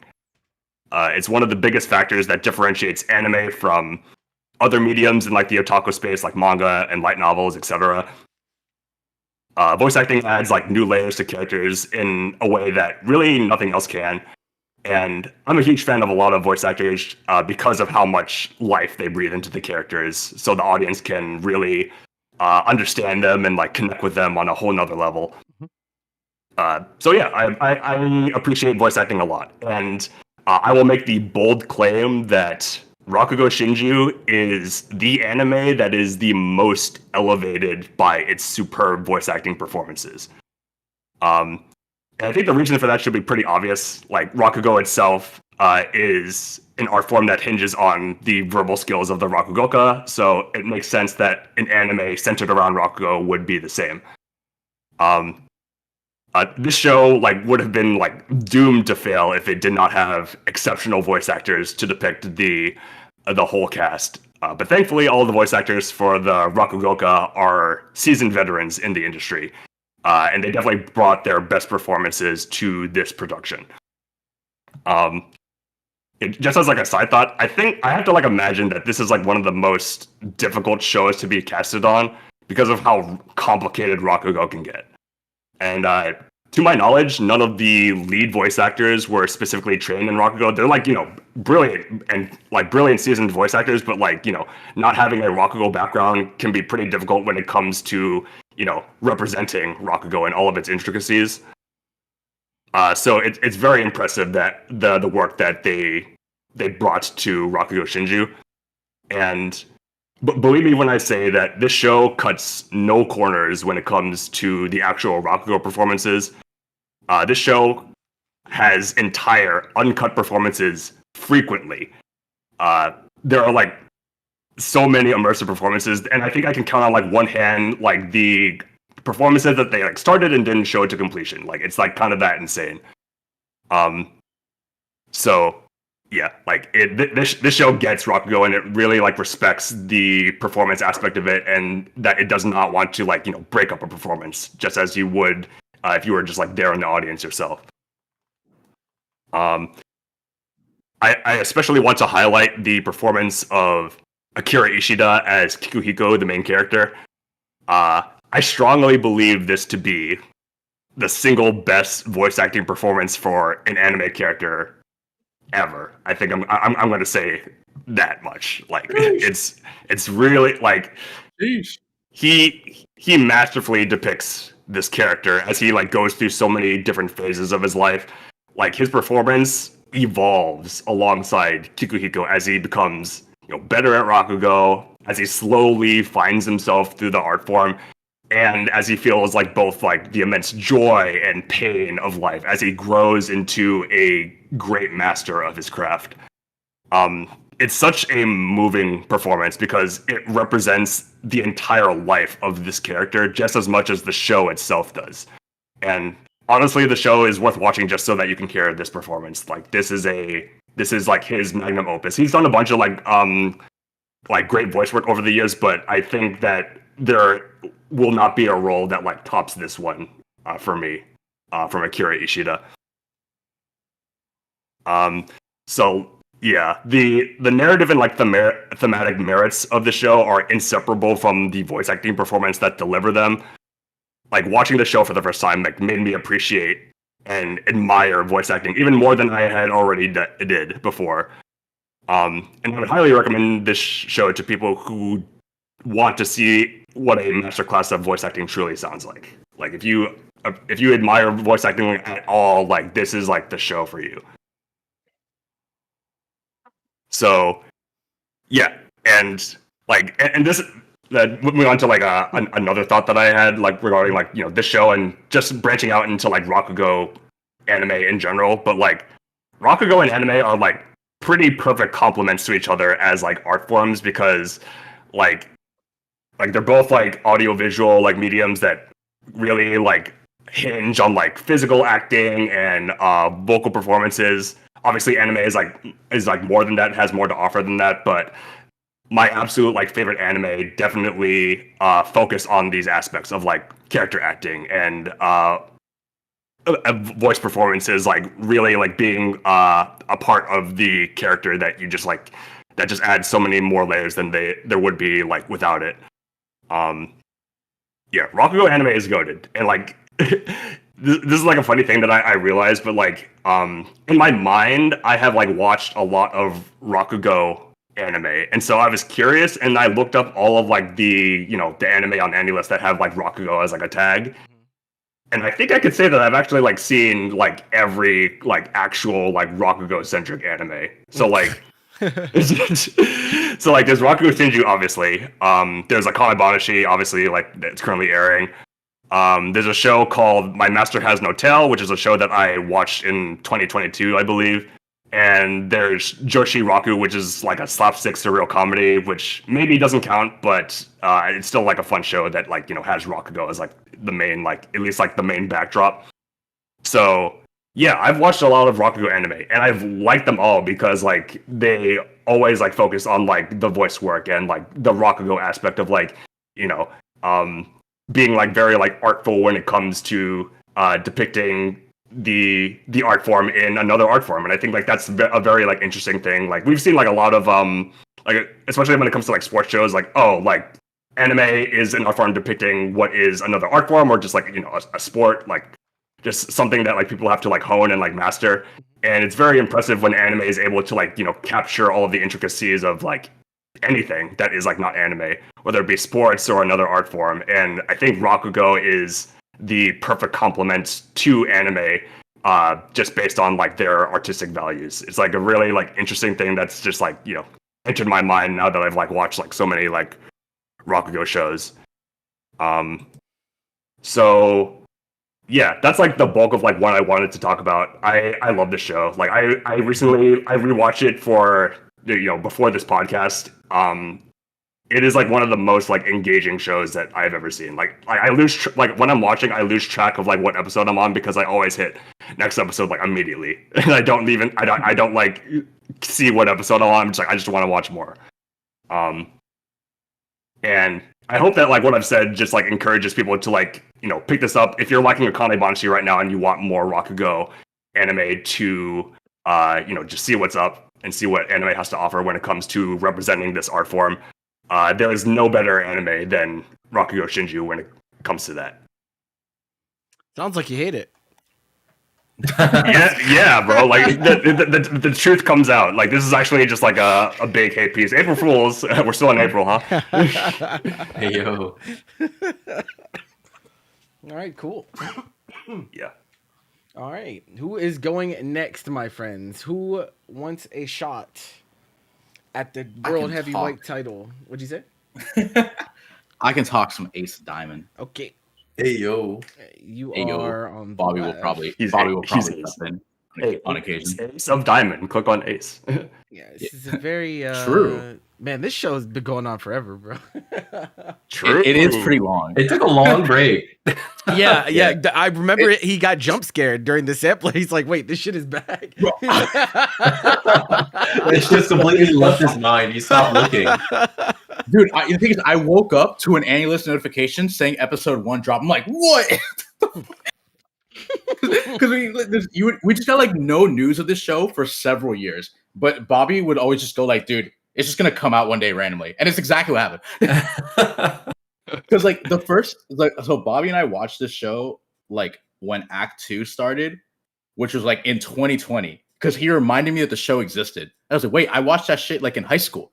This is like several like years ago, and I was like, wait, this show's lit. He's like, yeah, it's coming back, and we watched the whole thing again, like together, and then we watched the second season, which is a lot of content. It's fire. Yeah, man. 178 episodes, not counting the season that's currently airing. You guys are. Which we don't even know how long it's gonna be. So it's just like it might just keep going. The manga's over, so like hypothetically, it could just keep going until it's done. I wasn't sure if it was over or not. It is. It ended. Yes. Okay. Well, that's actually one thing about like the manga.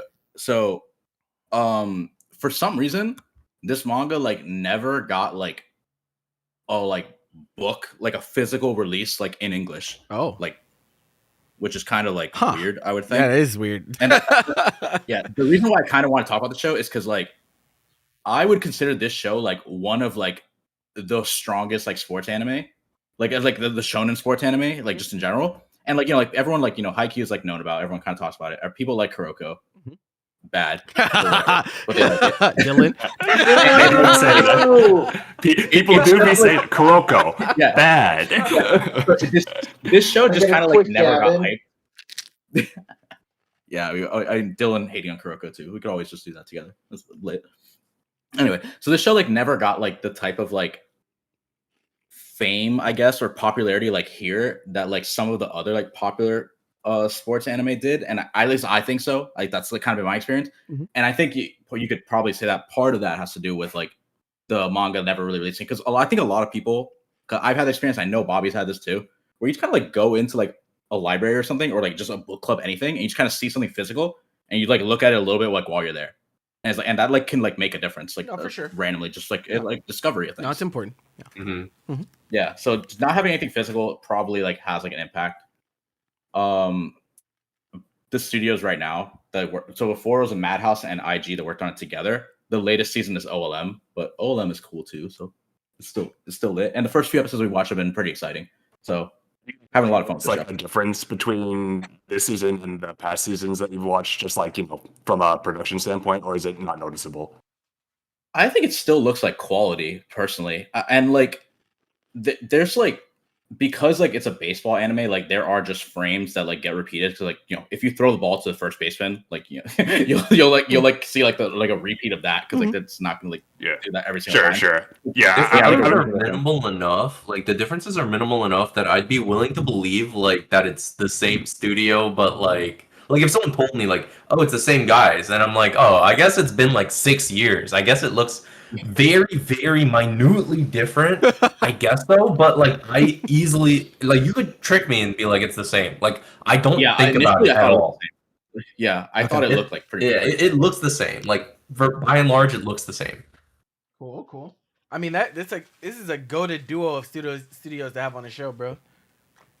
Yeah, but IG like sports anime, like they're like the sports anime guys. I feel like for some reason it's just like they just like to work on that. I mean, they got this in IQ and like, you know, among others. Yeah, just the first season of Awashi. Yeah. But to like talk about like what like Ace Diamond is about, basically. So our like main character. So I talked about this briefly like in the sampler. Our main character, he's like a lefty pitcher, and his like background is that he grew up in like an area where pretty like untalented players. Like he was just kind of like the best player in like a sea of like not great players, which I think if you play sports, that's like a pretty like not likely experience, but it's like a reasonable thing that people have. And then like he gets recruited to go to high school because like some recruiter saw him and like, hey, this guy is like, he's interesting because he has like peculiar pitching style. So it's like, oh, we can take a shot on this guy. So they invited him over to like a top tier school, and he's just like realizes as like, wait a minute, everyone around me is like, you know, like the classic thing, like if you're really good and around a bunch of like mid people, and then you go somewhere else, there's a bunch of really good people, you realize like, oh wait, you're like not that special. Smash at the involvement fair, bro. Yeah, exactly. I was actually about to bring that up right now. I was gonna bring up FGC and Smash, where a lot of people like, because we would play Smash like in like public, like in our like university, like where we were, and people would just come and like, yo, like, you know, I played this stuff when I was a kid, and people would just be like overly confident, and obviously would get murked, and sometimes people would murk them worse than others. Mainly Jeffrey. And I am not the only one. It was a rite of passage, bro. You have to get bodied to humble you, bro. You have to be like, oh wait, nah, bro. Wait, because Jeffrey would body them until like never coming back. I beat people in cool ways. I wanted to show people that the game was cool, and you know, if you get discouraged by that, I feel like you don't have what it takes, though.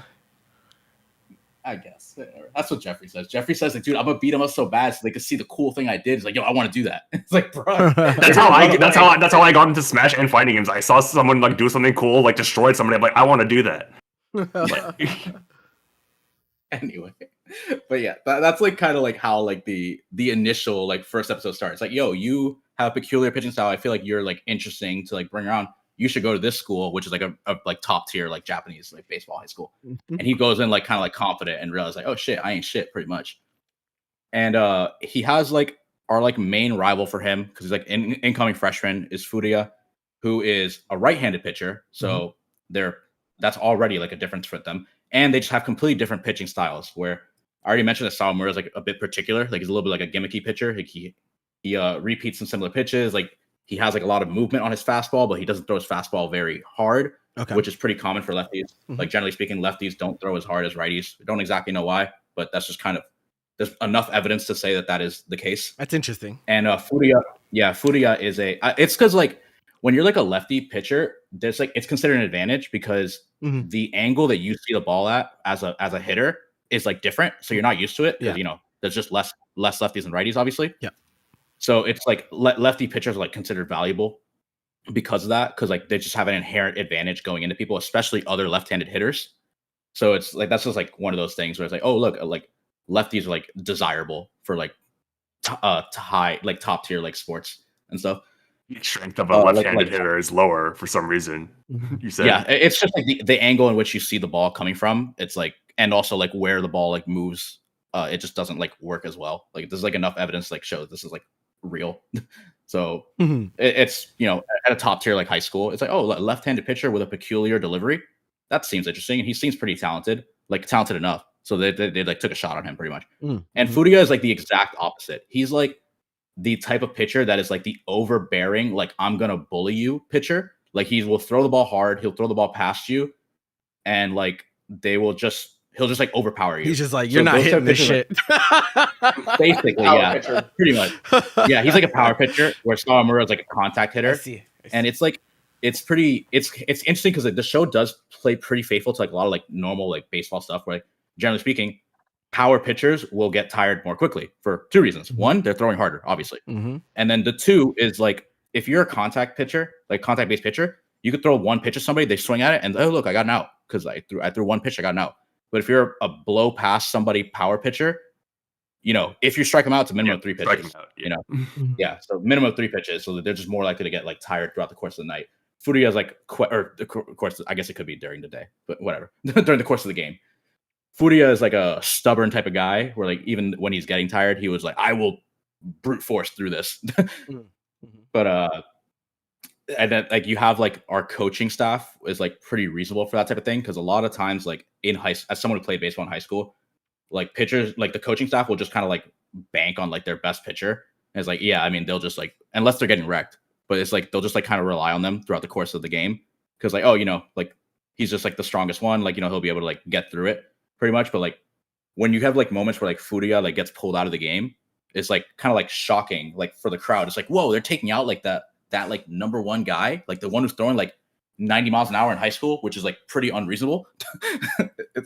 It is like a shocking thing, but you could see that he's like getting gassed throughout the course of the night, and like eventually people are catching up to his ball. Like you're going multiple times throughout the lineup, people are likely to catch up to you because one, they're seeing you multiple times. Two, you're slowing down because of the more you're pitching. So just watching like that dynamic and like how they treat the two of them as like rivals coming in, same age, but like one of them is just significantly more talented. Like he has like the intangible stuff. Like it's like, oh, this guy just throws harder. Like he will just like, he'll be more exciting. He's gonna blow past people. And then Sawamura is like the one who like kind of like seems like at the surface level not particularly talented, but he has like that like X factor thing of like, wait, he has like a peculiar delivery. His ball has a lot of movement. Where Furia will throw a ball like super straight but hard, but like Sawamura will throw something with a lot of movement. That at the end of the day, like movement is more important than like speed. And a lot of times in baseball, because you can catch up to a hard fastball, but like if something's like moving too much for you and it has like too much late movement in particular, it's just like kind of hard to like work, like just from like a sports standpoint. There's like another like super like interesting thing about the show is like the growth is like super not linear. Like there's moments where Furia is like doing better. There's moments where Sawamura is doing better. And like you have like this like experience where like when the head coach will like pull someone out of the game, where like you have the audience like reacting like intensely. It's like, whoa, they took this guy out and they brought out this guy that looks like a scrub because he throws his first pitch and it's like, wait a minute, that guy throws slow. He's like not particularly impressive. It's just like, but watching like him like develop that way and like get better as a whole, is it's just like one of like the not just the hypest shows, but also like you get behind Sawamura because he like feels like such an underdog. And it's just like you cheer for him so much. And Furuya is like he's cool too and all, but like he's mostly just the rival. Like it's unlikely you're rooting for him. You're rooting for our like underdog MC. I really like the dynamic personally because it's like yeah, I like how it's so back and forth. Like there is a genuine like time frame where it's like, oh, Furuya is like the goat from the jump, and then like Sawamura learns like some tricks, and you're like, oh, he's like, because that the difference between Furuya and Sawamura is really interesting. Because as Sawamura keeps like progressing, he like learns so many like different tricks and stuff, and like his control of the ball becomes like super strong. But like Furia just like brute forces. It's just like, oh yeah, he's back and he's better because now he has the stamina to like pitch the same like demonic fastball the whole 9 innings now. And you're like, wait, what? And then suddenly it's like Furia is the one who's more reliable because Sawamura might be like growing, but he's in like that weird slump where things get worse before they get better. And it makes you feel like, oh no, he's doing so badly. Like he has the yips, you know. But yeah, that was like, at some point, Sawamura comes back through, and it's cool because they're one upping each other over and over. It's fire. I want to talk about like that, like the whole thing with like the yips in general. Like this show does a lot of like hits a lot of like stuff that if you played sports that you like recognize, like things that like feel real. So like the main thing, like, like, oh, I was really good in my town. I went to a school and like everyone around me is like better. That's like an obvious one. The idea of the yips, which in sports is like when someone like essentially is just choking, like they just like there's like something in particular that like they're struggling with. So a really common like thing with pitchers in general is pitchers are like notoriously like not good fielders. The idea is like after you throw the ball, like your body's like kind of all out of whack, and the idea of like starting to field is like kind of like crazy. And then pitching is like a formulaic thing. So throwing the ball to first is extremely hard for a lot of pitchers. And there are like literally professional MLB players that have developed the yips and they just like realize like, oh, this guy just can't throw the ball to first.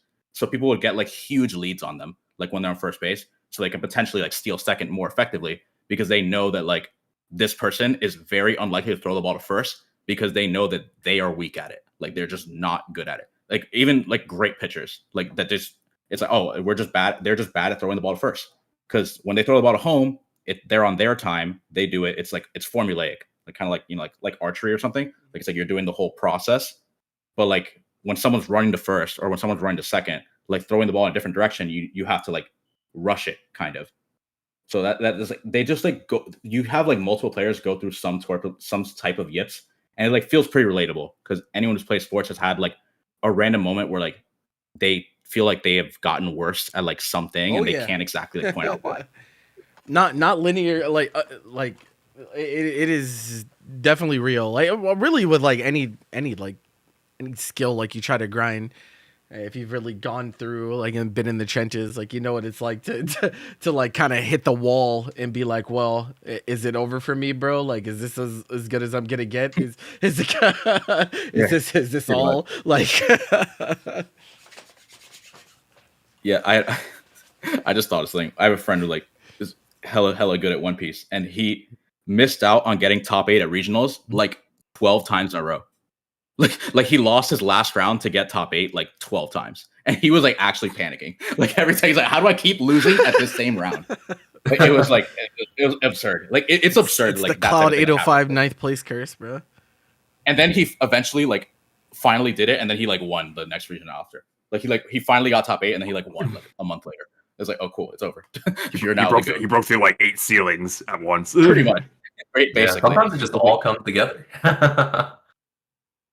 Another like super cool thing about the show is I talked about this Bobby before that I swear no sports anime what makes you care about the opposing team more than this show makes you care about fucking Yakushi High. Which is, you start to like forget who the hell the main characters are because you just start rooting behind your boys on the other teams for some reason. Because since this is like pretty tournament focused, so you're not only watching the main team like Sawamura's team, you're also watching other teams. So you're like, it's in a single elimination for the most part, like, because it's always tournaments. So you start rooting for like antagonists, pretty much, like people who will be like going against like your boys. And you just like care about them so much, and they all have like different like styles, which like they make them stand out.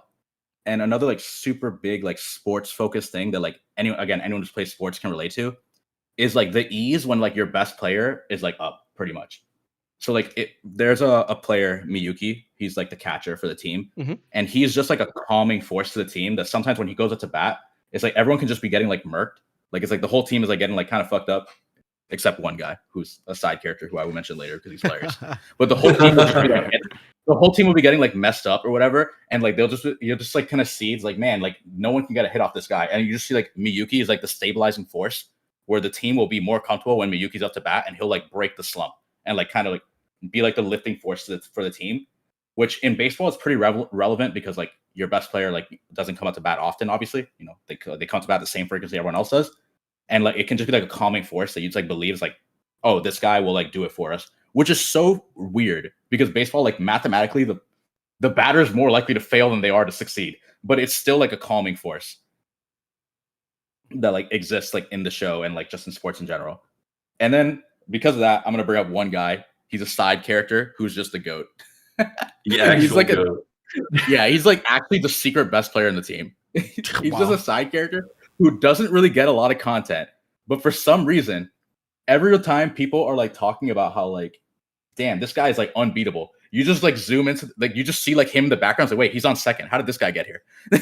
they literally like they'll gas up the other team's pitcher so hard. It'll be like, yeah, strikeout. Oh, he got like 2 outs, and then suddenly they like cut to later in that inning, and for some reason this other guy they didn't show him at bat, but he's already on base. They treat him like a background character, but he's secretly the greatest player because he's always there just to build tension. He'll be on first, he'll be on second. How did he get there? We don't know. My man just always gets a hit, bro. He's falling on second, bro. They never show him do it. He's only used to hit the ball so someone else can go home, or they cut and then he appears on base. We don't know how he did it. Hey man, sometimes getting on base is boring. Sometimes you get a 4-pitch walk. That's kind of really boring that to watch. That is so funny, bro. If this guy's making it to base every up though, that's crazy. That every at bat he's so what makes it really funny is it's like drawing pot of greed, bro. He's like, I just get to work cards for free. There's two coaches on the team who have different coaching styles, which is again another like pretty common like sports trope, where one guy is like kind of like a player's coach. Like he's strict. Like it's not like he's like a jovial guy. Like he's a strict coach, but he's like more of like the player's coach, like kind of like builds you up in like some particular way. And you have like the other coach who's like more like formulaic and like kind of like focus on like the numbers and like the what he believes. And he just one time he had a line. I'll never forget this line. It was so funny. He's like, dude, I'm not gonna lie, man. I would just scrap everything and build around this guy, Shirasu, who's the background character we're talking about. He's like, I would just scrap everything and build around him. He's the GOAT. It's so unreasonable to say about a literal background character. Like all we know is that he always hits doubles and triples and he's never out. Like, he has all the numbers. He just has no aura. This is absurd. The biggest sidetrack ever, like just gassing up Shirasu. always we're gonna do. It's like other like super cool stuff to like talk about, like with this like show, like the unconventional coaching style is like pretty cool. Like I said, you have like different. You get to see like the different approaches working for different people, and like how like people will like antagonize one coach. Like he'll feel like the bad guy. But he's still pretty effective. Like in some ways, it's just like a different approach, which if you play sports, again, different approaches work for different people.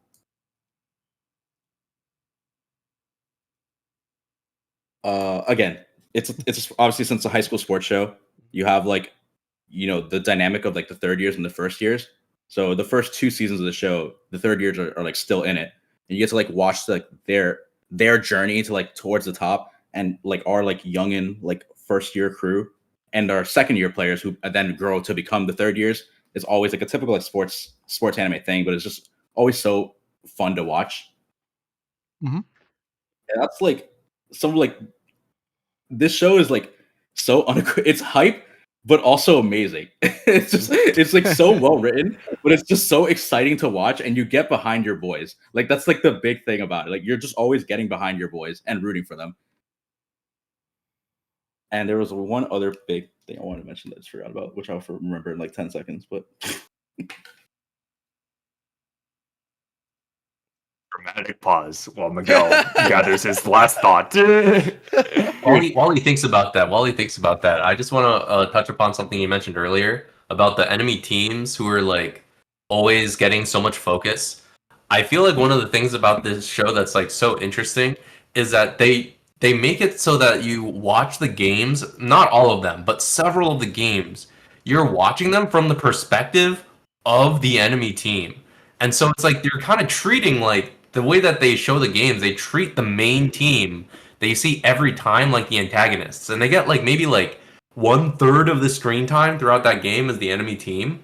It's really interesting because it kind of makes you understand like not everyone has the same type of high school that these guys do, because they go to a high school where baseball is like a huge deal. Like their club is gargantuan and they're like super ultra competitive. And not every high school has that. Like there's some high schools in there that just have ragtag teams of they have 3 good players, but that core of 3 people is so good and their feeling is just good enough that they can just bank on these 3 guys every single time. There's like other teams where it's like you really get the backstory and you understand the trials and tribulations and what makes the nature of like that team and the core of like the spirit of their team to be like fundamentally different from the main team. It's hilarious because it's like not every team has all of the opportunities, but like the main team is the one with all the opportunities. And yet we still find at the end of the day that even though we feel for the enemy teams, we still got to root for our boys. that thing what he said about like there's like one team in particular that he's like, well, it's in general, like you always get perspective of the other team, but there's one team that is basically a 3-person team, or like, and that mentioned what I mentioned about the stabilizing force that like that particular players can have on the team. That watching them play, it has a lot of that. You know, there's 3 main players on the team, and then 6 to like their background guys essentially. Like we know some of their names, but they're not as important. And when you see like any one of these 3 main guys go up to bat, like it'll just be like this ease, like stabilizing force, like on a team, on like that team as a whole, which again isn't even like the main character's team. It's just like, yo, these guys are like stabilized by these 3 dudes who are also so like psychotic and different. You're like one of them is like a stable force, and the other one is just a psychopath, where he's just like capable of like he just thinks he's like the gorilla type of player. He's like, I think the ball, I think I hit the ball, I hit the ball. It's just like how he is. No, it is kind of funny. The stabilizing forces are completely different because one is just like his confidence is so strong and he's so solid that you're like, yeah, we can trust this guy. The other guy is just a hype demon. So there's just a tension that exudes the second he shows up. You're like, oh my god, this guy's gonna either do nothing or hit a homer.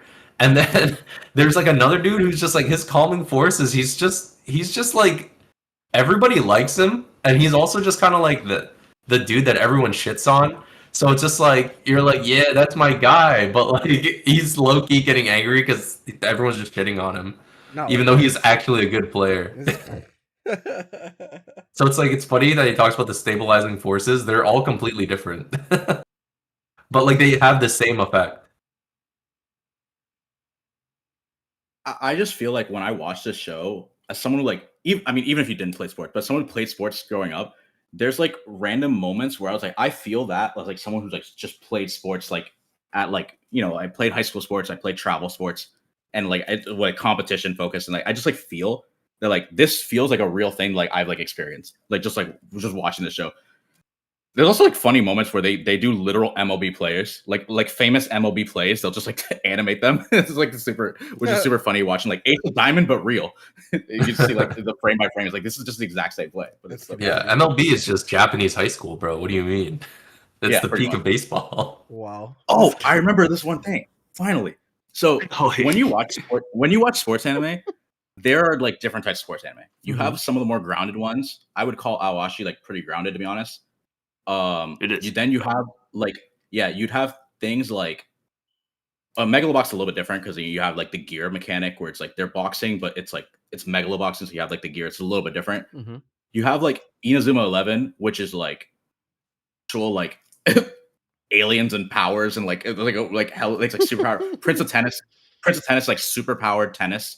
Like it's like they're just pretending it's real, but it's so fake.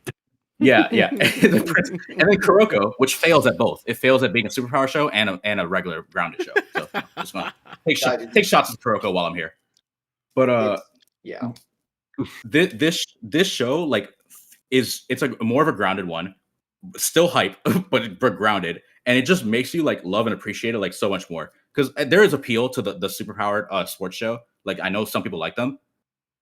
Like Ice Shield 21 is also kind of like that. To be honest, Baki is like super powered martial arts. Like that is like definitely not real. Like there's definitely appeal to it, but to me, it's watching some of the more grounded stuff that like feels like somewhat realistic and like feels like something that like I could see this situation happen. Like I could feel like I could see like going like our best player going up to bat and like them being like a stabilizing force for the team where everyone just like gets lifted up because they managed to do anything. It's like, oh, they got on base, cool. Now we feel better. They hit a home run, shit, let's get hyped. Like it's like it just.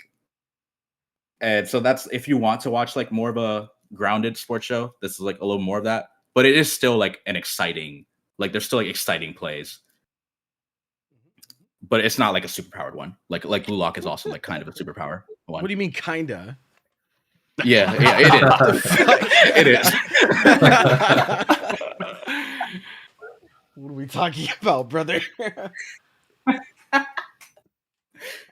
Bro's got the eagle eye. That was crazy, bro. Oh, you guys got the super. They're literally speed. talking about killing each other. Bro literally said, "I'll knock you up." Yo. Oh my god. He did. Oh no. That's a real quote from the show. Oh. Have you ever played soccer with your life on the line? Like, bruh.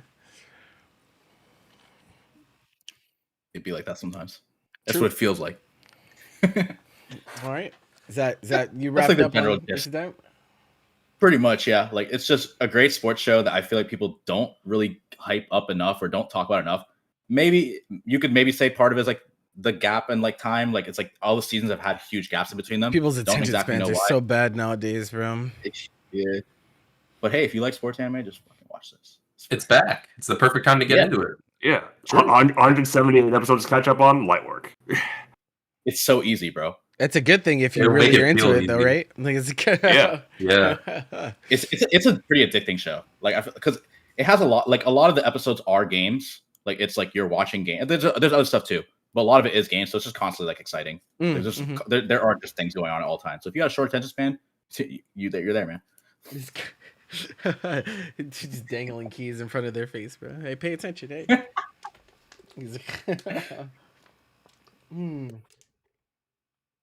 All right.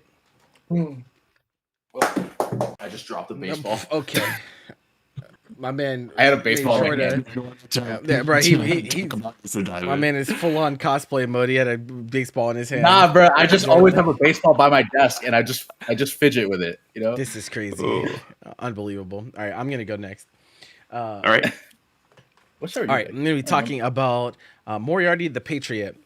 First of all, yeah. I heard that song playing earlier. I was like, whoa. Yeah. It's the OST we're listening to right now. So, yeah, by IG, one of the GOAT studios. I am going to be mostly focusing on the first season. It's split into 2 seasons. The first one's 11 episodes. The second one is 13 episodes. I'll be focusing mostly on the first season as that is what I've had time to rewatch so far in time for this. So this show is really, really, really interesting. So first of all, the concept is Moriarty being one of literature's most famous villains, in my opinion.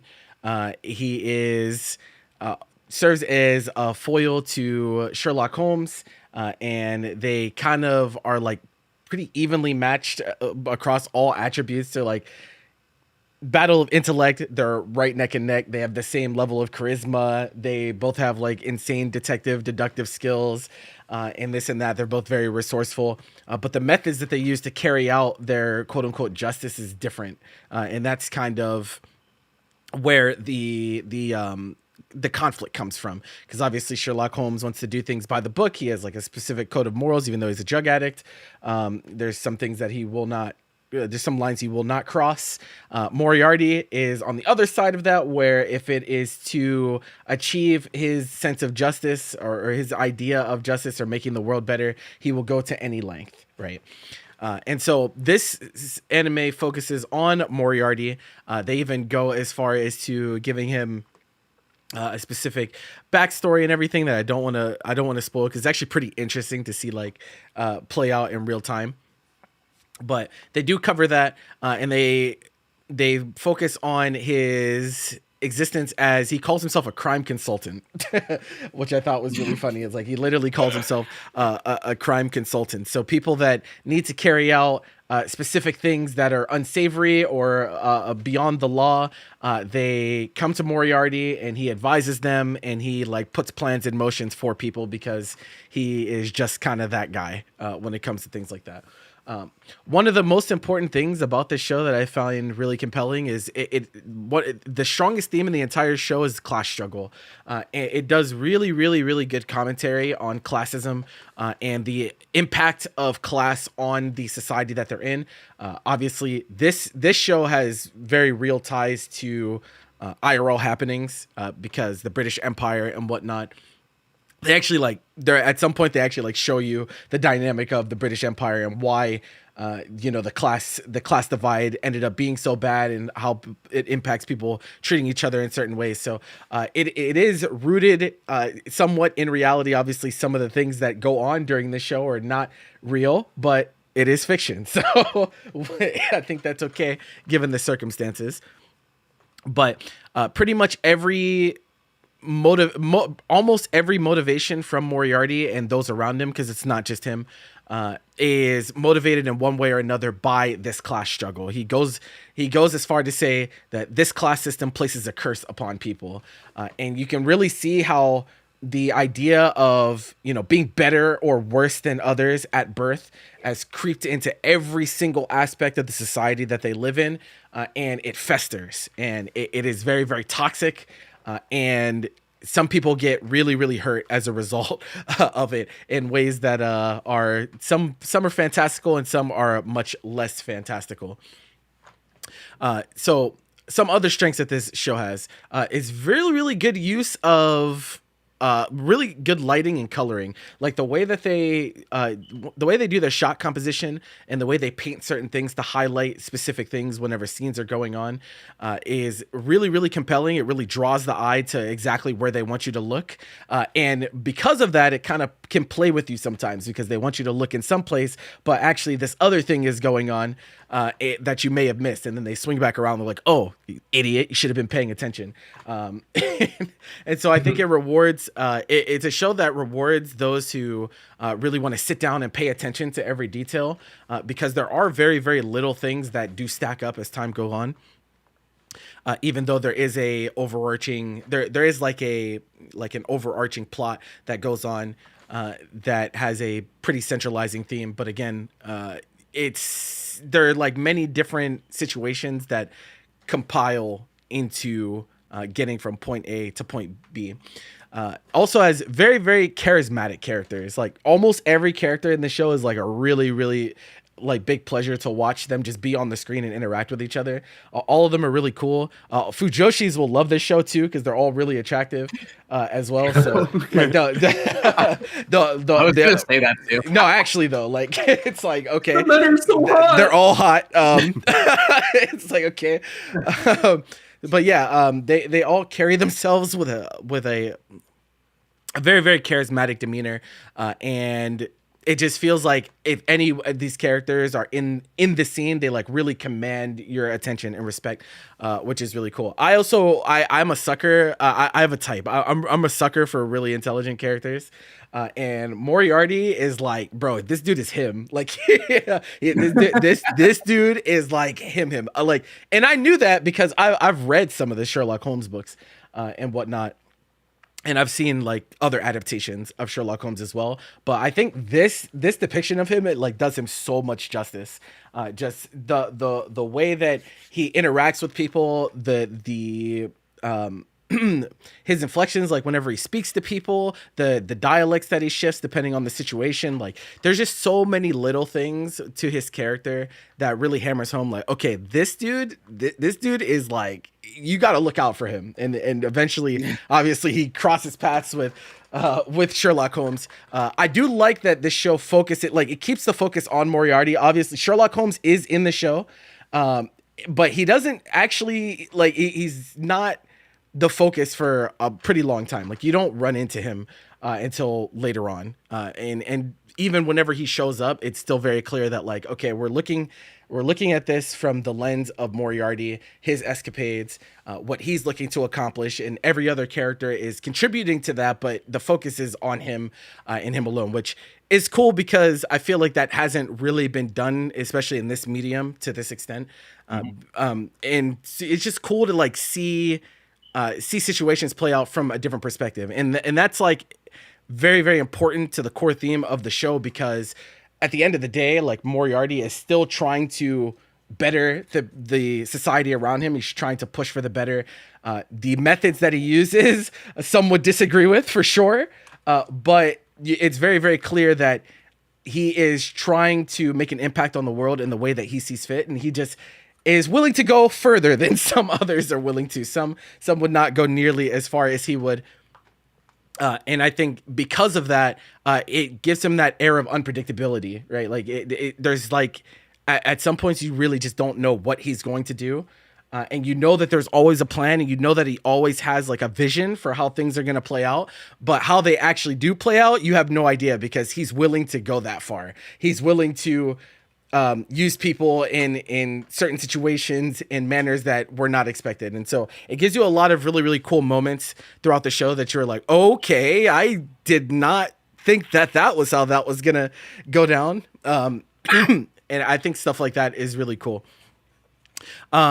They also, going hand in hand with the class thematic, is just the idea of like the nobility in general. So like there are aristocrats and nobles that are flooded throughout the society that they live in, and they are kind of, for lack of a better term, they're kind of assholes, bro. They're not very nice people, and you can really get a feel for like the distaste that not only Moriarty but the supporting cast as well just kind of have for like these people that are like unreal. At some point I was watching and I was like, I wonder if someone will watch this and be like, this is just so out there. I can't believe that, we're supposed to believe that someone would act in a manner this distasteful. But in reality, it's like, man, honestly, IRL, like they might be worse in real life. Like it might be some of the stuff that people do to each other, especially when classes are this like pronounced on the division, is like, it might be worse IRL, low key. But the way that they depict them in this show is like really grandiose, and it's definitely really fun. It's definitely really fun to see how they handle dealing with these really, really terrible people, bro. Like I'm telling you, you're gonna watch and you're gonna be like, how could a human do this in this situation? And you will very quickly realize why Moriarty needs to be there and why he is trying to do what he is trying to do. And so this show is for people that I think it covers a decent amount of ground, because it's a drama show. It also has like some of the mystery element in there. Obviously, we have detectives. There is some action in there as well. Probably a little bit more than you would even expect, given that Moriarty is not one to really get into physical altercations. He's more of a fight with his mind type of guy. But there is some, also action sequences and whatnot. But mostly it's for those who want a show that has really, really good character writing. I think that's where it really shines. Like all these characters, pretty much every character that is like relevant to the story is like very well written. Moriarty, his brother, Sherlock Holmes, Albert, like they're all really well written characters. And you could tell that there's a lot of complexity that goes into what drives the decisions that they make, especially whenever they're in the same room with each other. And so I think that is really like what you're there for. And then also just kind of the wonderment of, this guy has like the 5-head, the 5-head ultra mind. What is he going to do? Like, how is he going to solve this situation? What did he, come up with? And because, again, like I said, he's like unrestricted because he's not a hero. He's like more like an anti-hero than anything, right? I wouldn't call him a villain, so to speak, because like his motivation behind what he's doing, I don't think that really falls under villain, but he's definitely like people, like if someone has to die to accomplish what he needs to, then like he's okay with that. Like he's like totally okay. Because in his eyes, that's a small price to pay for, I'd actually be willing to call him like a pretty rarely talked about character trope known as an anti-villain. Maybe. But maybe. But yeah, I'd be willing to call him an anti-villain. Layer 4 here. Yeah, you know what? Yeah. That might be a better discussion. That does not come up very often. It's like, It doesn't. No one ever talks about the anti-villain, but I think that Moriarty, I mean, he's the main character and he's very clearly doing things that are bad, and he's not being portrayed as doing things that are good, but his reasons for doing bad things, I mean, they're kind of for the greater good. Yeah. It's like, well, it's so crazy because like every time you get put into a situation with him, you're like, man, he kind of has a point, but like this guy, like, did that guy have to die for this? Right. It's like, huh? Why he's doing it seems good, but what he's doing can't possibly be right. Yeah, like this surely cannot be. In some ways, it's like you're sitting there and you're thinking, like, was there another way to accomplish this? Was there another way that we could have gone to accomplish the same goal? But then at the same time, you're like, well, the dude is getting results for sure by doing what he's doing. So it's like, you get really conflicted because it just puts you kind of in that moral dilemma throughout. Because he's very upfront. He certainly doesn't try to convince you that what he's doing it should be legal. Like he's very like, yeah, I'm just gonna, if you need to help off someone, come call me, bro. Like it's it just really, good. I feel like if I were like describe this show like in like a sense of like his thought process, is like he's basically saying like, all right, who decides what like good or correct is, and then like can like murdering people or offing people be justified if it leads to like something like a real systemic issue like changing and for the better. And like to some people they would be like, no, murdering people is bad. To Moriarty, it's like, no, this is good. Yeah, this clearly is murder is the right course. Like, he's like you won't do it yourself, but when I do it, you'll all be thanking me, right? Yeah, right. Like I'm gonna fix the issue here. Like it's like he's more like he's basically like. So when they like try to describe him, they're like Bobby said, they're not really calling him a villain. He's just like an extremist, basically. He's like he's just going to the lengths to think that he thinks would work to like solve the issues that he has. This show's pretty logical. For me. He's not being illogical. It's just yeah, for sure. This show, I like the show a lot. I feel like it like stands out to me because it's like one of the first shows I watched like after like not watching anime for like 2 years or something, basically. Because like I asked Bobby for a random show. He's like, oh, this is a pretty easy one to like. I'm like, all right, bet. Because I thought like Sherlock is cool. He's like, and just the opposite side, that's interesting. No one's ever really done that before. So it's just like interesting. And that was like one of the first things I went like probably like 2 years without watching like anything pretty much. And it was like one of the first things I watched and like, oh shit. And I just started watching a bunch of stuff after that. And like, this show was pretty lit. Yeah. I think it's a really, really easy to enjoy. Like, it's like, it has like, you can like go definitely deeper into it and like kind of like, because the characters are really well written. But like you could definitely just turn this on and like enjoy it. Oh like, yeah, just enjoy for sure. Yeah, it's like good. Good. Oh, I was gonna say like this show like occupies like a pretty like cool like spot in like the anime space because like anime has like tried to like adapt like classic literature like a few times for like a few things. Like things that come to mind are like The Count of Monte Cristo, like Genketsuo, like Undead Murder Farce, which is like not like based on literature, but it has like, you know, Sherlock Holmes and Moriarty in there. So it's like a kind of like a combination of like a bunch of different like classic like English literature all into one story. And like, you know, some of those shows are like good. Some of them are like really good, but like I feel like you know, for the most part, people watching them are kind of like, oh, this is like a more novel experience. This is like kind of like a one-time like fun, silly take on like something that I'm like roughly familiar with.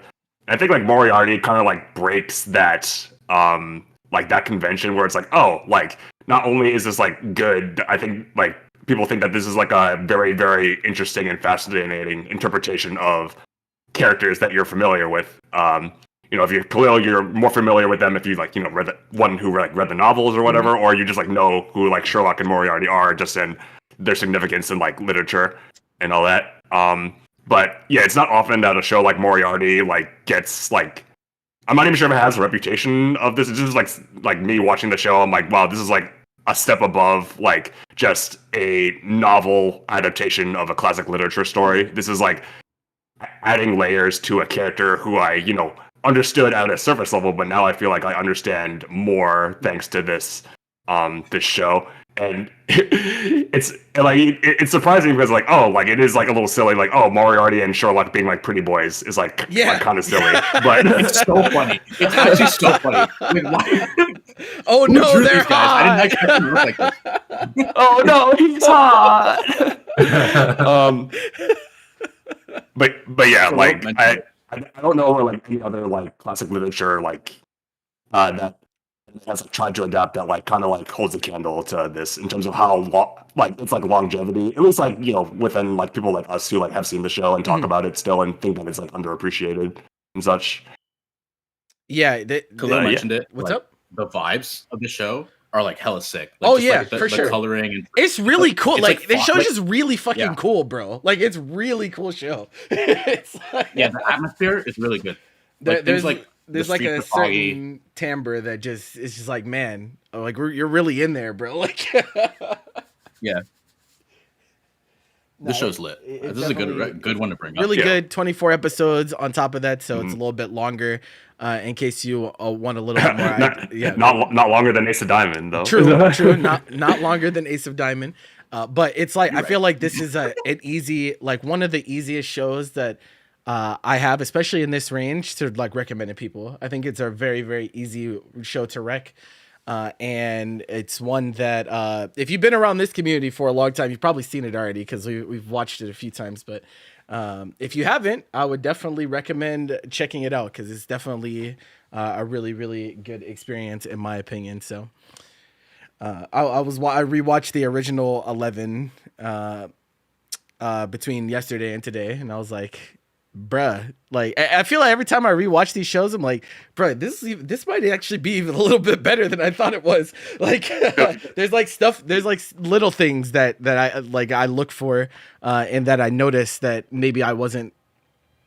No, maybe that's because like, you know, some of these we watch week to week, and then like when you rewatch, it's not week to week, so it's a little bit different of an experience. Maybe that's where some of that comes from, but definitely worthy of a watch for just about anyone that is into the medium, I think.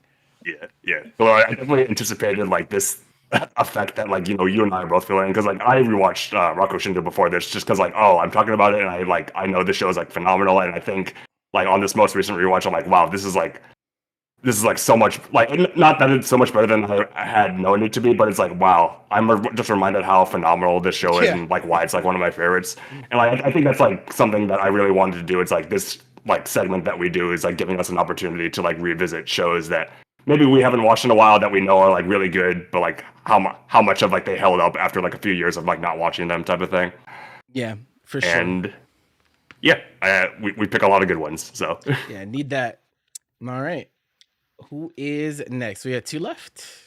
Bobby and Dylan. Right? Yes. I'll go. All right. Gintoki. So I'm bringing up the original 1979 Oh my Mobile God. Suit Gundam. Wait. Okay, so if anyone thought we were Is pretentious, they definitely think it now. is this literally the first Gundam, or is this? This is literally this is the first OG. Gundam. Wow. Okay. Progenitor. Okay. Gundam This Alpha. is the Okay, first I'm Gundam. buckling in. I'm listening. I cannot lie to you. Me and Dylan had been on this escapade that we've kind of taken a break on a little bit, but we still are intending on finishing the entire Universal Century of Gundam. We're watching in like a kind of a goofy order, but we're like several series through, and I cannot lie to you. I definitely do believe that the best ones so far, and it's not that they've been bad. On average, I would say the Gundam series have been quite solid. Pretty good. So far, this has been the best one in my personal opinion thus far, and it doesn't matter that it's from 1979. You elitist It doesn't piece matter. of shit. It doesn't matter that it's old. It doesn't matter that in Miguel's terms it looks crusty. I will tell you firsthand, this is a story that honestly transcends time. I genuinely believe that the original Mobile Suit Gundam is an incredible tale. And I really thought that, you would think that like, storytelling evolves over time. Things should be getting better. We should be progressing. Mhm. But there truly are just certain stories that exist that are just pillars of understanding the fundamentals of certain types of situations. And there's no series that I've seen that does it like Mobile Suit Gundam depicts the horrors of war. There are things that happen in this series, and people tend to get bored by mecha because they're so quote unquote political. They get really bored by like the endless droning and talking. Like something like The Legend of the Galactic Heroes, while it has an incredibly gripping narrative, may kind of be a little bit dry.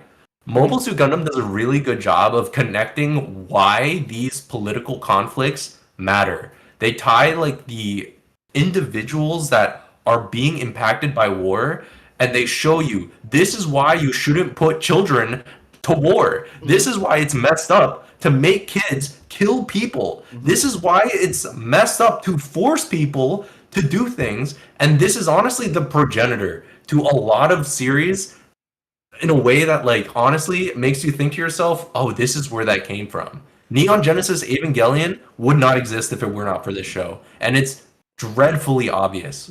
If you watched, you understand the character of Shinji Ikari is just a fork off of Amuro Ray. You really understand that like a lot of the greatest things that we have now is because of Mobile Suit Gundam, and honestly, on its own, it's not just an inspiration. It in itself is a very strong standalone story. Like the general conflict, I basically sum it down to there's not a particularly good or bad side. There is what I view as the equivalent of like Palestine, but run by Nazis fighting the UN, except they're the Soviets. There are reasons to root for both, and there are reasons to say, hey, this is not okay on both ends. But really, the people who are suffering at the end of the day is not one country or the other, it's the people. And that's the thing about Mobile Suit Gundam that really, really drives the like humanistic tale behind it. Like it's not necessarily the politics, and the politics do matter. But it never loses sight of why the politics matter. It's not because of power regimes, it's because of the people. The people who suffer. That is the reason why war is horrible. And that's kind of why I kind of want to gas this up. I will say, the animation, not the greatest. It's the but 70s, bro. there is a charm. It's very, very charming. And honestly, in some ways, the fact that it's not like crazy overstimulating, honestly, it's kind of nice. I can't lie. Like I feel like anime nowadays, we have this level of quality that exists nowadays that's like so insane. And I think a lot of people know that it's all about the clips. It's all about the aura. It's all about the big scenes, the huge explosions, the massive fights, the crazy Sakuga. But honestly, it's kind of nice to like watch a show where it's like the frame rate isn't really exceeding like like it's not moving like super smooth. It's like it's just doing exactly what it needs to. It gets the message across, and you're like, okay, like it's kind of comfortable. I don't know. I think That said, designs are also sick. Yeah, it also helps that like this is also not a show focused. Like there are mechs and there is fighting, but like the point of the show isn't the fighting. It's really a means to an end of telling a story. So yeah, I just like agreeing with Bobby that like yeah, like the animation's not great, but there is a charm to it. Yeah, Also, the sound design is. Oh yeah, go ahead. I was gonna say like this show. I think even though I haven't watched the original Gundam, I feel like I've always in my mind had like a certain level of respect for it because of obviously it's a trailblazer. There's a lot of shows that have gotten inspiration from the show in general. It's also the show I point to because like with like newer iterations of Gundam or mech shows and this and that, we always hear people say like, but I don't want politics in my show. And it's like, bro, that's the show, bro. That's the whole point. The whole point is that's the entire thing, bro. It's what do you mean? But yeah, I part of why I wanted to bring this up was only because there is an adaptation of Gundam coming featuring Sydney Sweeney and Noah Centineo, and I'm like, all right, guys. What the fuck did you just say to me? Yeah, it is going. Yeah, and they are basing it off. Fuck? Yeah, and they are basing the story off what I would say Bobby and I have watched one of the weaker UC spinoffs, like MS 8th Team, I believe, and it's like I don't know. It's cool. It's set up for a disaster. There were some production issues that led to like some really big tonal dissonance between the first and second half. And honestly, like first like 3 quarters and last quarter, really. But I don't know. Honestly, it's the first 6 episodes because like the first 6 episodes were like episodic in nature, right? It's like more of that like seeing war through the lens of people on the ground and actively participating in the war.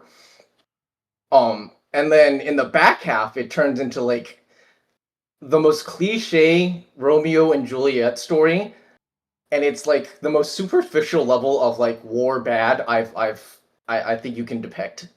Then it just decides to get weird. I think what was who was someone on the staff passed away, right? That's yeah, it was the director. Yeah, the director passed away mid-production. Oh wow, that's like tough. literally halfway through production. I think the lead writer and the director got into a car accident and they both passed and they had to pick up the pieces afterward. Yeesh, bro. It resulted in something that was incredibly interesting but strange to feel. You could definitely feel that there was a massive shift in the entire series at some point. You were like, oh wait, what? I see. I think but going back to the original series, I think what I found compelling was that like this easily could have been a unilaterally one-sided thing where like, because for most of the series we were watching people from the Federation and following people from the Federation, and they could have made it a one-sided affair where they are just the good guys and Zeons, the people, like initiating this war, could have just been the bad guys. But there's like so many different episodes where you see like, like the good and bad of both sides, like particularly around the mid-mark, around like episodes 20 to 25, you really see some like cool character work with like Rombo. I guess it like kind of from the mentally, like from a humanistic perspective, it really makes you ask like, what matters more, like corrupt ambition or just not caring at all? Like, what is truly more dangerous? And it's like part of the reason why I want to talk about this, like regarding the new news about the Netflix the Netflix movie that's coming, is I don't want that to be what people think Gundam is. I want you to know what Gundam is. Yeah. And really the most indicative of what Gundam truly is the original Mobile Suit Gundam. This is the true heart of Gundam. And from the several Gundam series that I've seen, it still rings true. this is the one that I would want to rewatch if I go back. Yeah. I would say second closest shout out for UC would probably be War in the Pocket. Yeah. It's a different perspective, but it's about the same. Not about the same, but like the messages and themes are still kind of the same. And then once you watch Mobile Suit Gundam, then you should watch Zeta Gundam. And then you should watch all the other. Bro, there's UC so many. Gundams. Like, have you ever gone to this anime's AniList page, bro? Yes. It is one of the funniest fucking things, bro. It's Flynn like, Austin bro. Alternates and adaptations. Hold on, chat. I'm gonna show you what I'm talking about. I'm gonna show you what I'm talking. Look at this, bro. Look at this. Brother. Oh, you'll never run out, bro. You'll never run out. There's so much. There's actually so much UC content too, because like they're still releasing UC content as of right now.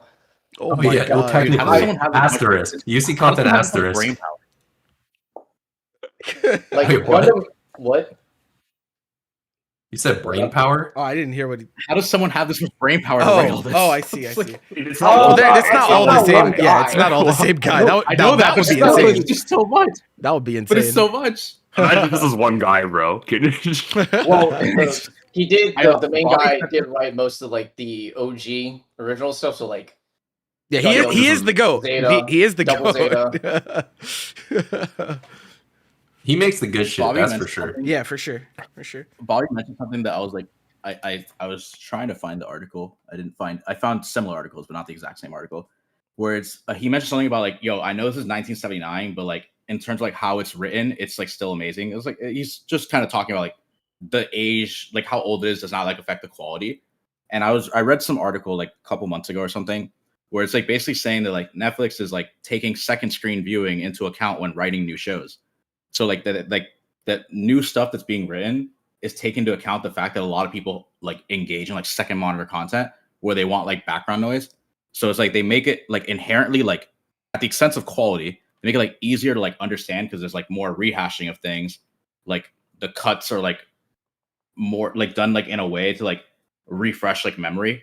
As like if you get lost for a second, and like it's like if you like watch like the idea is like if you try to watch like Game of Thrones and second monitor content, you will get like literally zero. Basically, like this just you accomplish like absolutely nothing. Yeah, because like such a dense show. And to me, like I remember I read that article like I don't know, X months ago, maybe like 2 or 3, and it's so sad sounding. I was like, bruh, this is like media. It's like it's like you're telling us a story, and like you're purposely doing it in a way to like cater to people who are like only half paying attention. And I thought of that because of what Bobby said. But so the old shit can still be fired, pretty much. Yeah, like honestly, like when I think of old anime and I think of like the Speed Racers and the Astro Boys, like there's like a hidden depth, but I don't think of it as very complex. But it turns out that human beings have been telling stories for millennia, and the complexity of narrative is actually it runs deep. Yeah, no, for sure. And this show definitely executes that incredibly well. Yeah, bro, Gundam is so crazy. I wonder how much if you wanted to watch every single piece of Gundam content, I wonder how much runtime that is. It's a lot. Some of it's calculated, surely. It's probably less than One Piece. Come on. You look at someone's AniList, like, man, this guy's watched a lot of anime. Turns out it's just all Gundam. It's all Gundam. Yeah. It's like, man, this guy's watched a lot of different types of shows. Like, wait, nope, it's just all Gundam. I mean, we always say that like Gundam fans and anime fans are like not the same. Like they don't equate to each other. They're like separate things. They're trying really hard to bridge the gap, though. Like if Witch from Mercury and G-Quux are any indicator, like they're bridging the gap. Mm-hmm. They're trying to appeal to the people. For sure. For sure. Yeah, Bobby, I was going to ask, and maybe you've already touched upon it, like based on like what you've said about like this show and like how the other like the other iterations that you've seen like are great, but like not like amazing like this one. Like, what do you think is like the X factor that the original has that the other ones like just don't? Like, what is it like missing that you've noticed that you speak so highly of the original like this?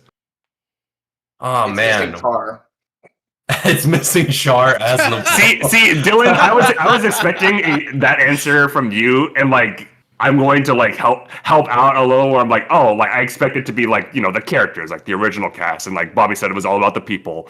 And is that what it's missing? But I was just curious. Like there are Char clones, right? Like a lot of the series have Char clones that like emulate what Char is supposed to be, and like from who is it? Like Witch from Mercury, right? Prospera is like supposed to be that Char clone, but like sure, yeah, she's cool, but she just I don't. It doesn't feel as compelling as somebody like Char. Do you think like good? I think that there is like validity in talking about like specifically the characters, because honestly, like there is no like outside of the cool factor of Char, there is no character that I feel like such deep like sympathy and empathy for than I do the main pilot of Gundam Amuro Ray. Like genuinely, like I've become so attached to Amuro as a character and like what he has to go through, his struggle, like every single aspect of his life. I'm like, oh my lord, this is the guy who deserves the fucking world. And I really don't think that any other Gundam series does that like Amuro Ray. And even when we go to Zeta Gundam and we come back and we see what Amuro is doing then, there's such a genuine authenticity to his character. Like it's just so like, oh, this guy, he's just human. He's just human, Yep. And like even though he's like super talented, he's the GOAT, at the end of the day, he's just another guy who was forced into a situation that he didn't want to be in, Yeah, he's true. Actively where we are at Zeta, he's still carrying those like scars he retrieved from like years previous, from like the 1 year war. Like it's hilarious how the scope of everything just it's like almost perfect, where it's like Amuro comes back as a war hero and everyone's like, oh, he's like the coolest guy ever, he's like the greatest pilot to ever pilot the Gundam, this is the GOAT, he's the badass.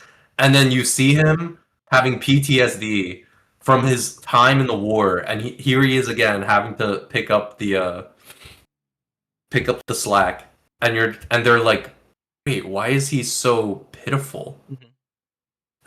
It's so incredibly painful. Like Amuro's pain really resonates through, and I think that the writing and the vision of the characters is like truly just encapsulated like perfectly. Like I think that it's difficult to basically isolate and like boil down the representation of the character better than what was originally imagined for them. And looking back to what like Jeffrey was talking about, like what does it feel like it's missing? I feel like from what we've seen, like I don't know if we've had as many compelling side characters in Mobile Suit Gundam as we've seen in like other shows, like some of the other Gundams, like Witch from Mercury, right? Like Ghoul is a really cool side character, but I just didn't. He's not as compelling as somebody like a Ramba Raw, which like in the original series, he isn't as fleshed out as much as I'd like him to be. But like with like the origin, I find him pretty compelling. He's a guy willing to fight for Zeon's cause, but he isn't like like how to say he doesn't really approve of the methods of which they're going to, or like the like the depths that like Zeon will go to achieve like freedom from the Federation. And I just find that really compelling for some reason. Fair. And then there's like Bobby and I both really don't like her, but like Frabo can come across as really like I don't know, like I don't want to say entitled, but she comes across as whiny at times. But like you understand it, and you understand her concern. And I actually think it's incredible to the depth that Gundam goes, where it's like this is the character who's like supposed to be the love interest of the main character. Like this is supposed to be like the person who helps and support them. And when that character, and it's not like they're drawing too much attention to it, but the fact that even she is so incapable of feeling and understanding the trauma and the pain that Amuro goes through when she tells him that he's being immature and irresponsible because he's the one who shoulders the burden and responsibility of piloting the mobile suit, when he cannot even get himself out of bed, when he can't even like leave his dead stare out of his window, like it's horrifying. Like just the absolute chalantness, like the nonchalantness that she can have to a guy who is suffering his worst life is crazy. For a character who in any other series would have been the like supporting guide or the light that like helps them cope with it, she's just another contributing factor to what weighs him down and burdens him. And that's why she sucks and we hate her. But she's well done in that way. There you go. Because she's so ignorant. That's the thing that makes it so frustrating, is she's ignorant. But it's so real the way that she is. Anybody would reasonably act that way. Unless they knew. And that's the true tragedy no one knows. Fair. All right. Any final sentiments for Mobile Suit Gundam? Do you still have more to add, or? Shout out Bright Noah. My dude slapped up Amuro for the comment. Yeah, fuck Bright Noah. He slapped my boy Amuro. Listen, man. It's like, well, you gotta get in the suit somehow. Like, he's the only guy. He's the only guy. I got a quick question about Gundam. I guess for Jeffrey, not Jeffrey. Sorry, for Dylan and Bobby.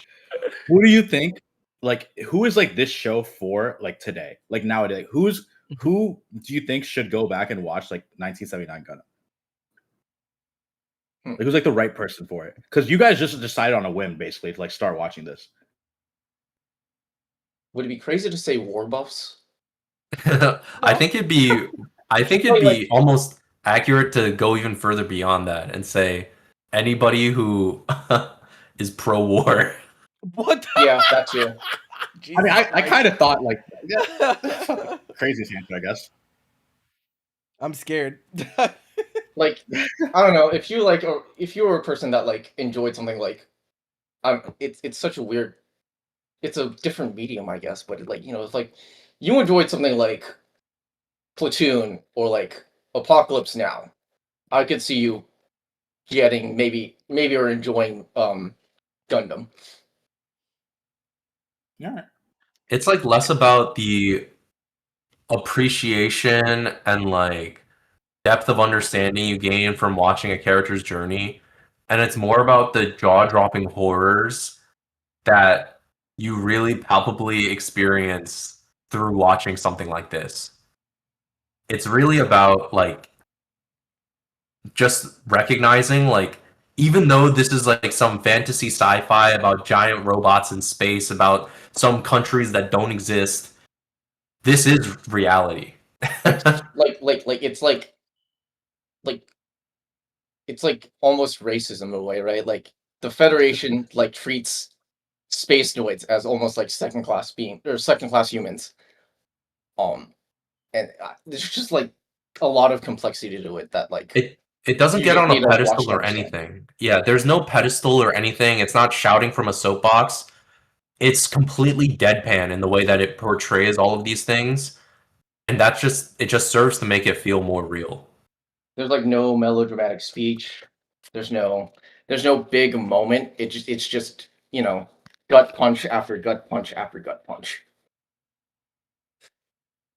All right. I know I haven't seen Gundam, but like it feels kind of like a disservice to like say like, oh, like this show is like for pro-war people, because like then it sounds like it's all it's doing is pushing an agenda, when obviously it's not doing that.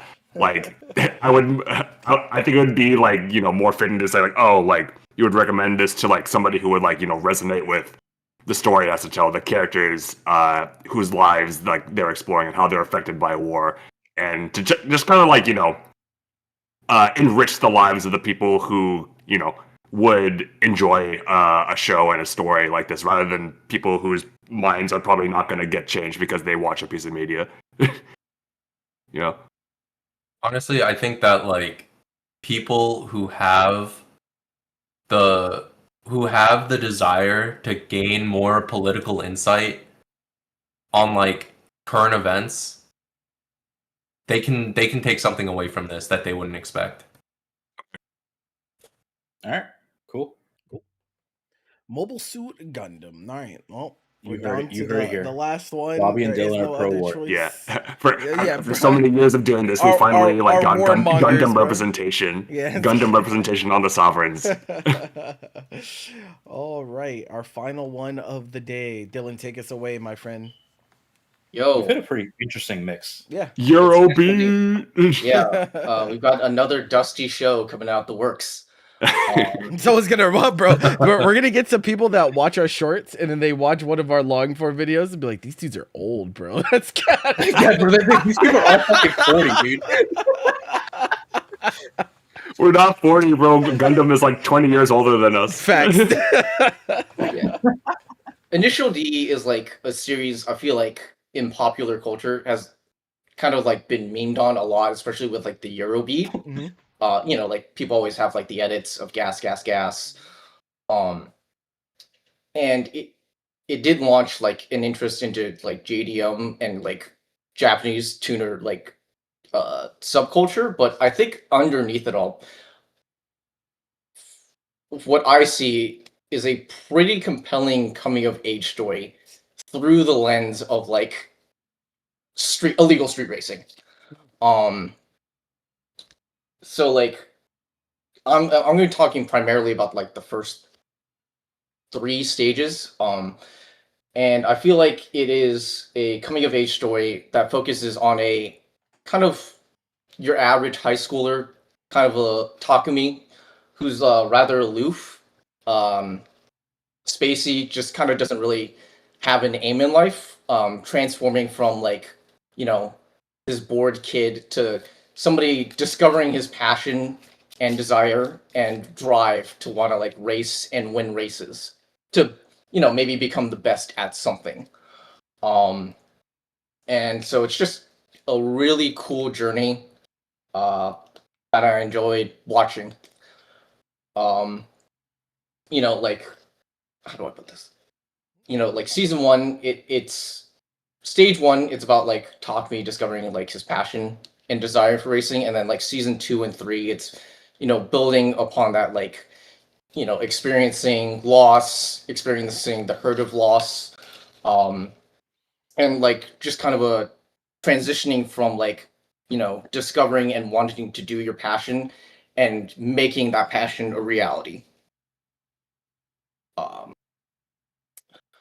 What else is there? So you said how many seasons is this? So there are. Okay, so they go by stages, quote unquote, but okay. There's first 2 seasons. Stage 3 is a movie, and then stages 4 and 5 are also seasons. I would say. Yeah. So are they mostly standard length or? Yeah, so the first stage was about 26 episodes. Second stage is about it was one core, about 13 episodes, and then there was the movie. Okay. Yeah. It's actually more than I thought there was. yeah. You know, there's just gap is wild. Yeah, there's just more character depth than you would expect from a show like this, right?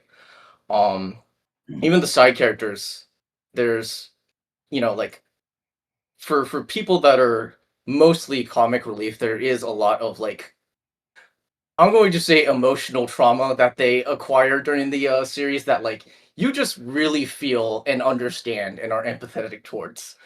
And like even though like the series kind of sets itself into like a routine type of thing where it's like race downtime, it just finds ways to make those downtimes, I feel like, at points even more compelling than the races themselves at times.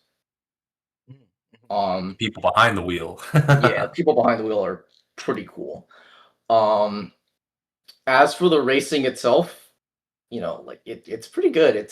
I would say it's fairly realistic for the most part. I think a lot of the hype moments are definitely, admittedly, not realistic. It's like car ruining stuff, but I like it. It can be absurd at times.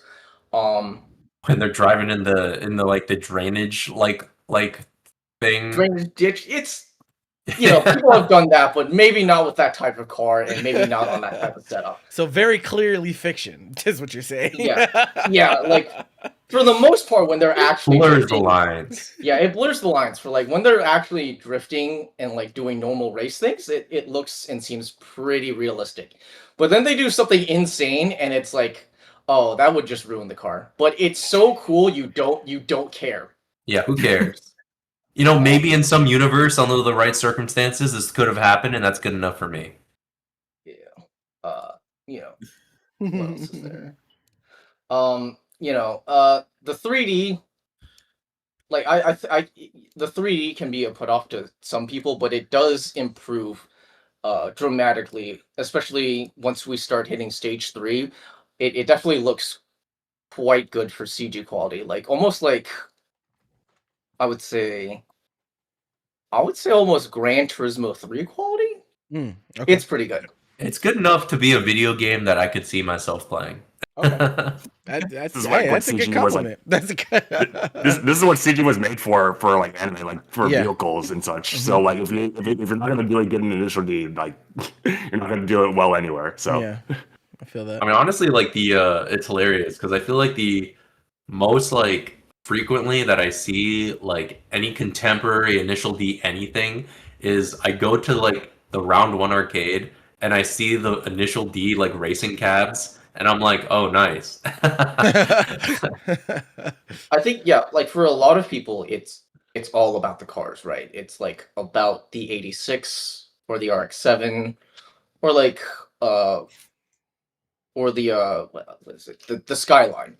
And I just feel like the characters, mostly Takumi, just get underrepresented and kind of like washed out in like the flow of like, oh hey, cool racing, that I just wanted to talk about. Yeah, I'm glad that you got into the show, Dylan, because like if not for you, I would have like initial D would have occupied the space in my mind where it's like, oh, meme video or something, or Eurobeat, or like for Bobby, oh, arcade cabinet, like not like an actual like deep like intricate story that people can actually like take something meaningful away from. And so I think it was a very enlightening experience when you were telling me about Initial D. I'm like, oh, this is an actual show that is good. Like the format and story, I wouldn't say is particularly complex, but the way they work with the characters feels a bit more complex and it has more depth than you would think there is. It's definitely very simple, but simple doesn't mean bad. Yeah. Simple is good. Bro, I hate when people, oh my god. I hate people that try to inject like unnecessarily complexity to literally everything, bro. It's like sometimes it's okay for it to just be straightforward, bro. It's fine. It's things, bro. It lets the characters thrive in a relatively like simple plot, as opposed to like overburdening them with something absurd, like I don't know, like if they had made it like a death battle race or something. I feel like that would just take away from the characters. Yeah, too distracting. Yeah, too distracting. Or this I think it would probably make it difficult to like really like pathologize the characters too, like understanding who they are, because I think one of the things that the show does really well is it introduces you to like the non-racer side of the characters in a very effective manner. Like you get like one scene of a person who like lives like this weird like bougie lifestyle and you're like, oh, okay. Like they just kind of show his like morning routine or like something like that and you're just like, oh, that's who you are. Okay. It doesn't have to be loud or direct, it just does it. You see it. It happens. There's like a unique focus on like some of the more average characters, because like let's be real, Takumi is like a wonderkind. He's like a freak. He's a he's a force of nature born for drifting. but like the character work for like some, like I said, for like some of the characters like Ikatani or Itsuki, like they get development over the course of like the first couple of seasons, and you like understand their emotional pain for certain in certain contexts, in certain situations, and it's like, oh, I didn't realize Initial D could be like that too. Okay. I think that'll be most people who like choose to take the plunge on Initial D today, where it's like they expect, I don't know, like maybe like a silly car show, and then it's an actual like real show with like character drama and growth and an important message. It's that meme of that guy that takes a bite and then he's like, wait a minute. He looks Wait down a at the minute, plate. He's like, hold up. do you think that fans of like racing related shows and other mediums would be like, you think that would be like an easy transition for them? Like if someone, for example, like if someone's like a Fast and the Furious fan or some shit like that, at least the early days before it became superhero show. He's like, yeah, no, I think they would enjoy it. Like honestly, like there is, so they got like the Drift King, like the original Drift guy, Keiichi, what was his name? Hold on. The Tokyo Drift one. Yeah, yeah. What was it? Research. Yeah, Keiichi Tsuchiya. Like he's been like a supervisor on the series the entire time. So like a lot of like the drift sequences, a lot of like the car noises, I think, if you're coming over from Fast and Furious and you miss all that car stuff, you would really enjoy this, because they do take time to like talk about like engine setups, where to rev, turbos, like the difference between like a turbo and a non-turbo car, like a naturally aspirated car, like suspension, or like suspension setups. I think, people in the Fast and Furious lane that like really want that car type of thing could transition over to it as well. Cool. I think if you've like seen something like Overtake, you could easily transition over as well. I did like Overtake.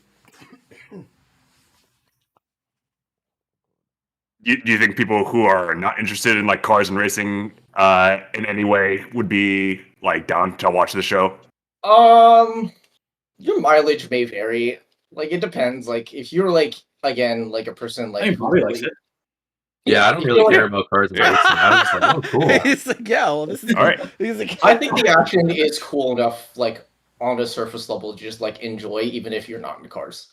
Okay. And even if you don't really enjoy that stuff, again, there like is like the character work with like Takumi over the course of like, again, I'm gonna say like the first 3 stages, because notably once we hit like stage 4 and stage 5, it becomes a little more like monster of the week repetitive type of stuff. Like less focus is given to him as a character and given to one of the other mains. Is this closer to a battle shonen or a sports show?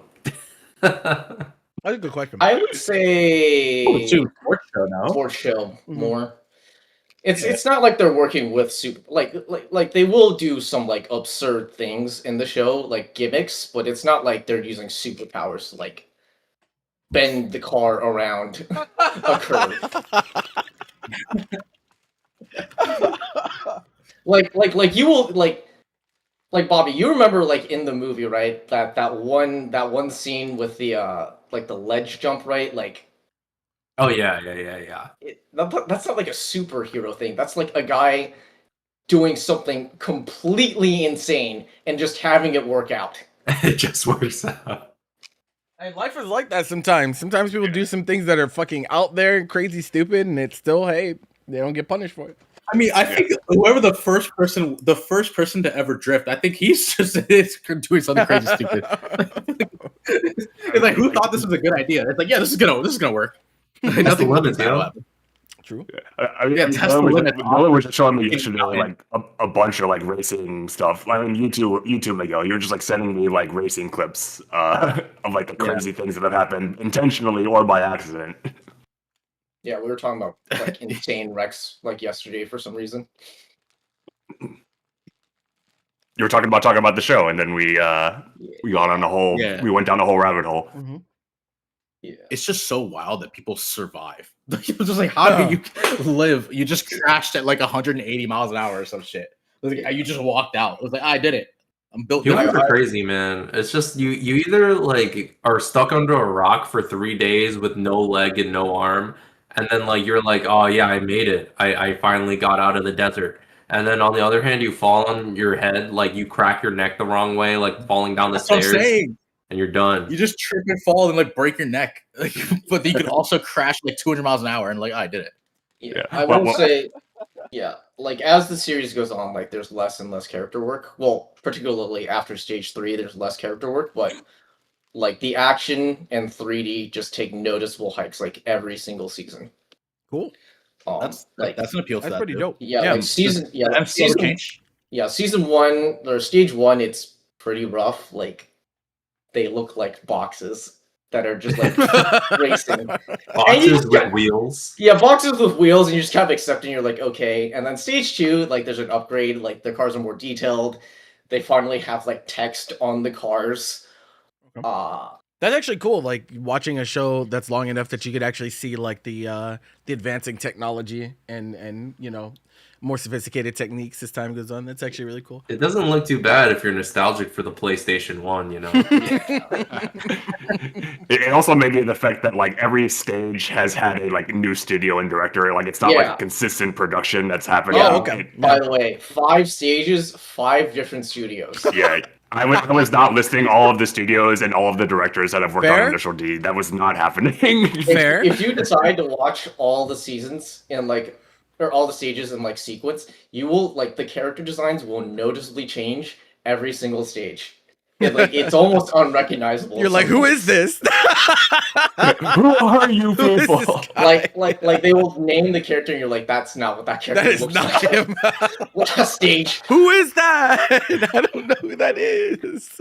Are there like time jumps between each season? Like, does it make sense? No, not particularly. That's so funny, bro. That's actually funny. Like stage 1 and 2, I think are like back to back. Stage 3, I think takes a couple. Maybe takes like a couple months after stage 2. I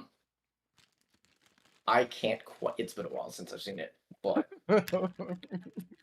yeah, it like absurd jumps and like leaps in like animation quality that can like oscillate both ways. I think the leaps in CGI would also be pretty compelling to see, to be honest, because like CGI like started with like doing like cars and like vehicles and shit. Mm-hmm. Yeah, that's what I said. It's cool to see. Yeah, Eurobeat, pretty cool. They actually utilized the Eurobeat extremely well. They could have just easily pasted a bunch of the Eurobeats while just racing, but like there are like when like specific moments and crazier, like we'll say crazier moments happen, like those Eurobeat drops like are what take those moments like over the top. Like it could just be a crazy moment, but I think what seals like the memorability of like those moments is the Eurobeat that happens to be playing at that same time.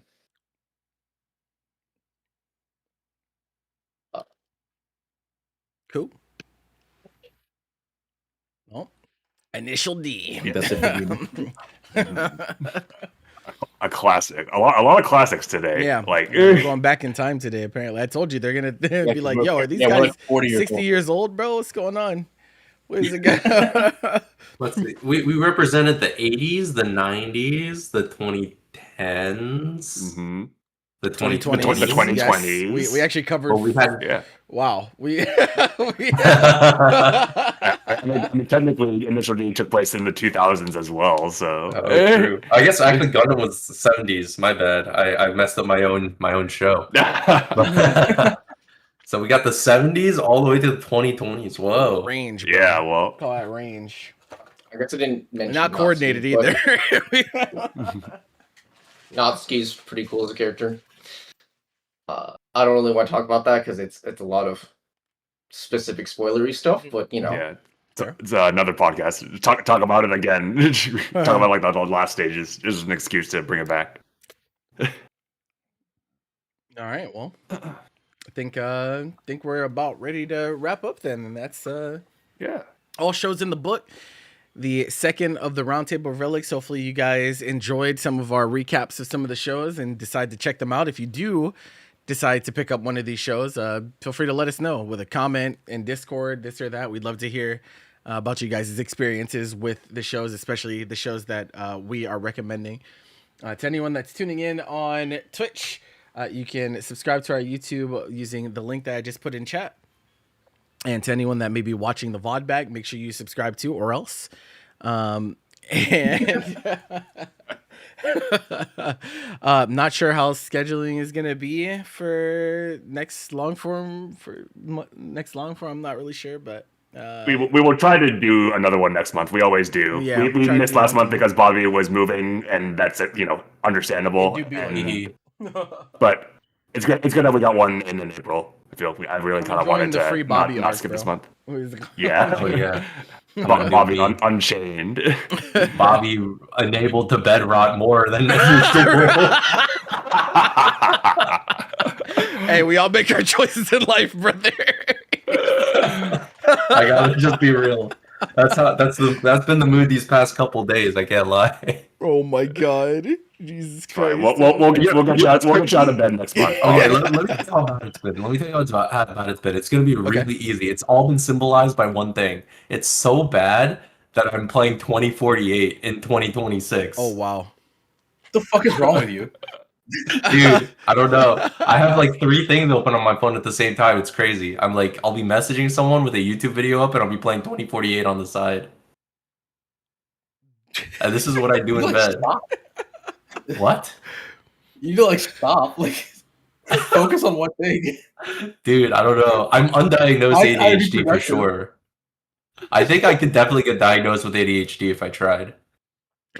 If you tried, it's crazy. It's fun. All right. Well, thank you all so much for watching. We'll see you next time. Make sure you check out the shorts as well. We've been getting some shorts up there. So if you like short form content, a lot of you are brain rotted. Go check out some shorts and become unbrain rotted. Not as bad as Bobby though. I mean, give me away. if you're like Bobby, bed rotting, you might as well bed watching our content. All right, people, I'm leaving. You have a good one, ladies and gentlemen. We'll see you next time. Coca-Cola, espuma.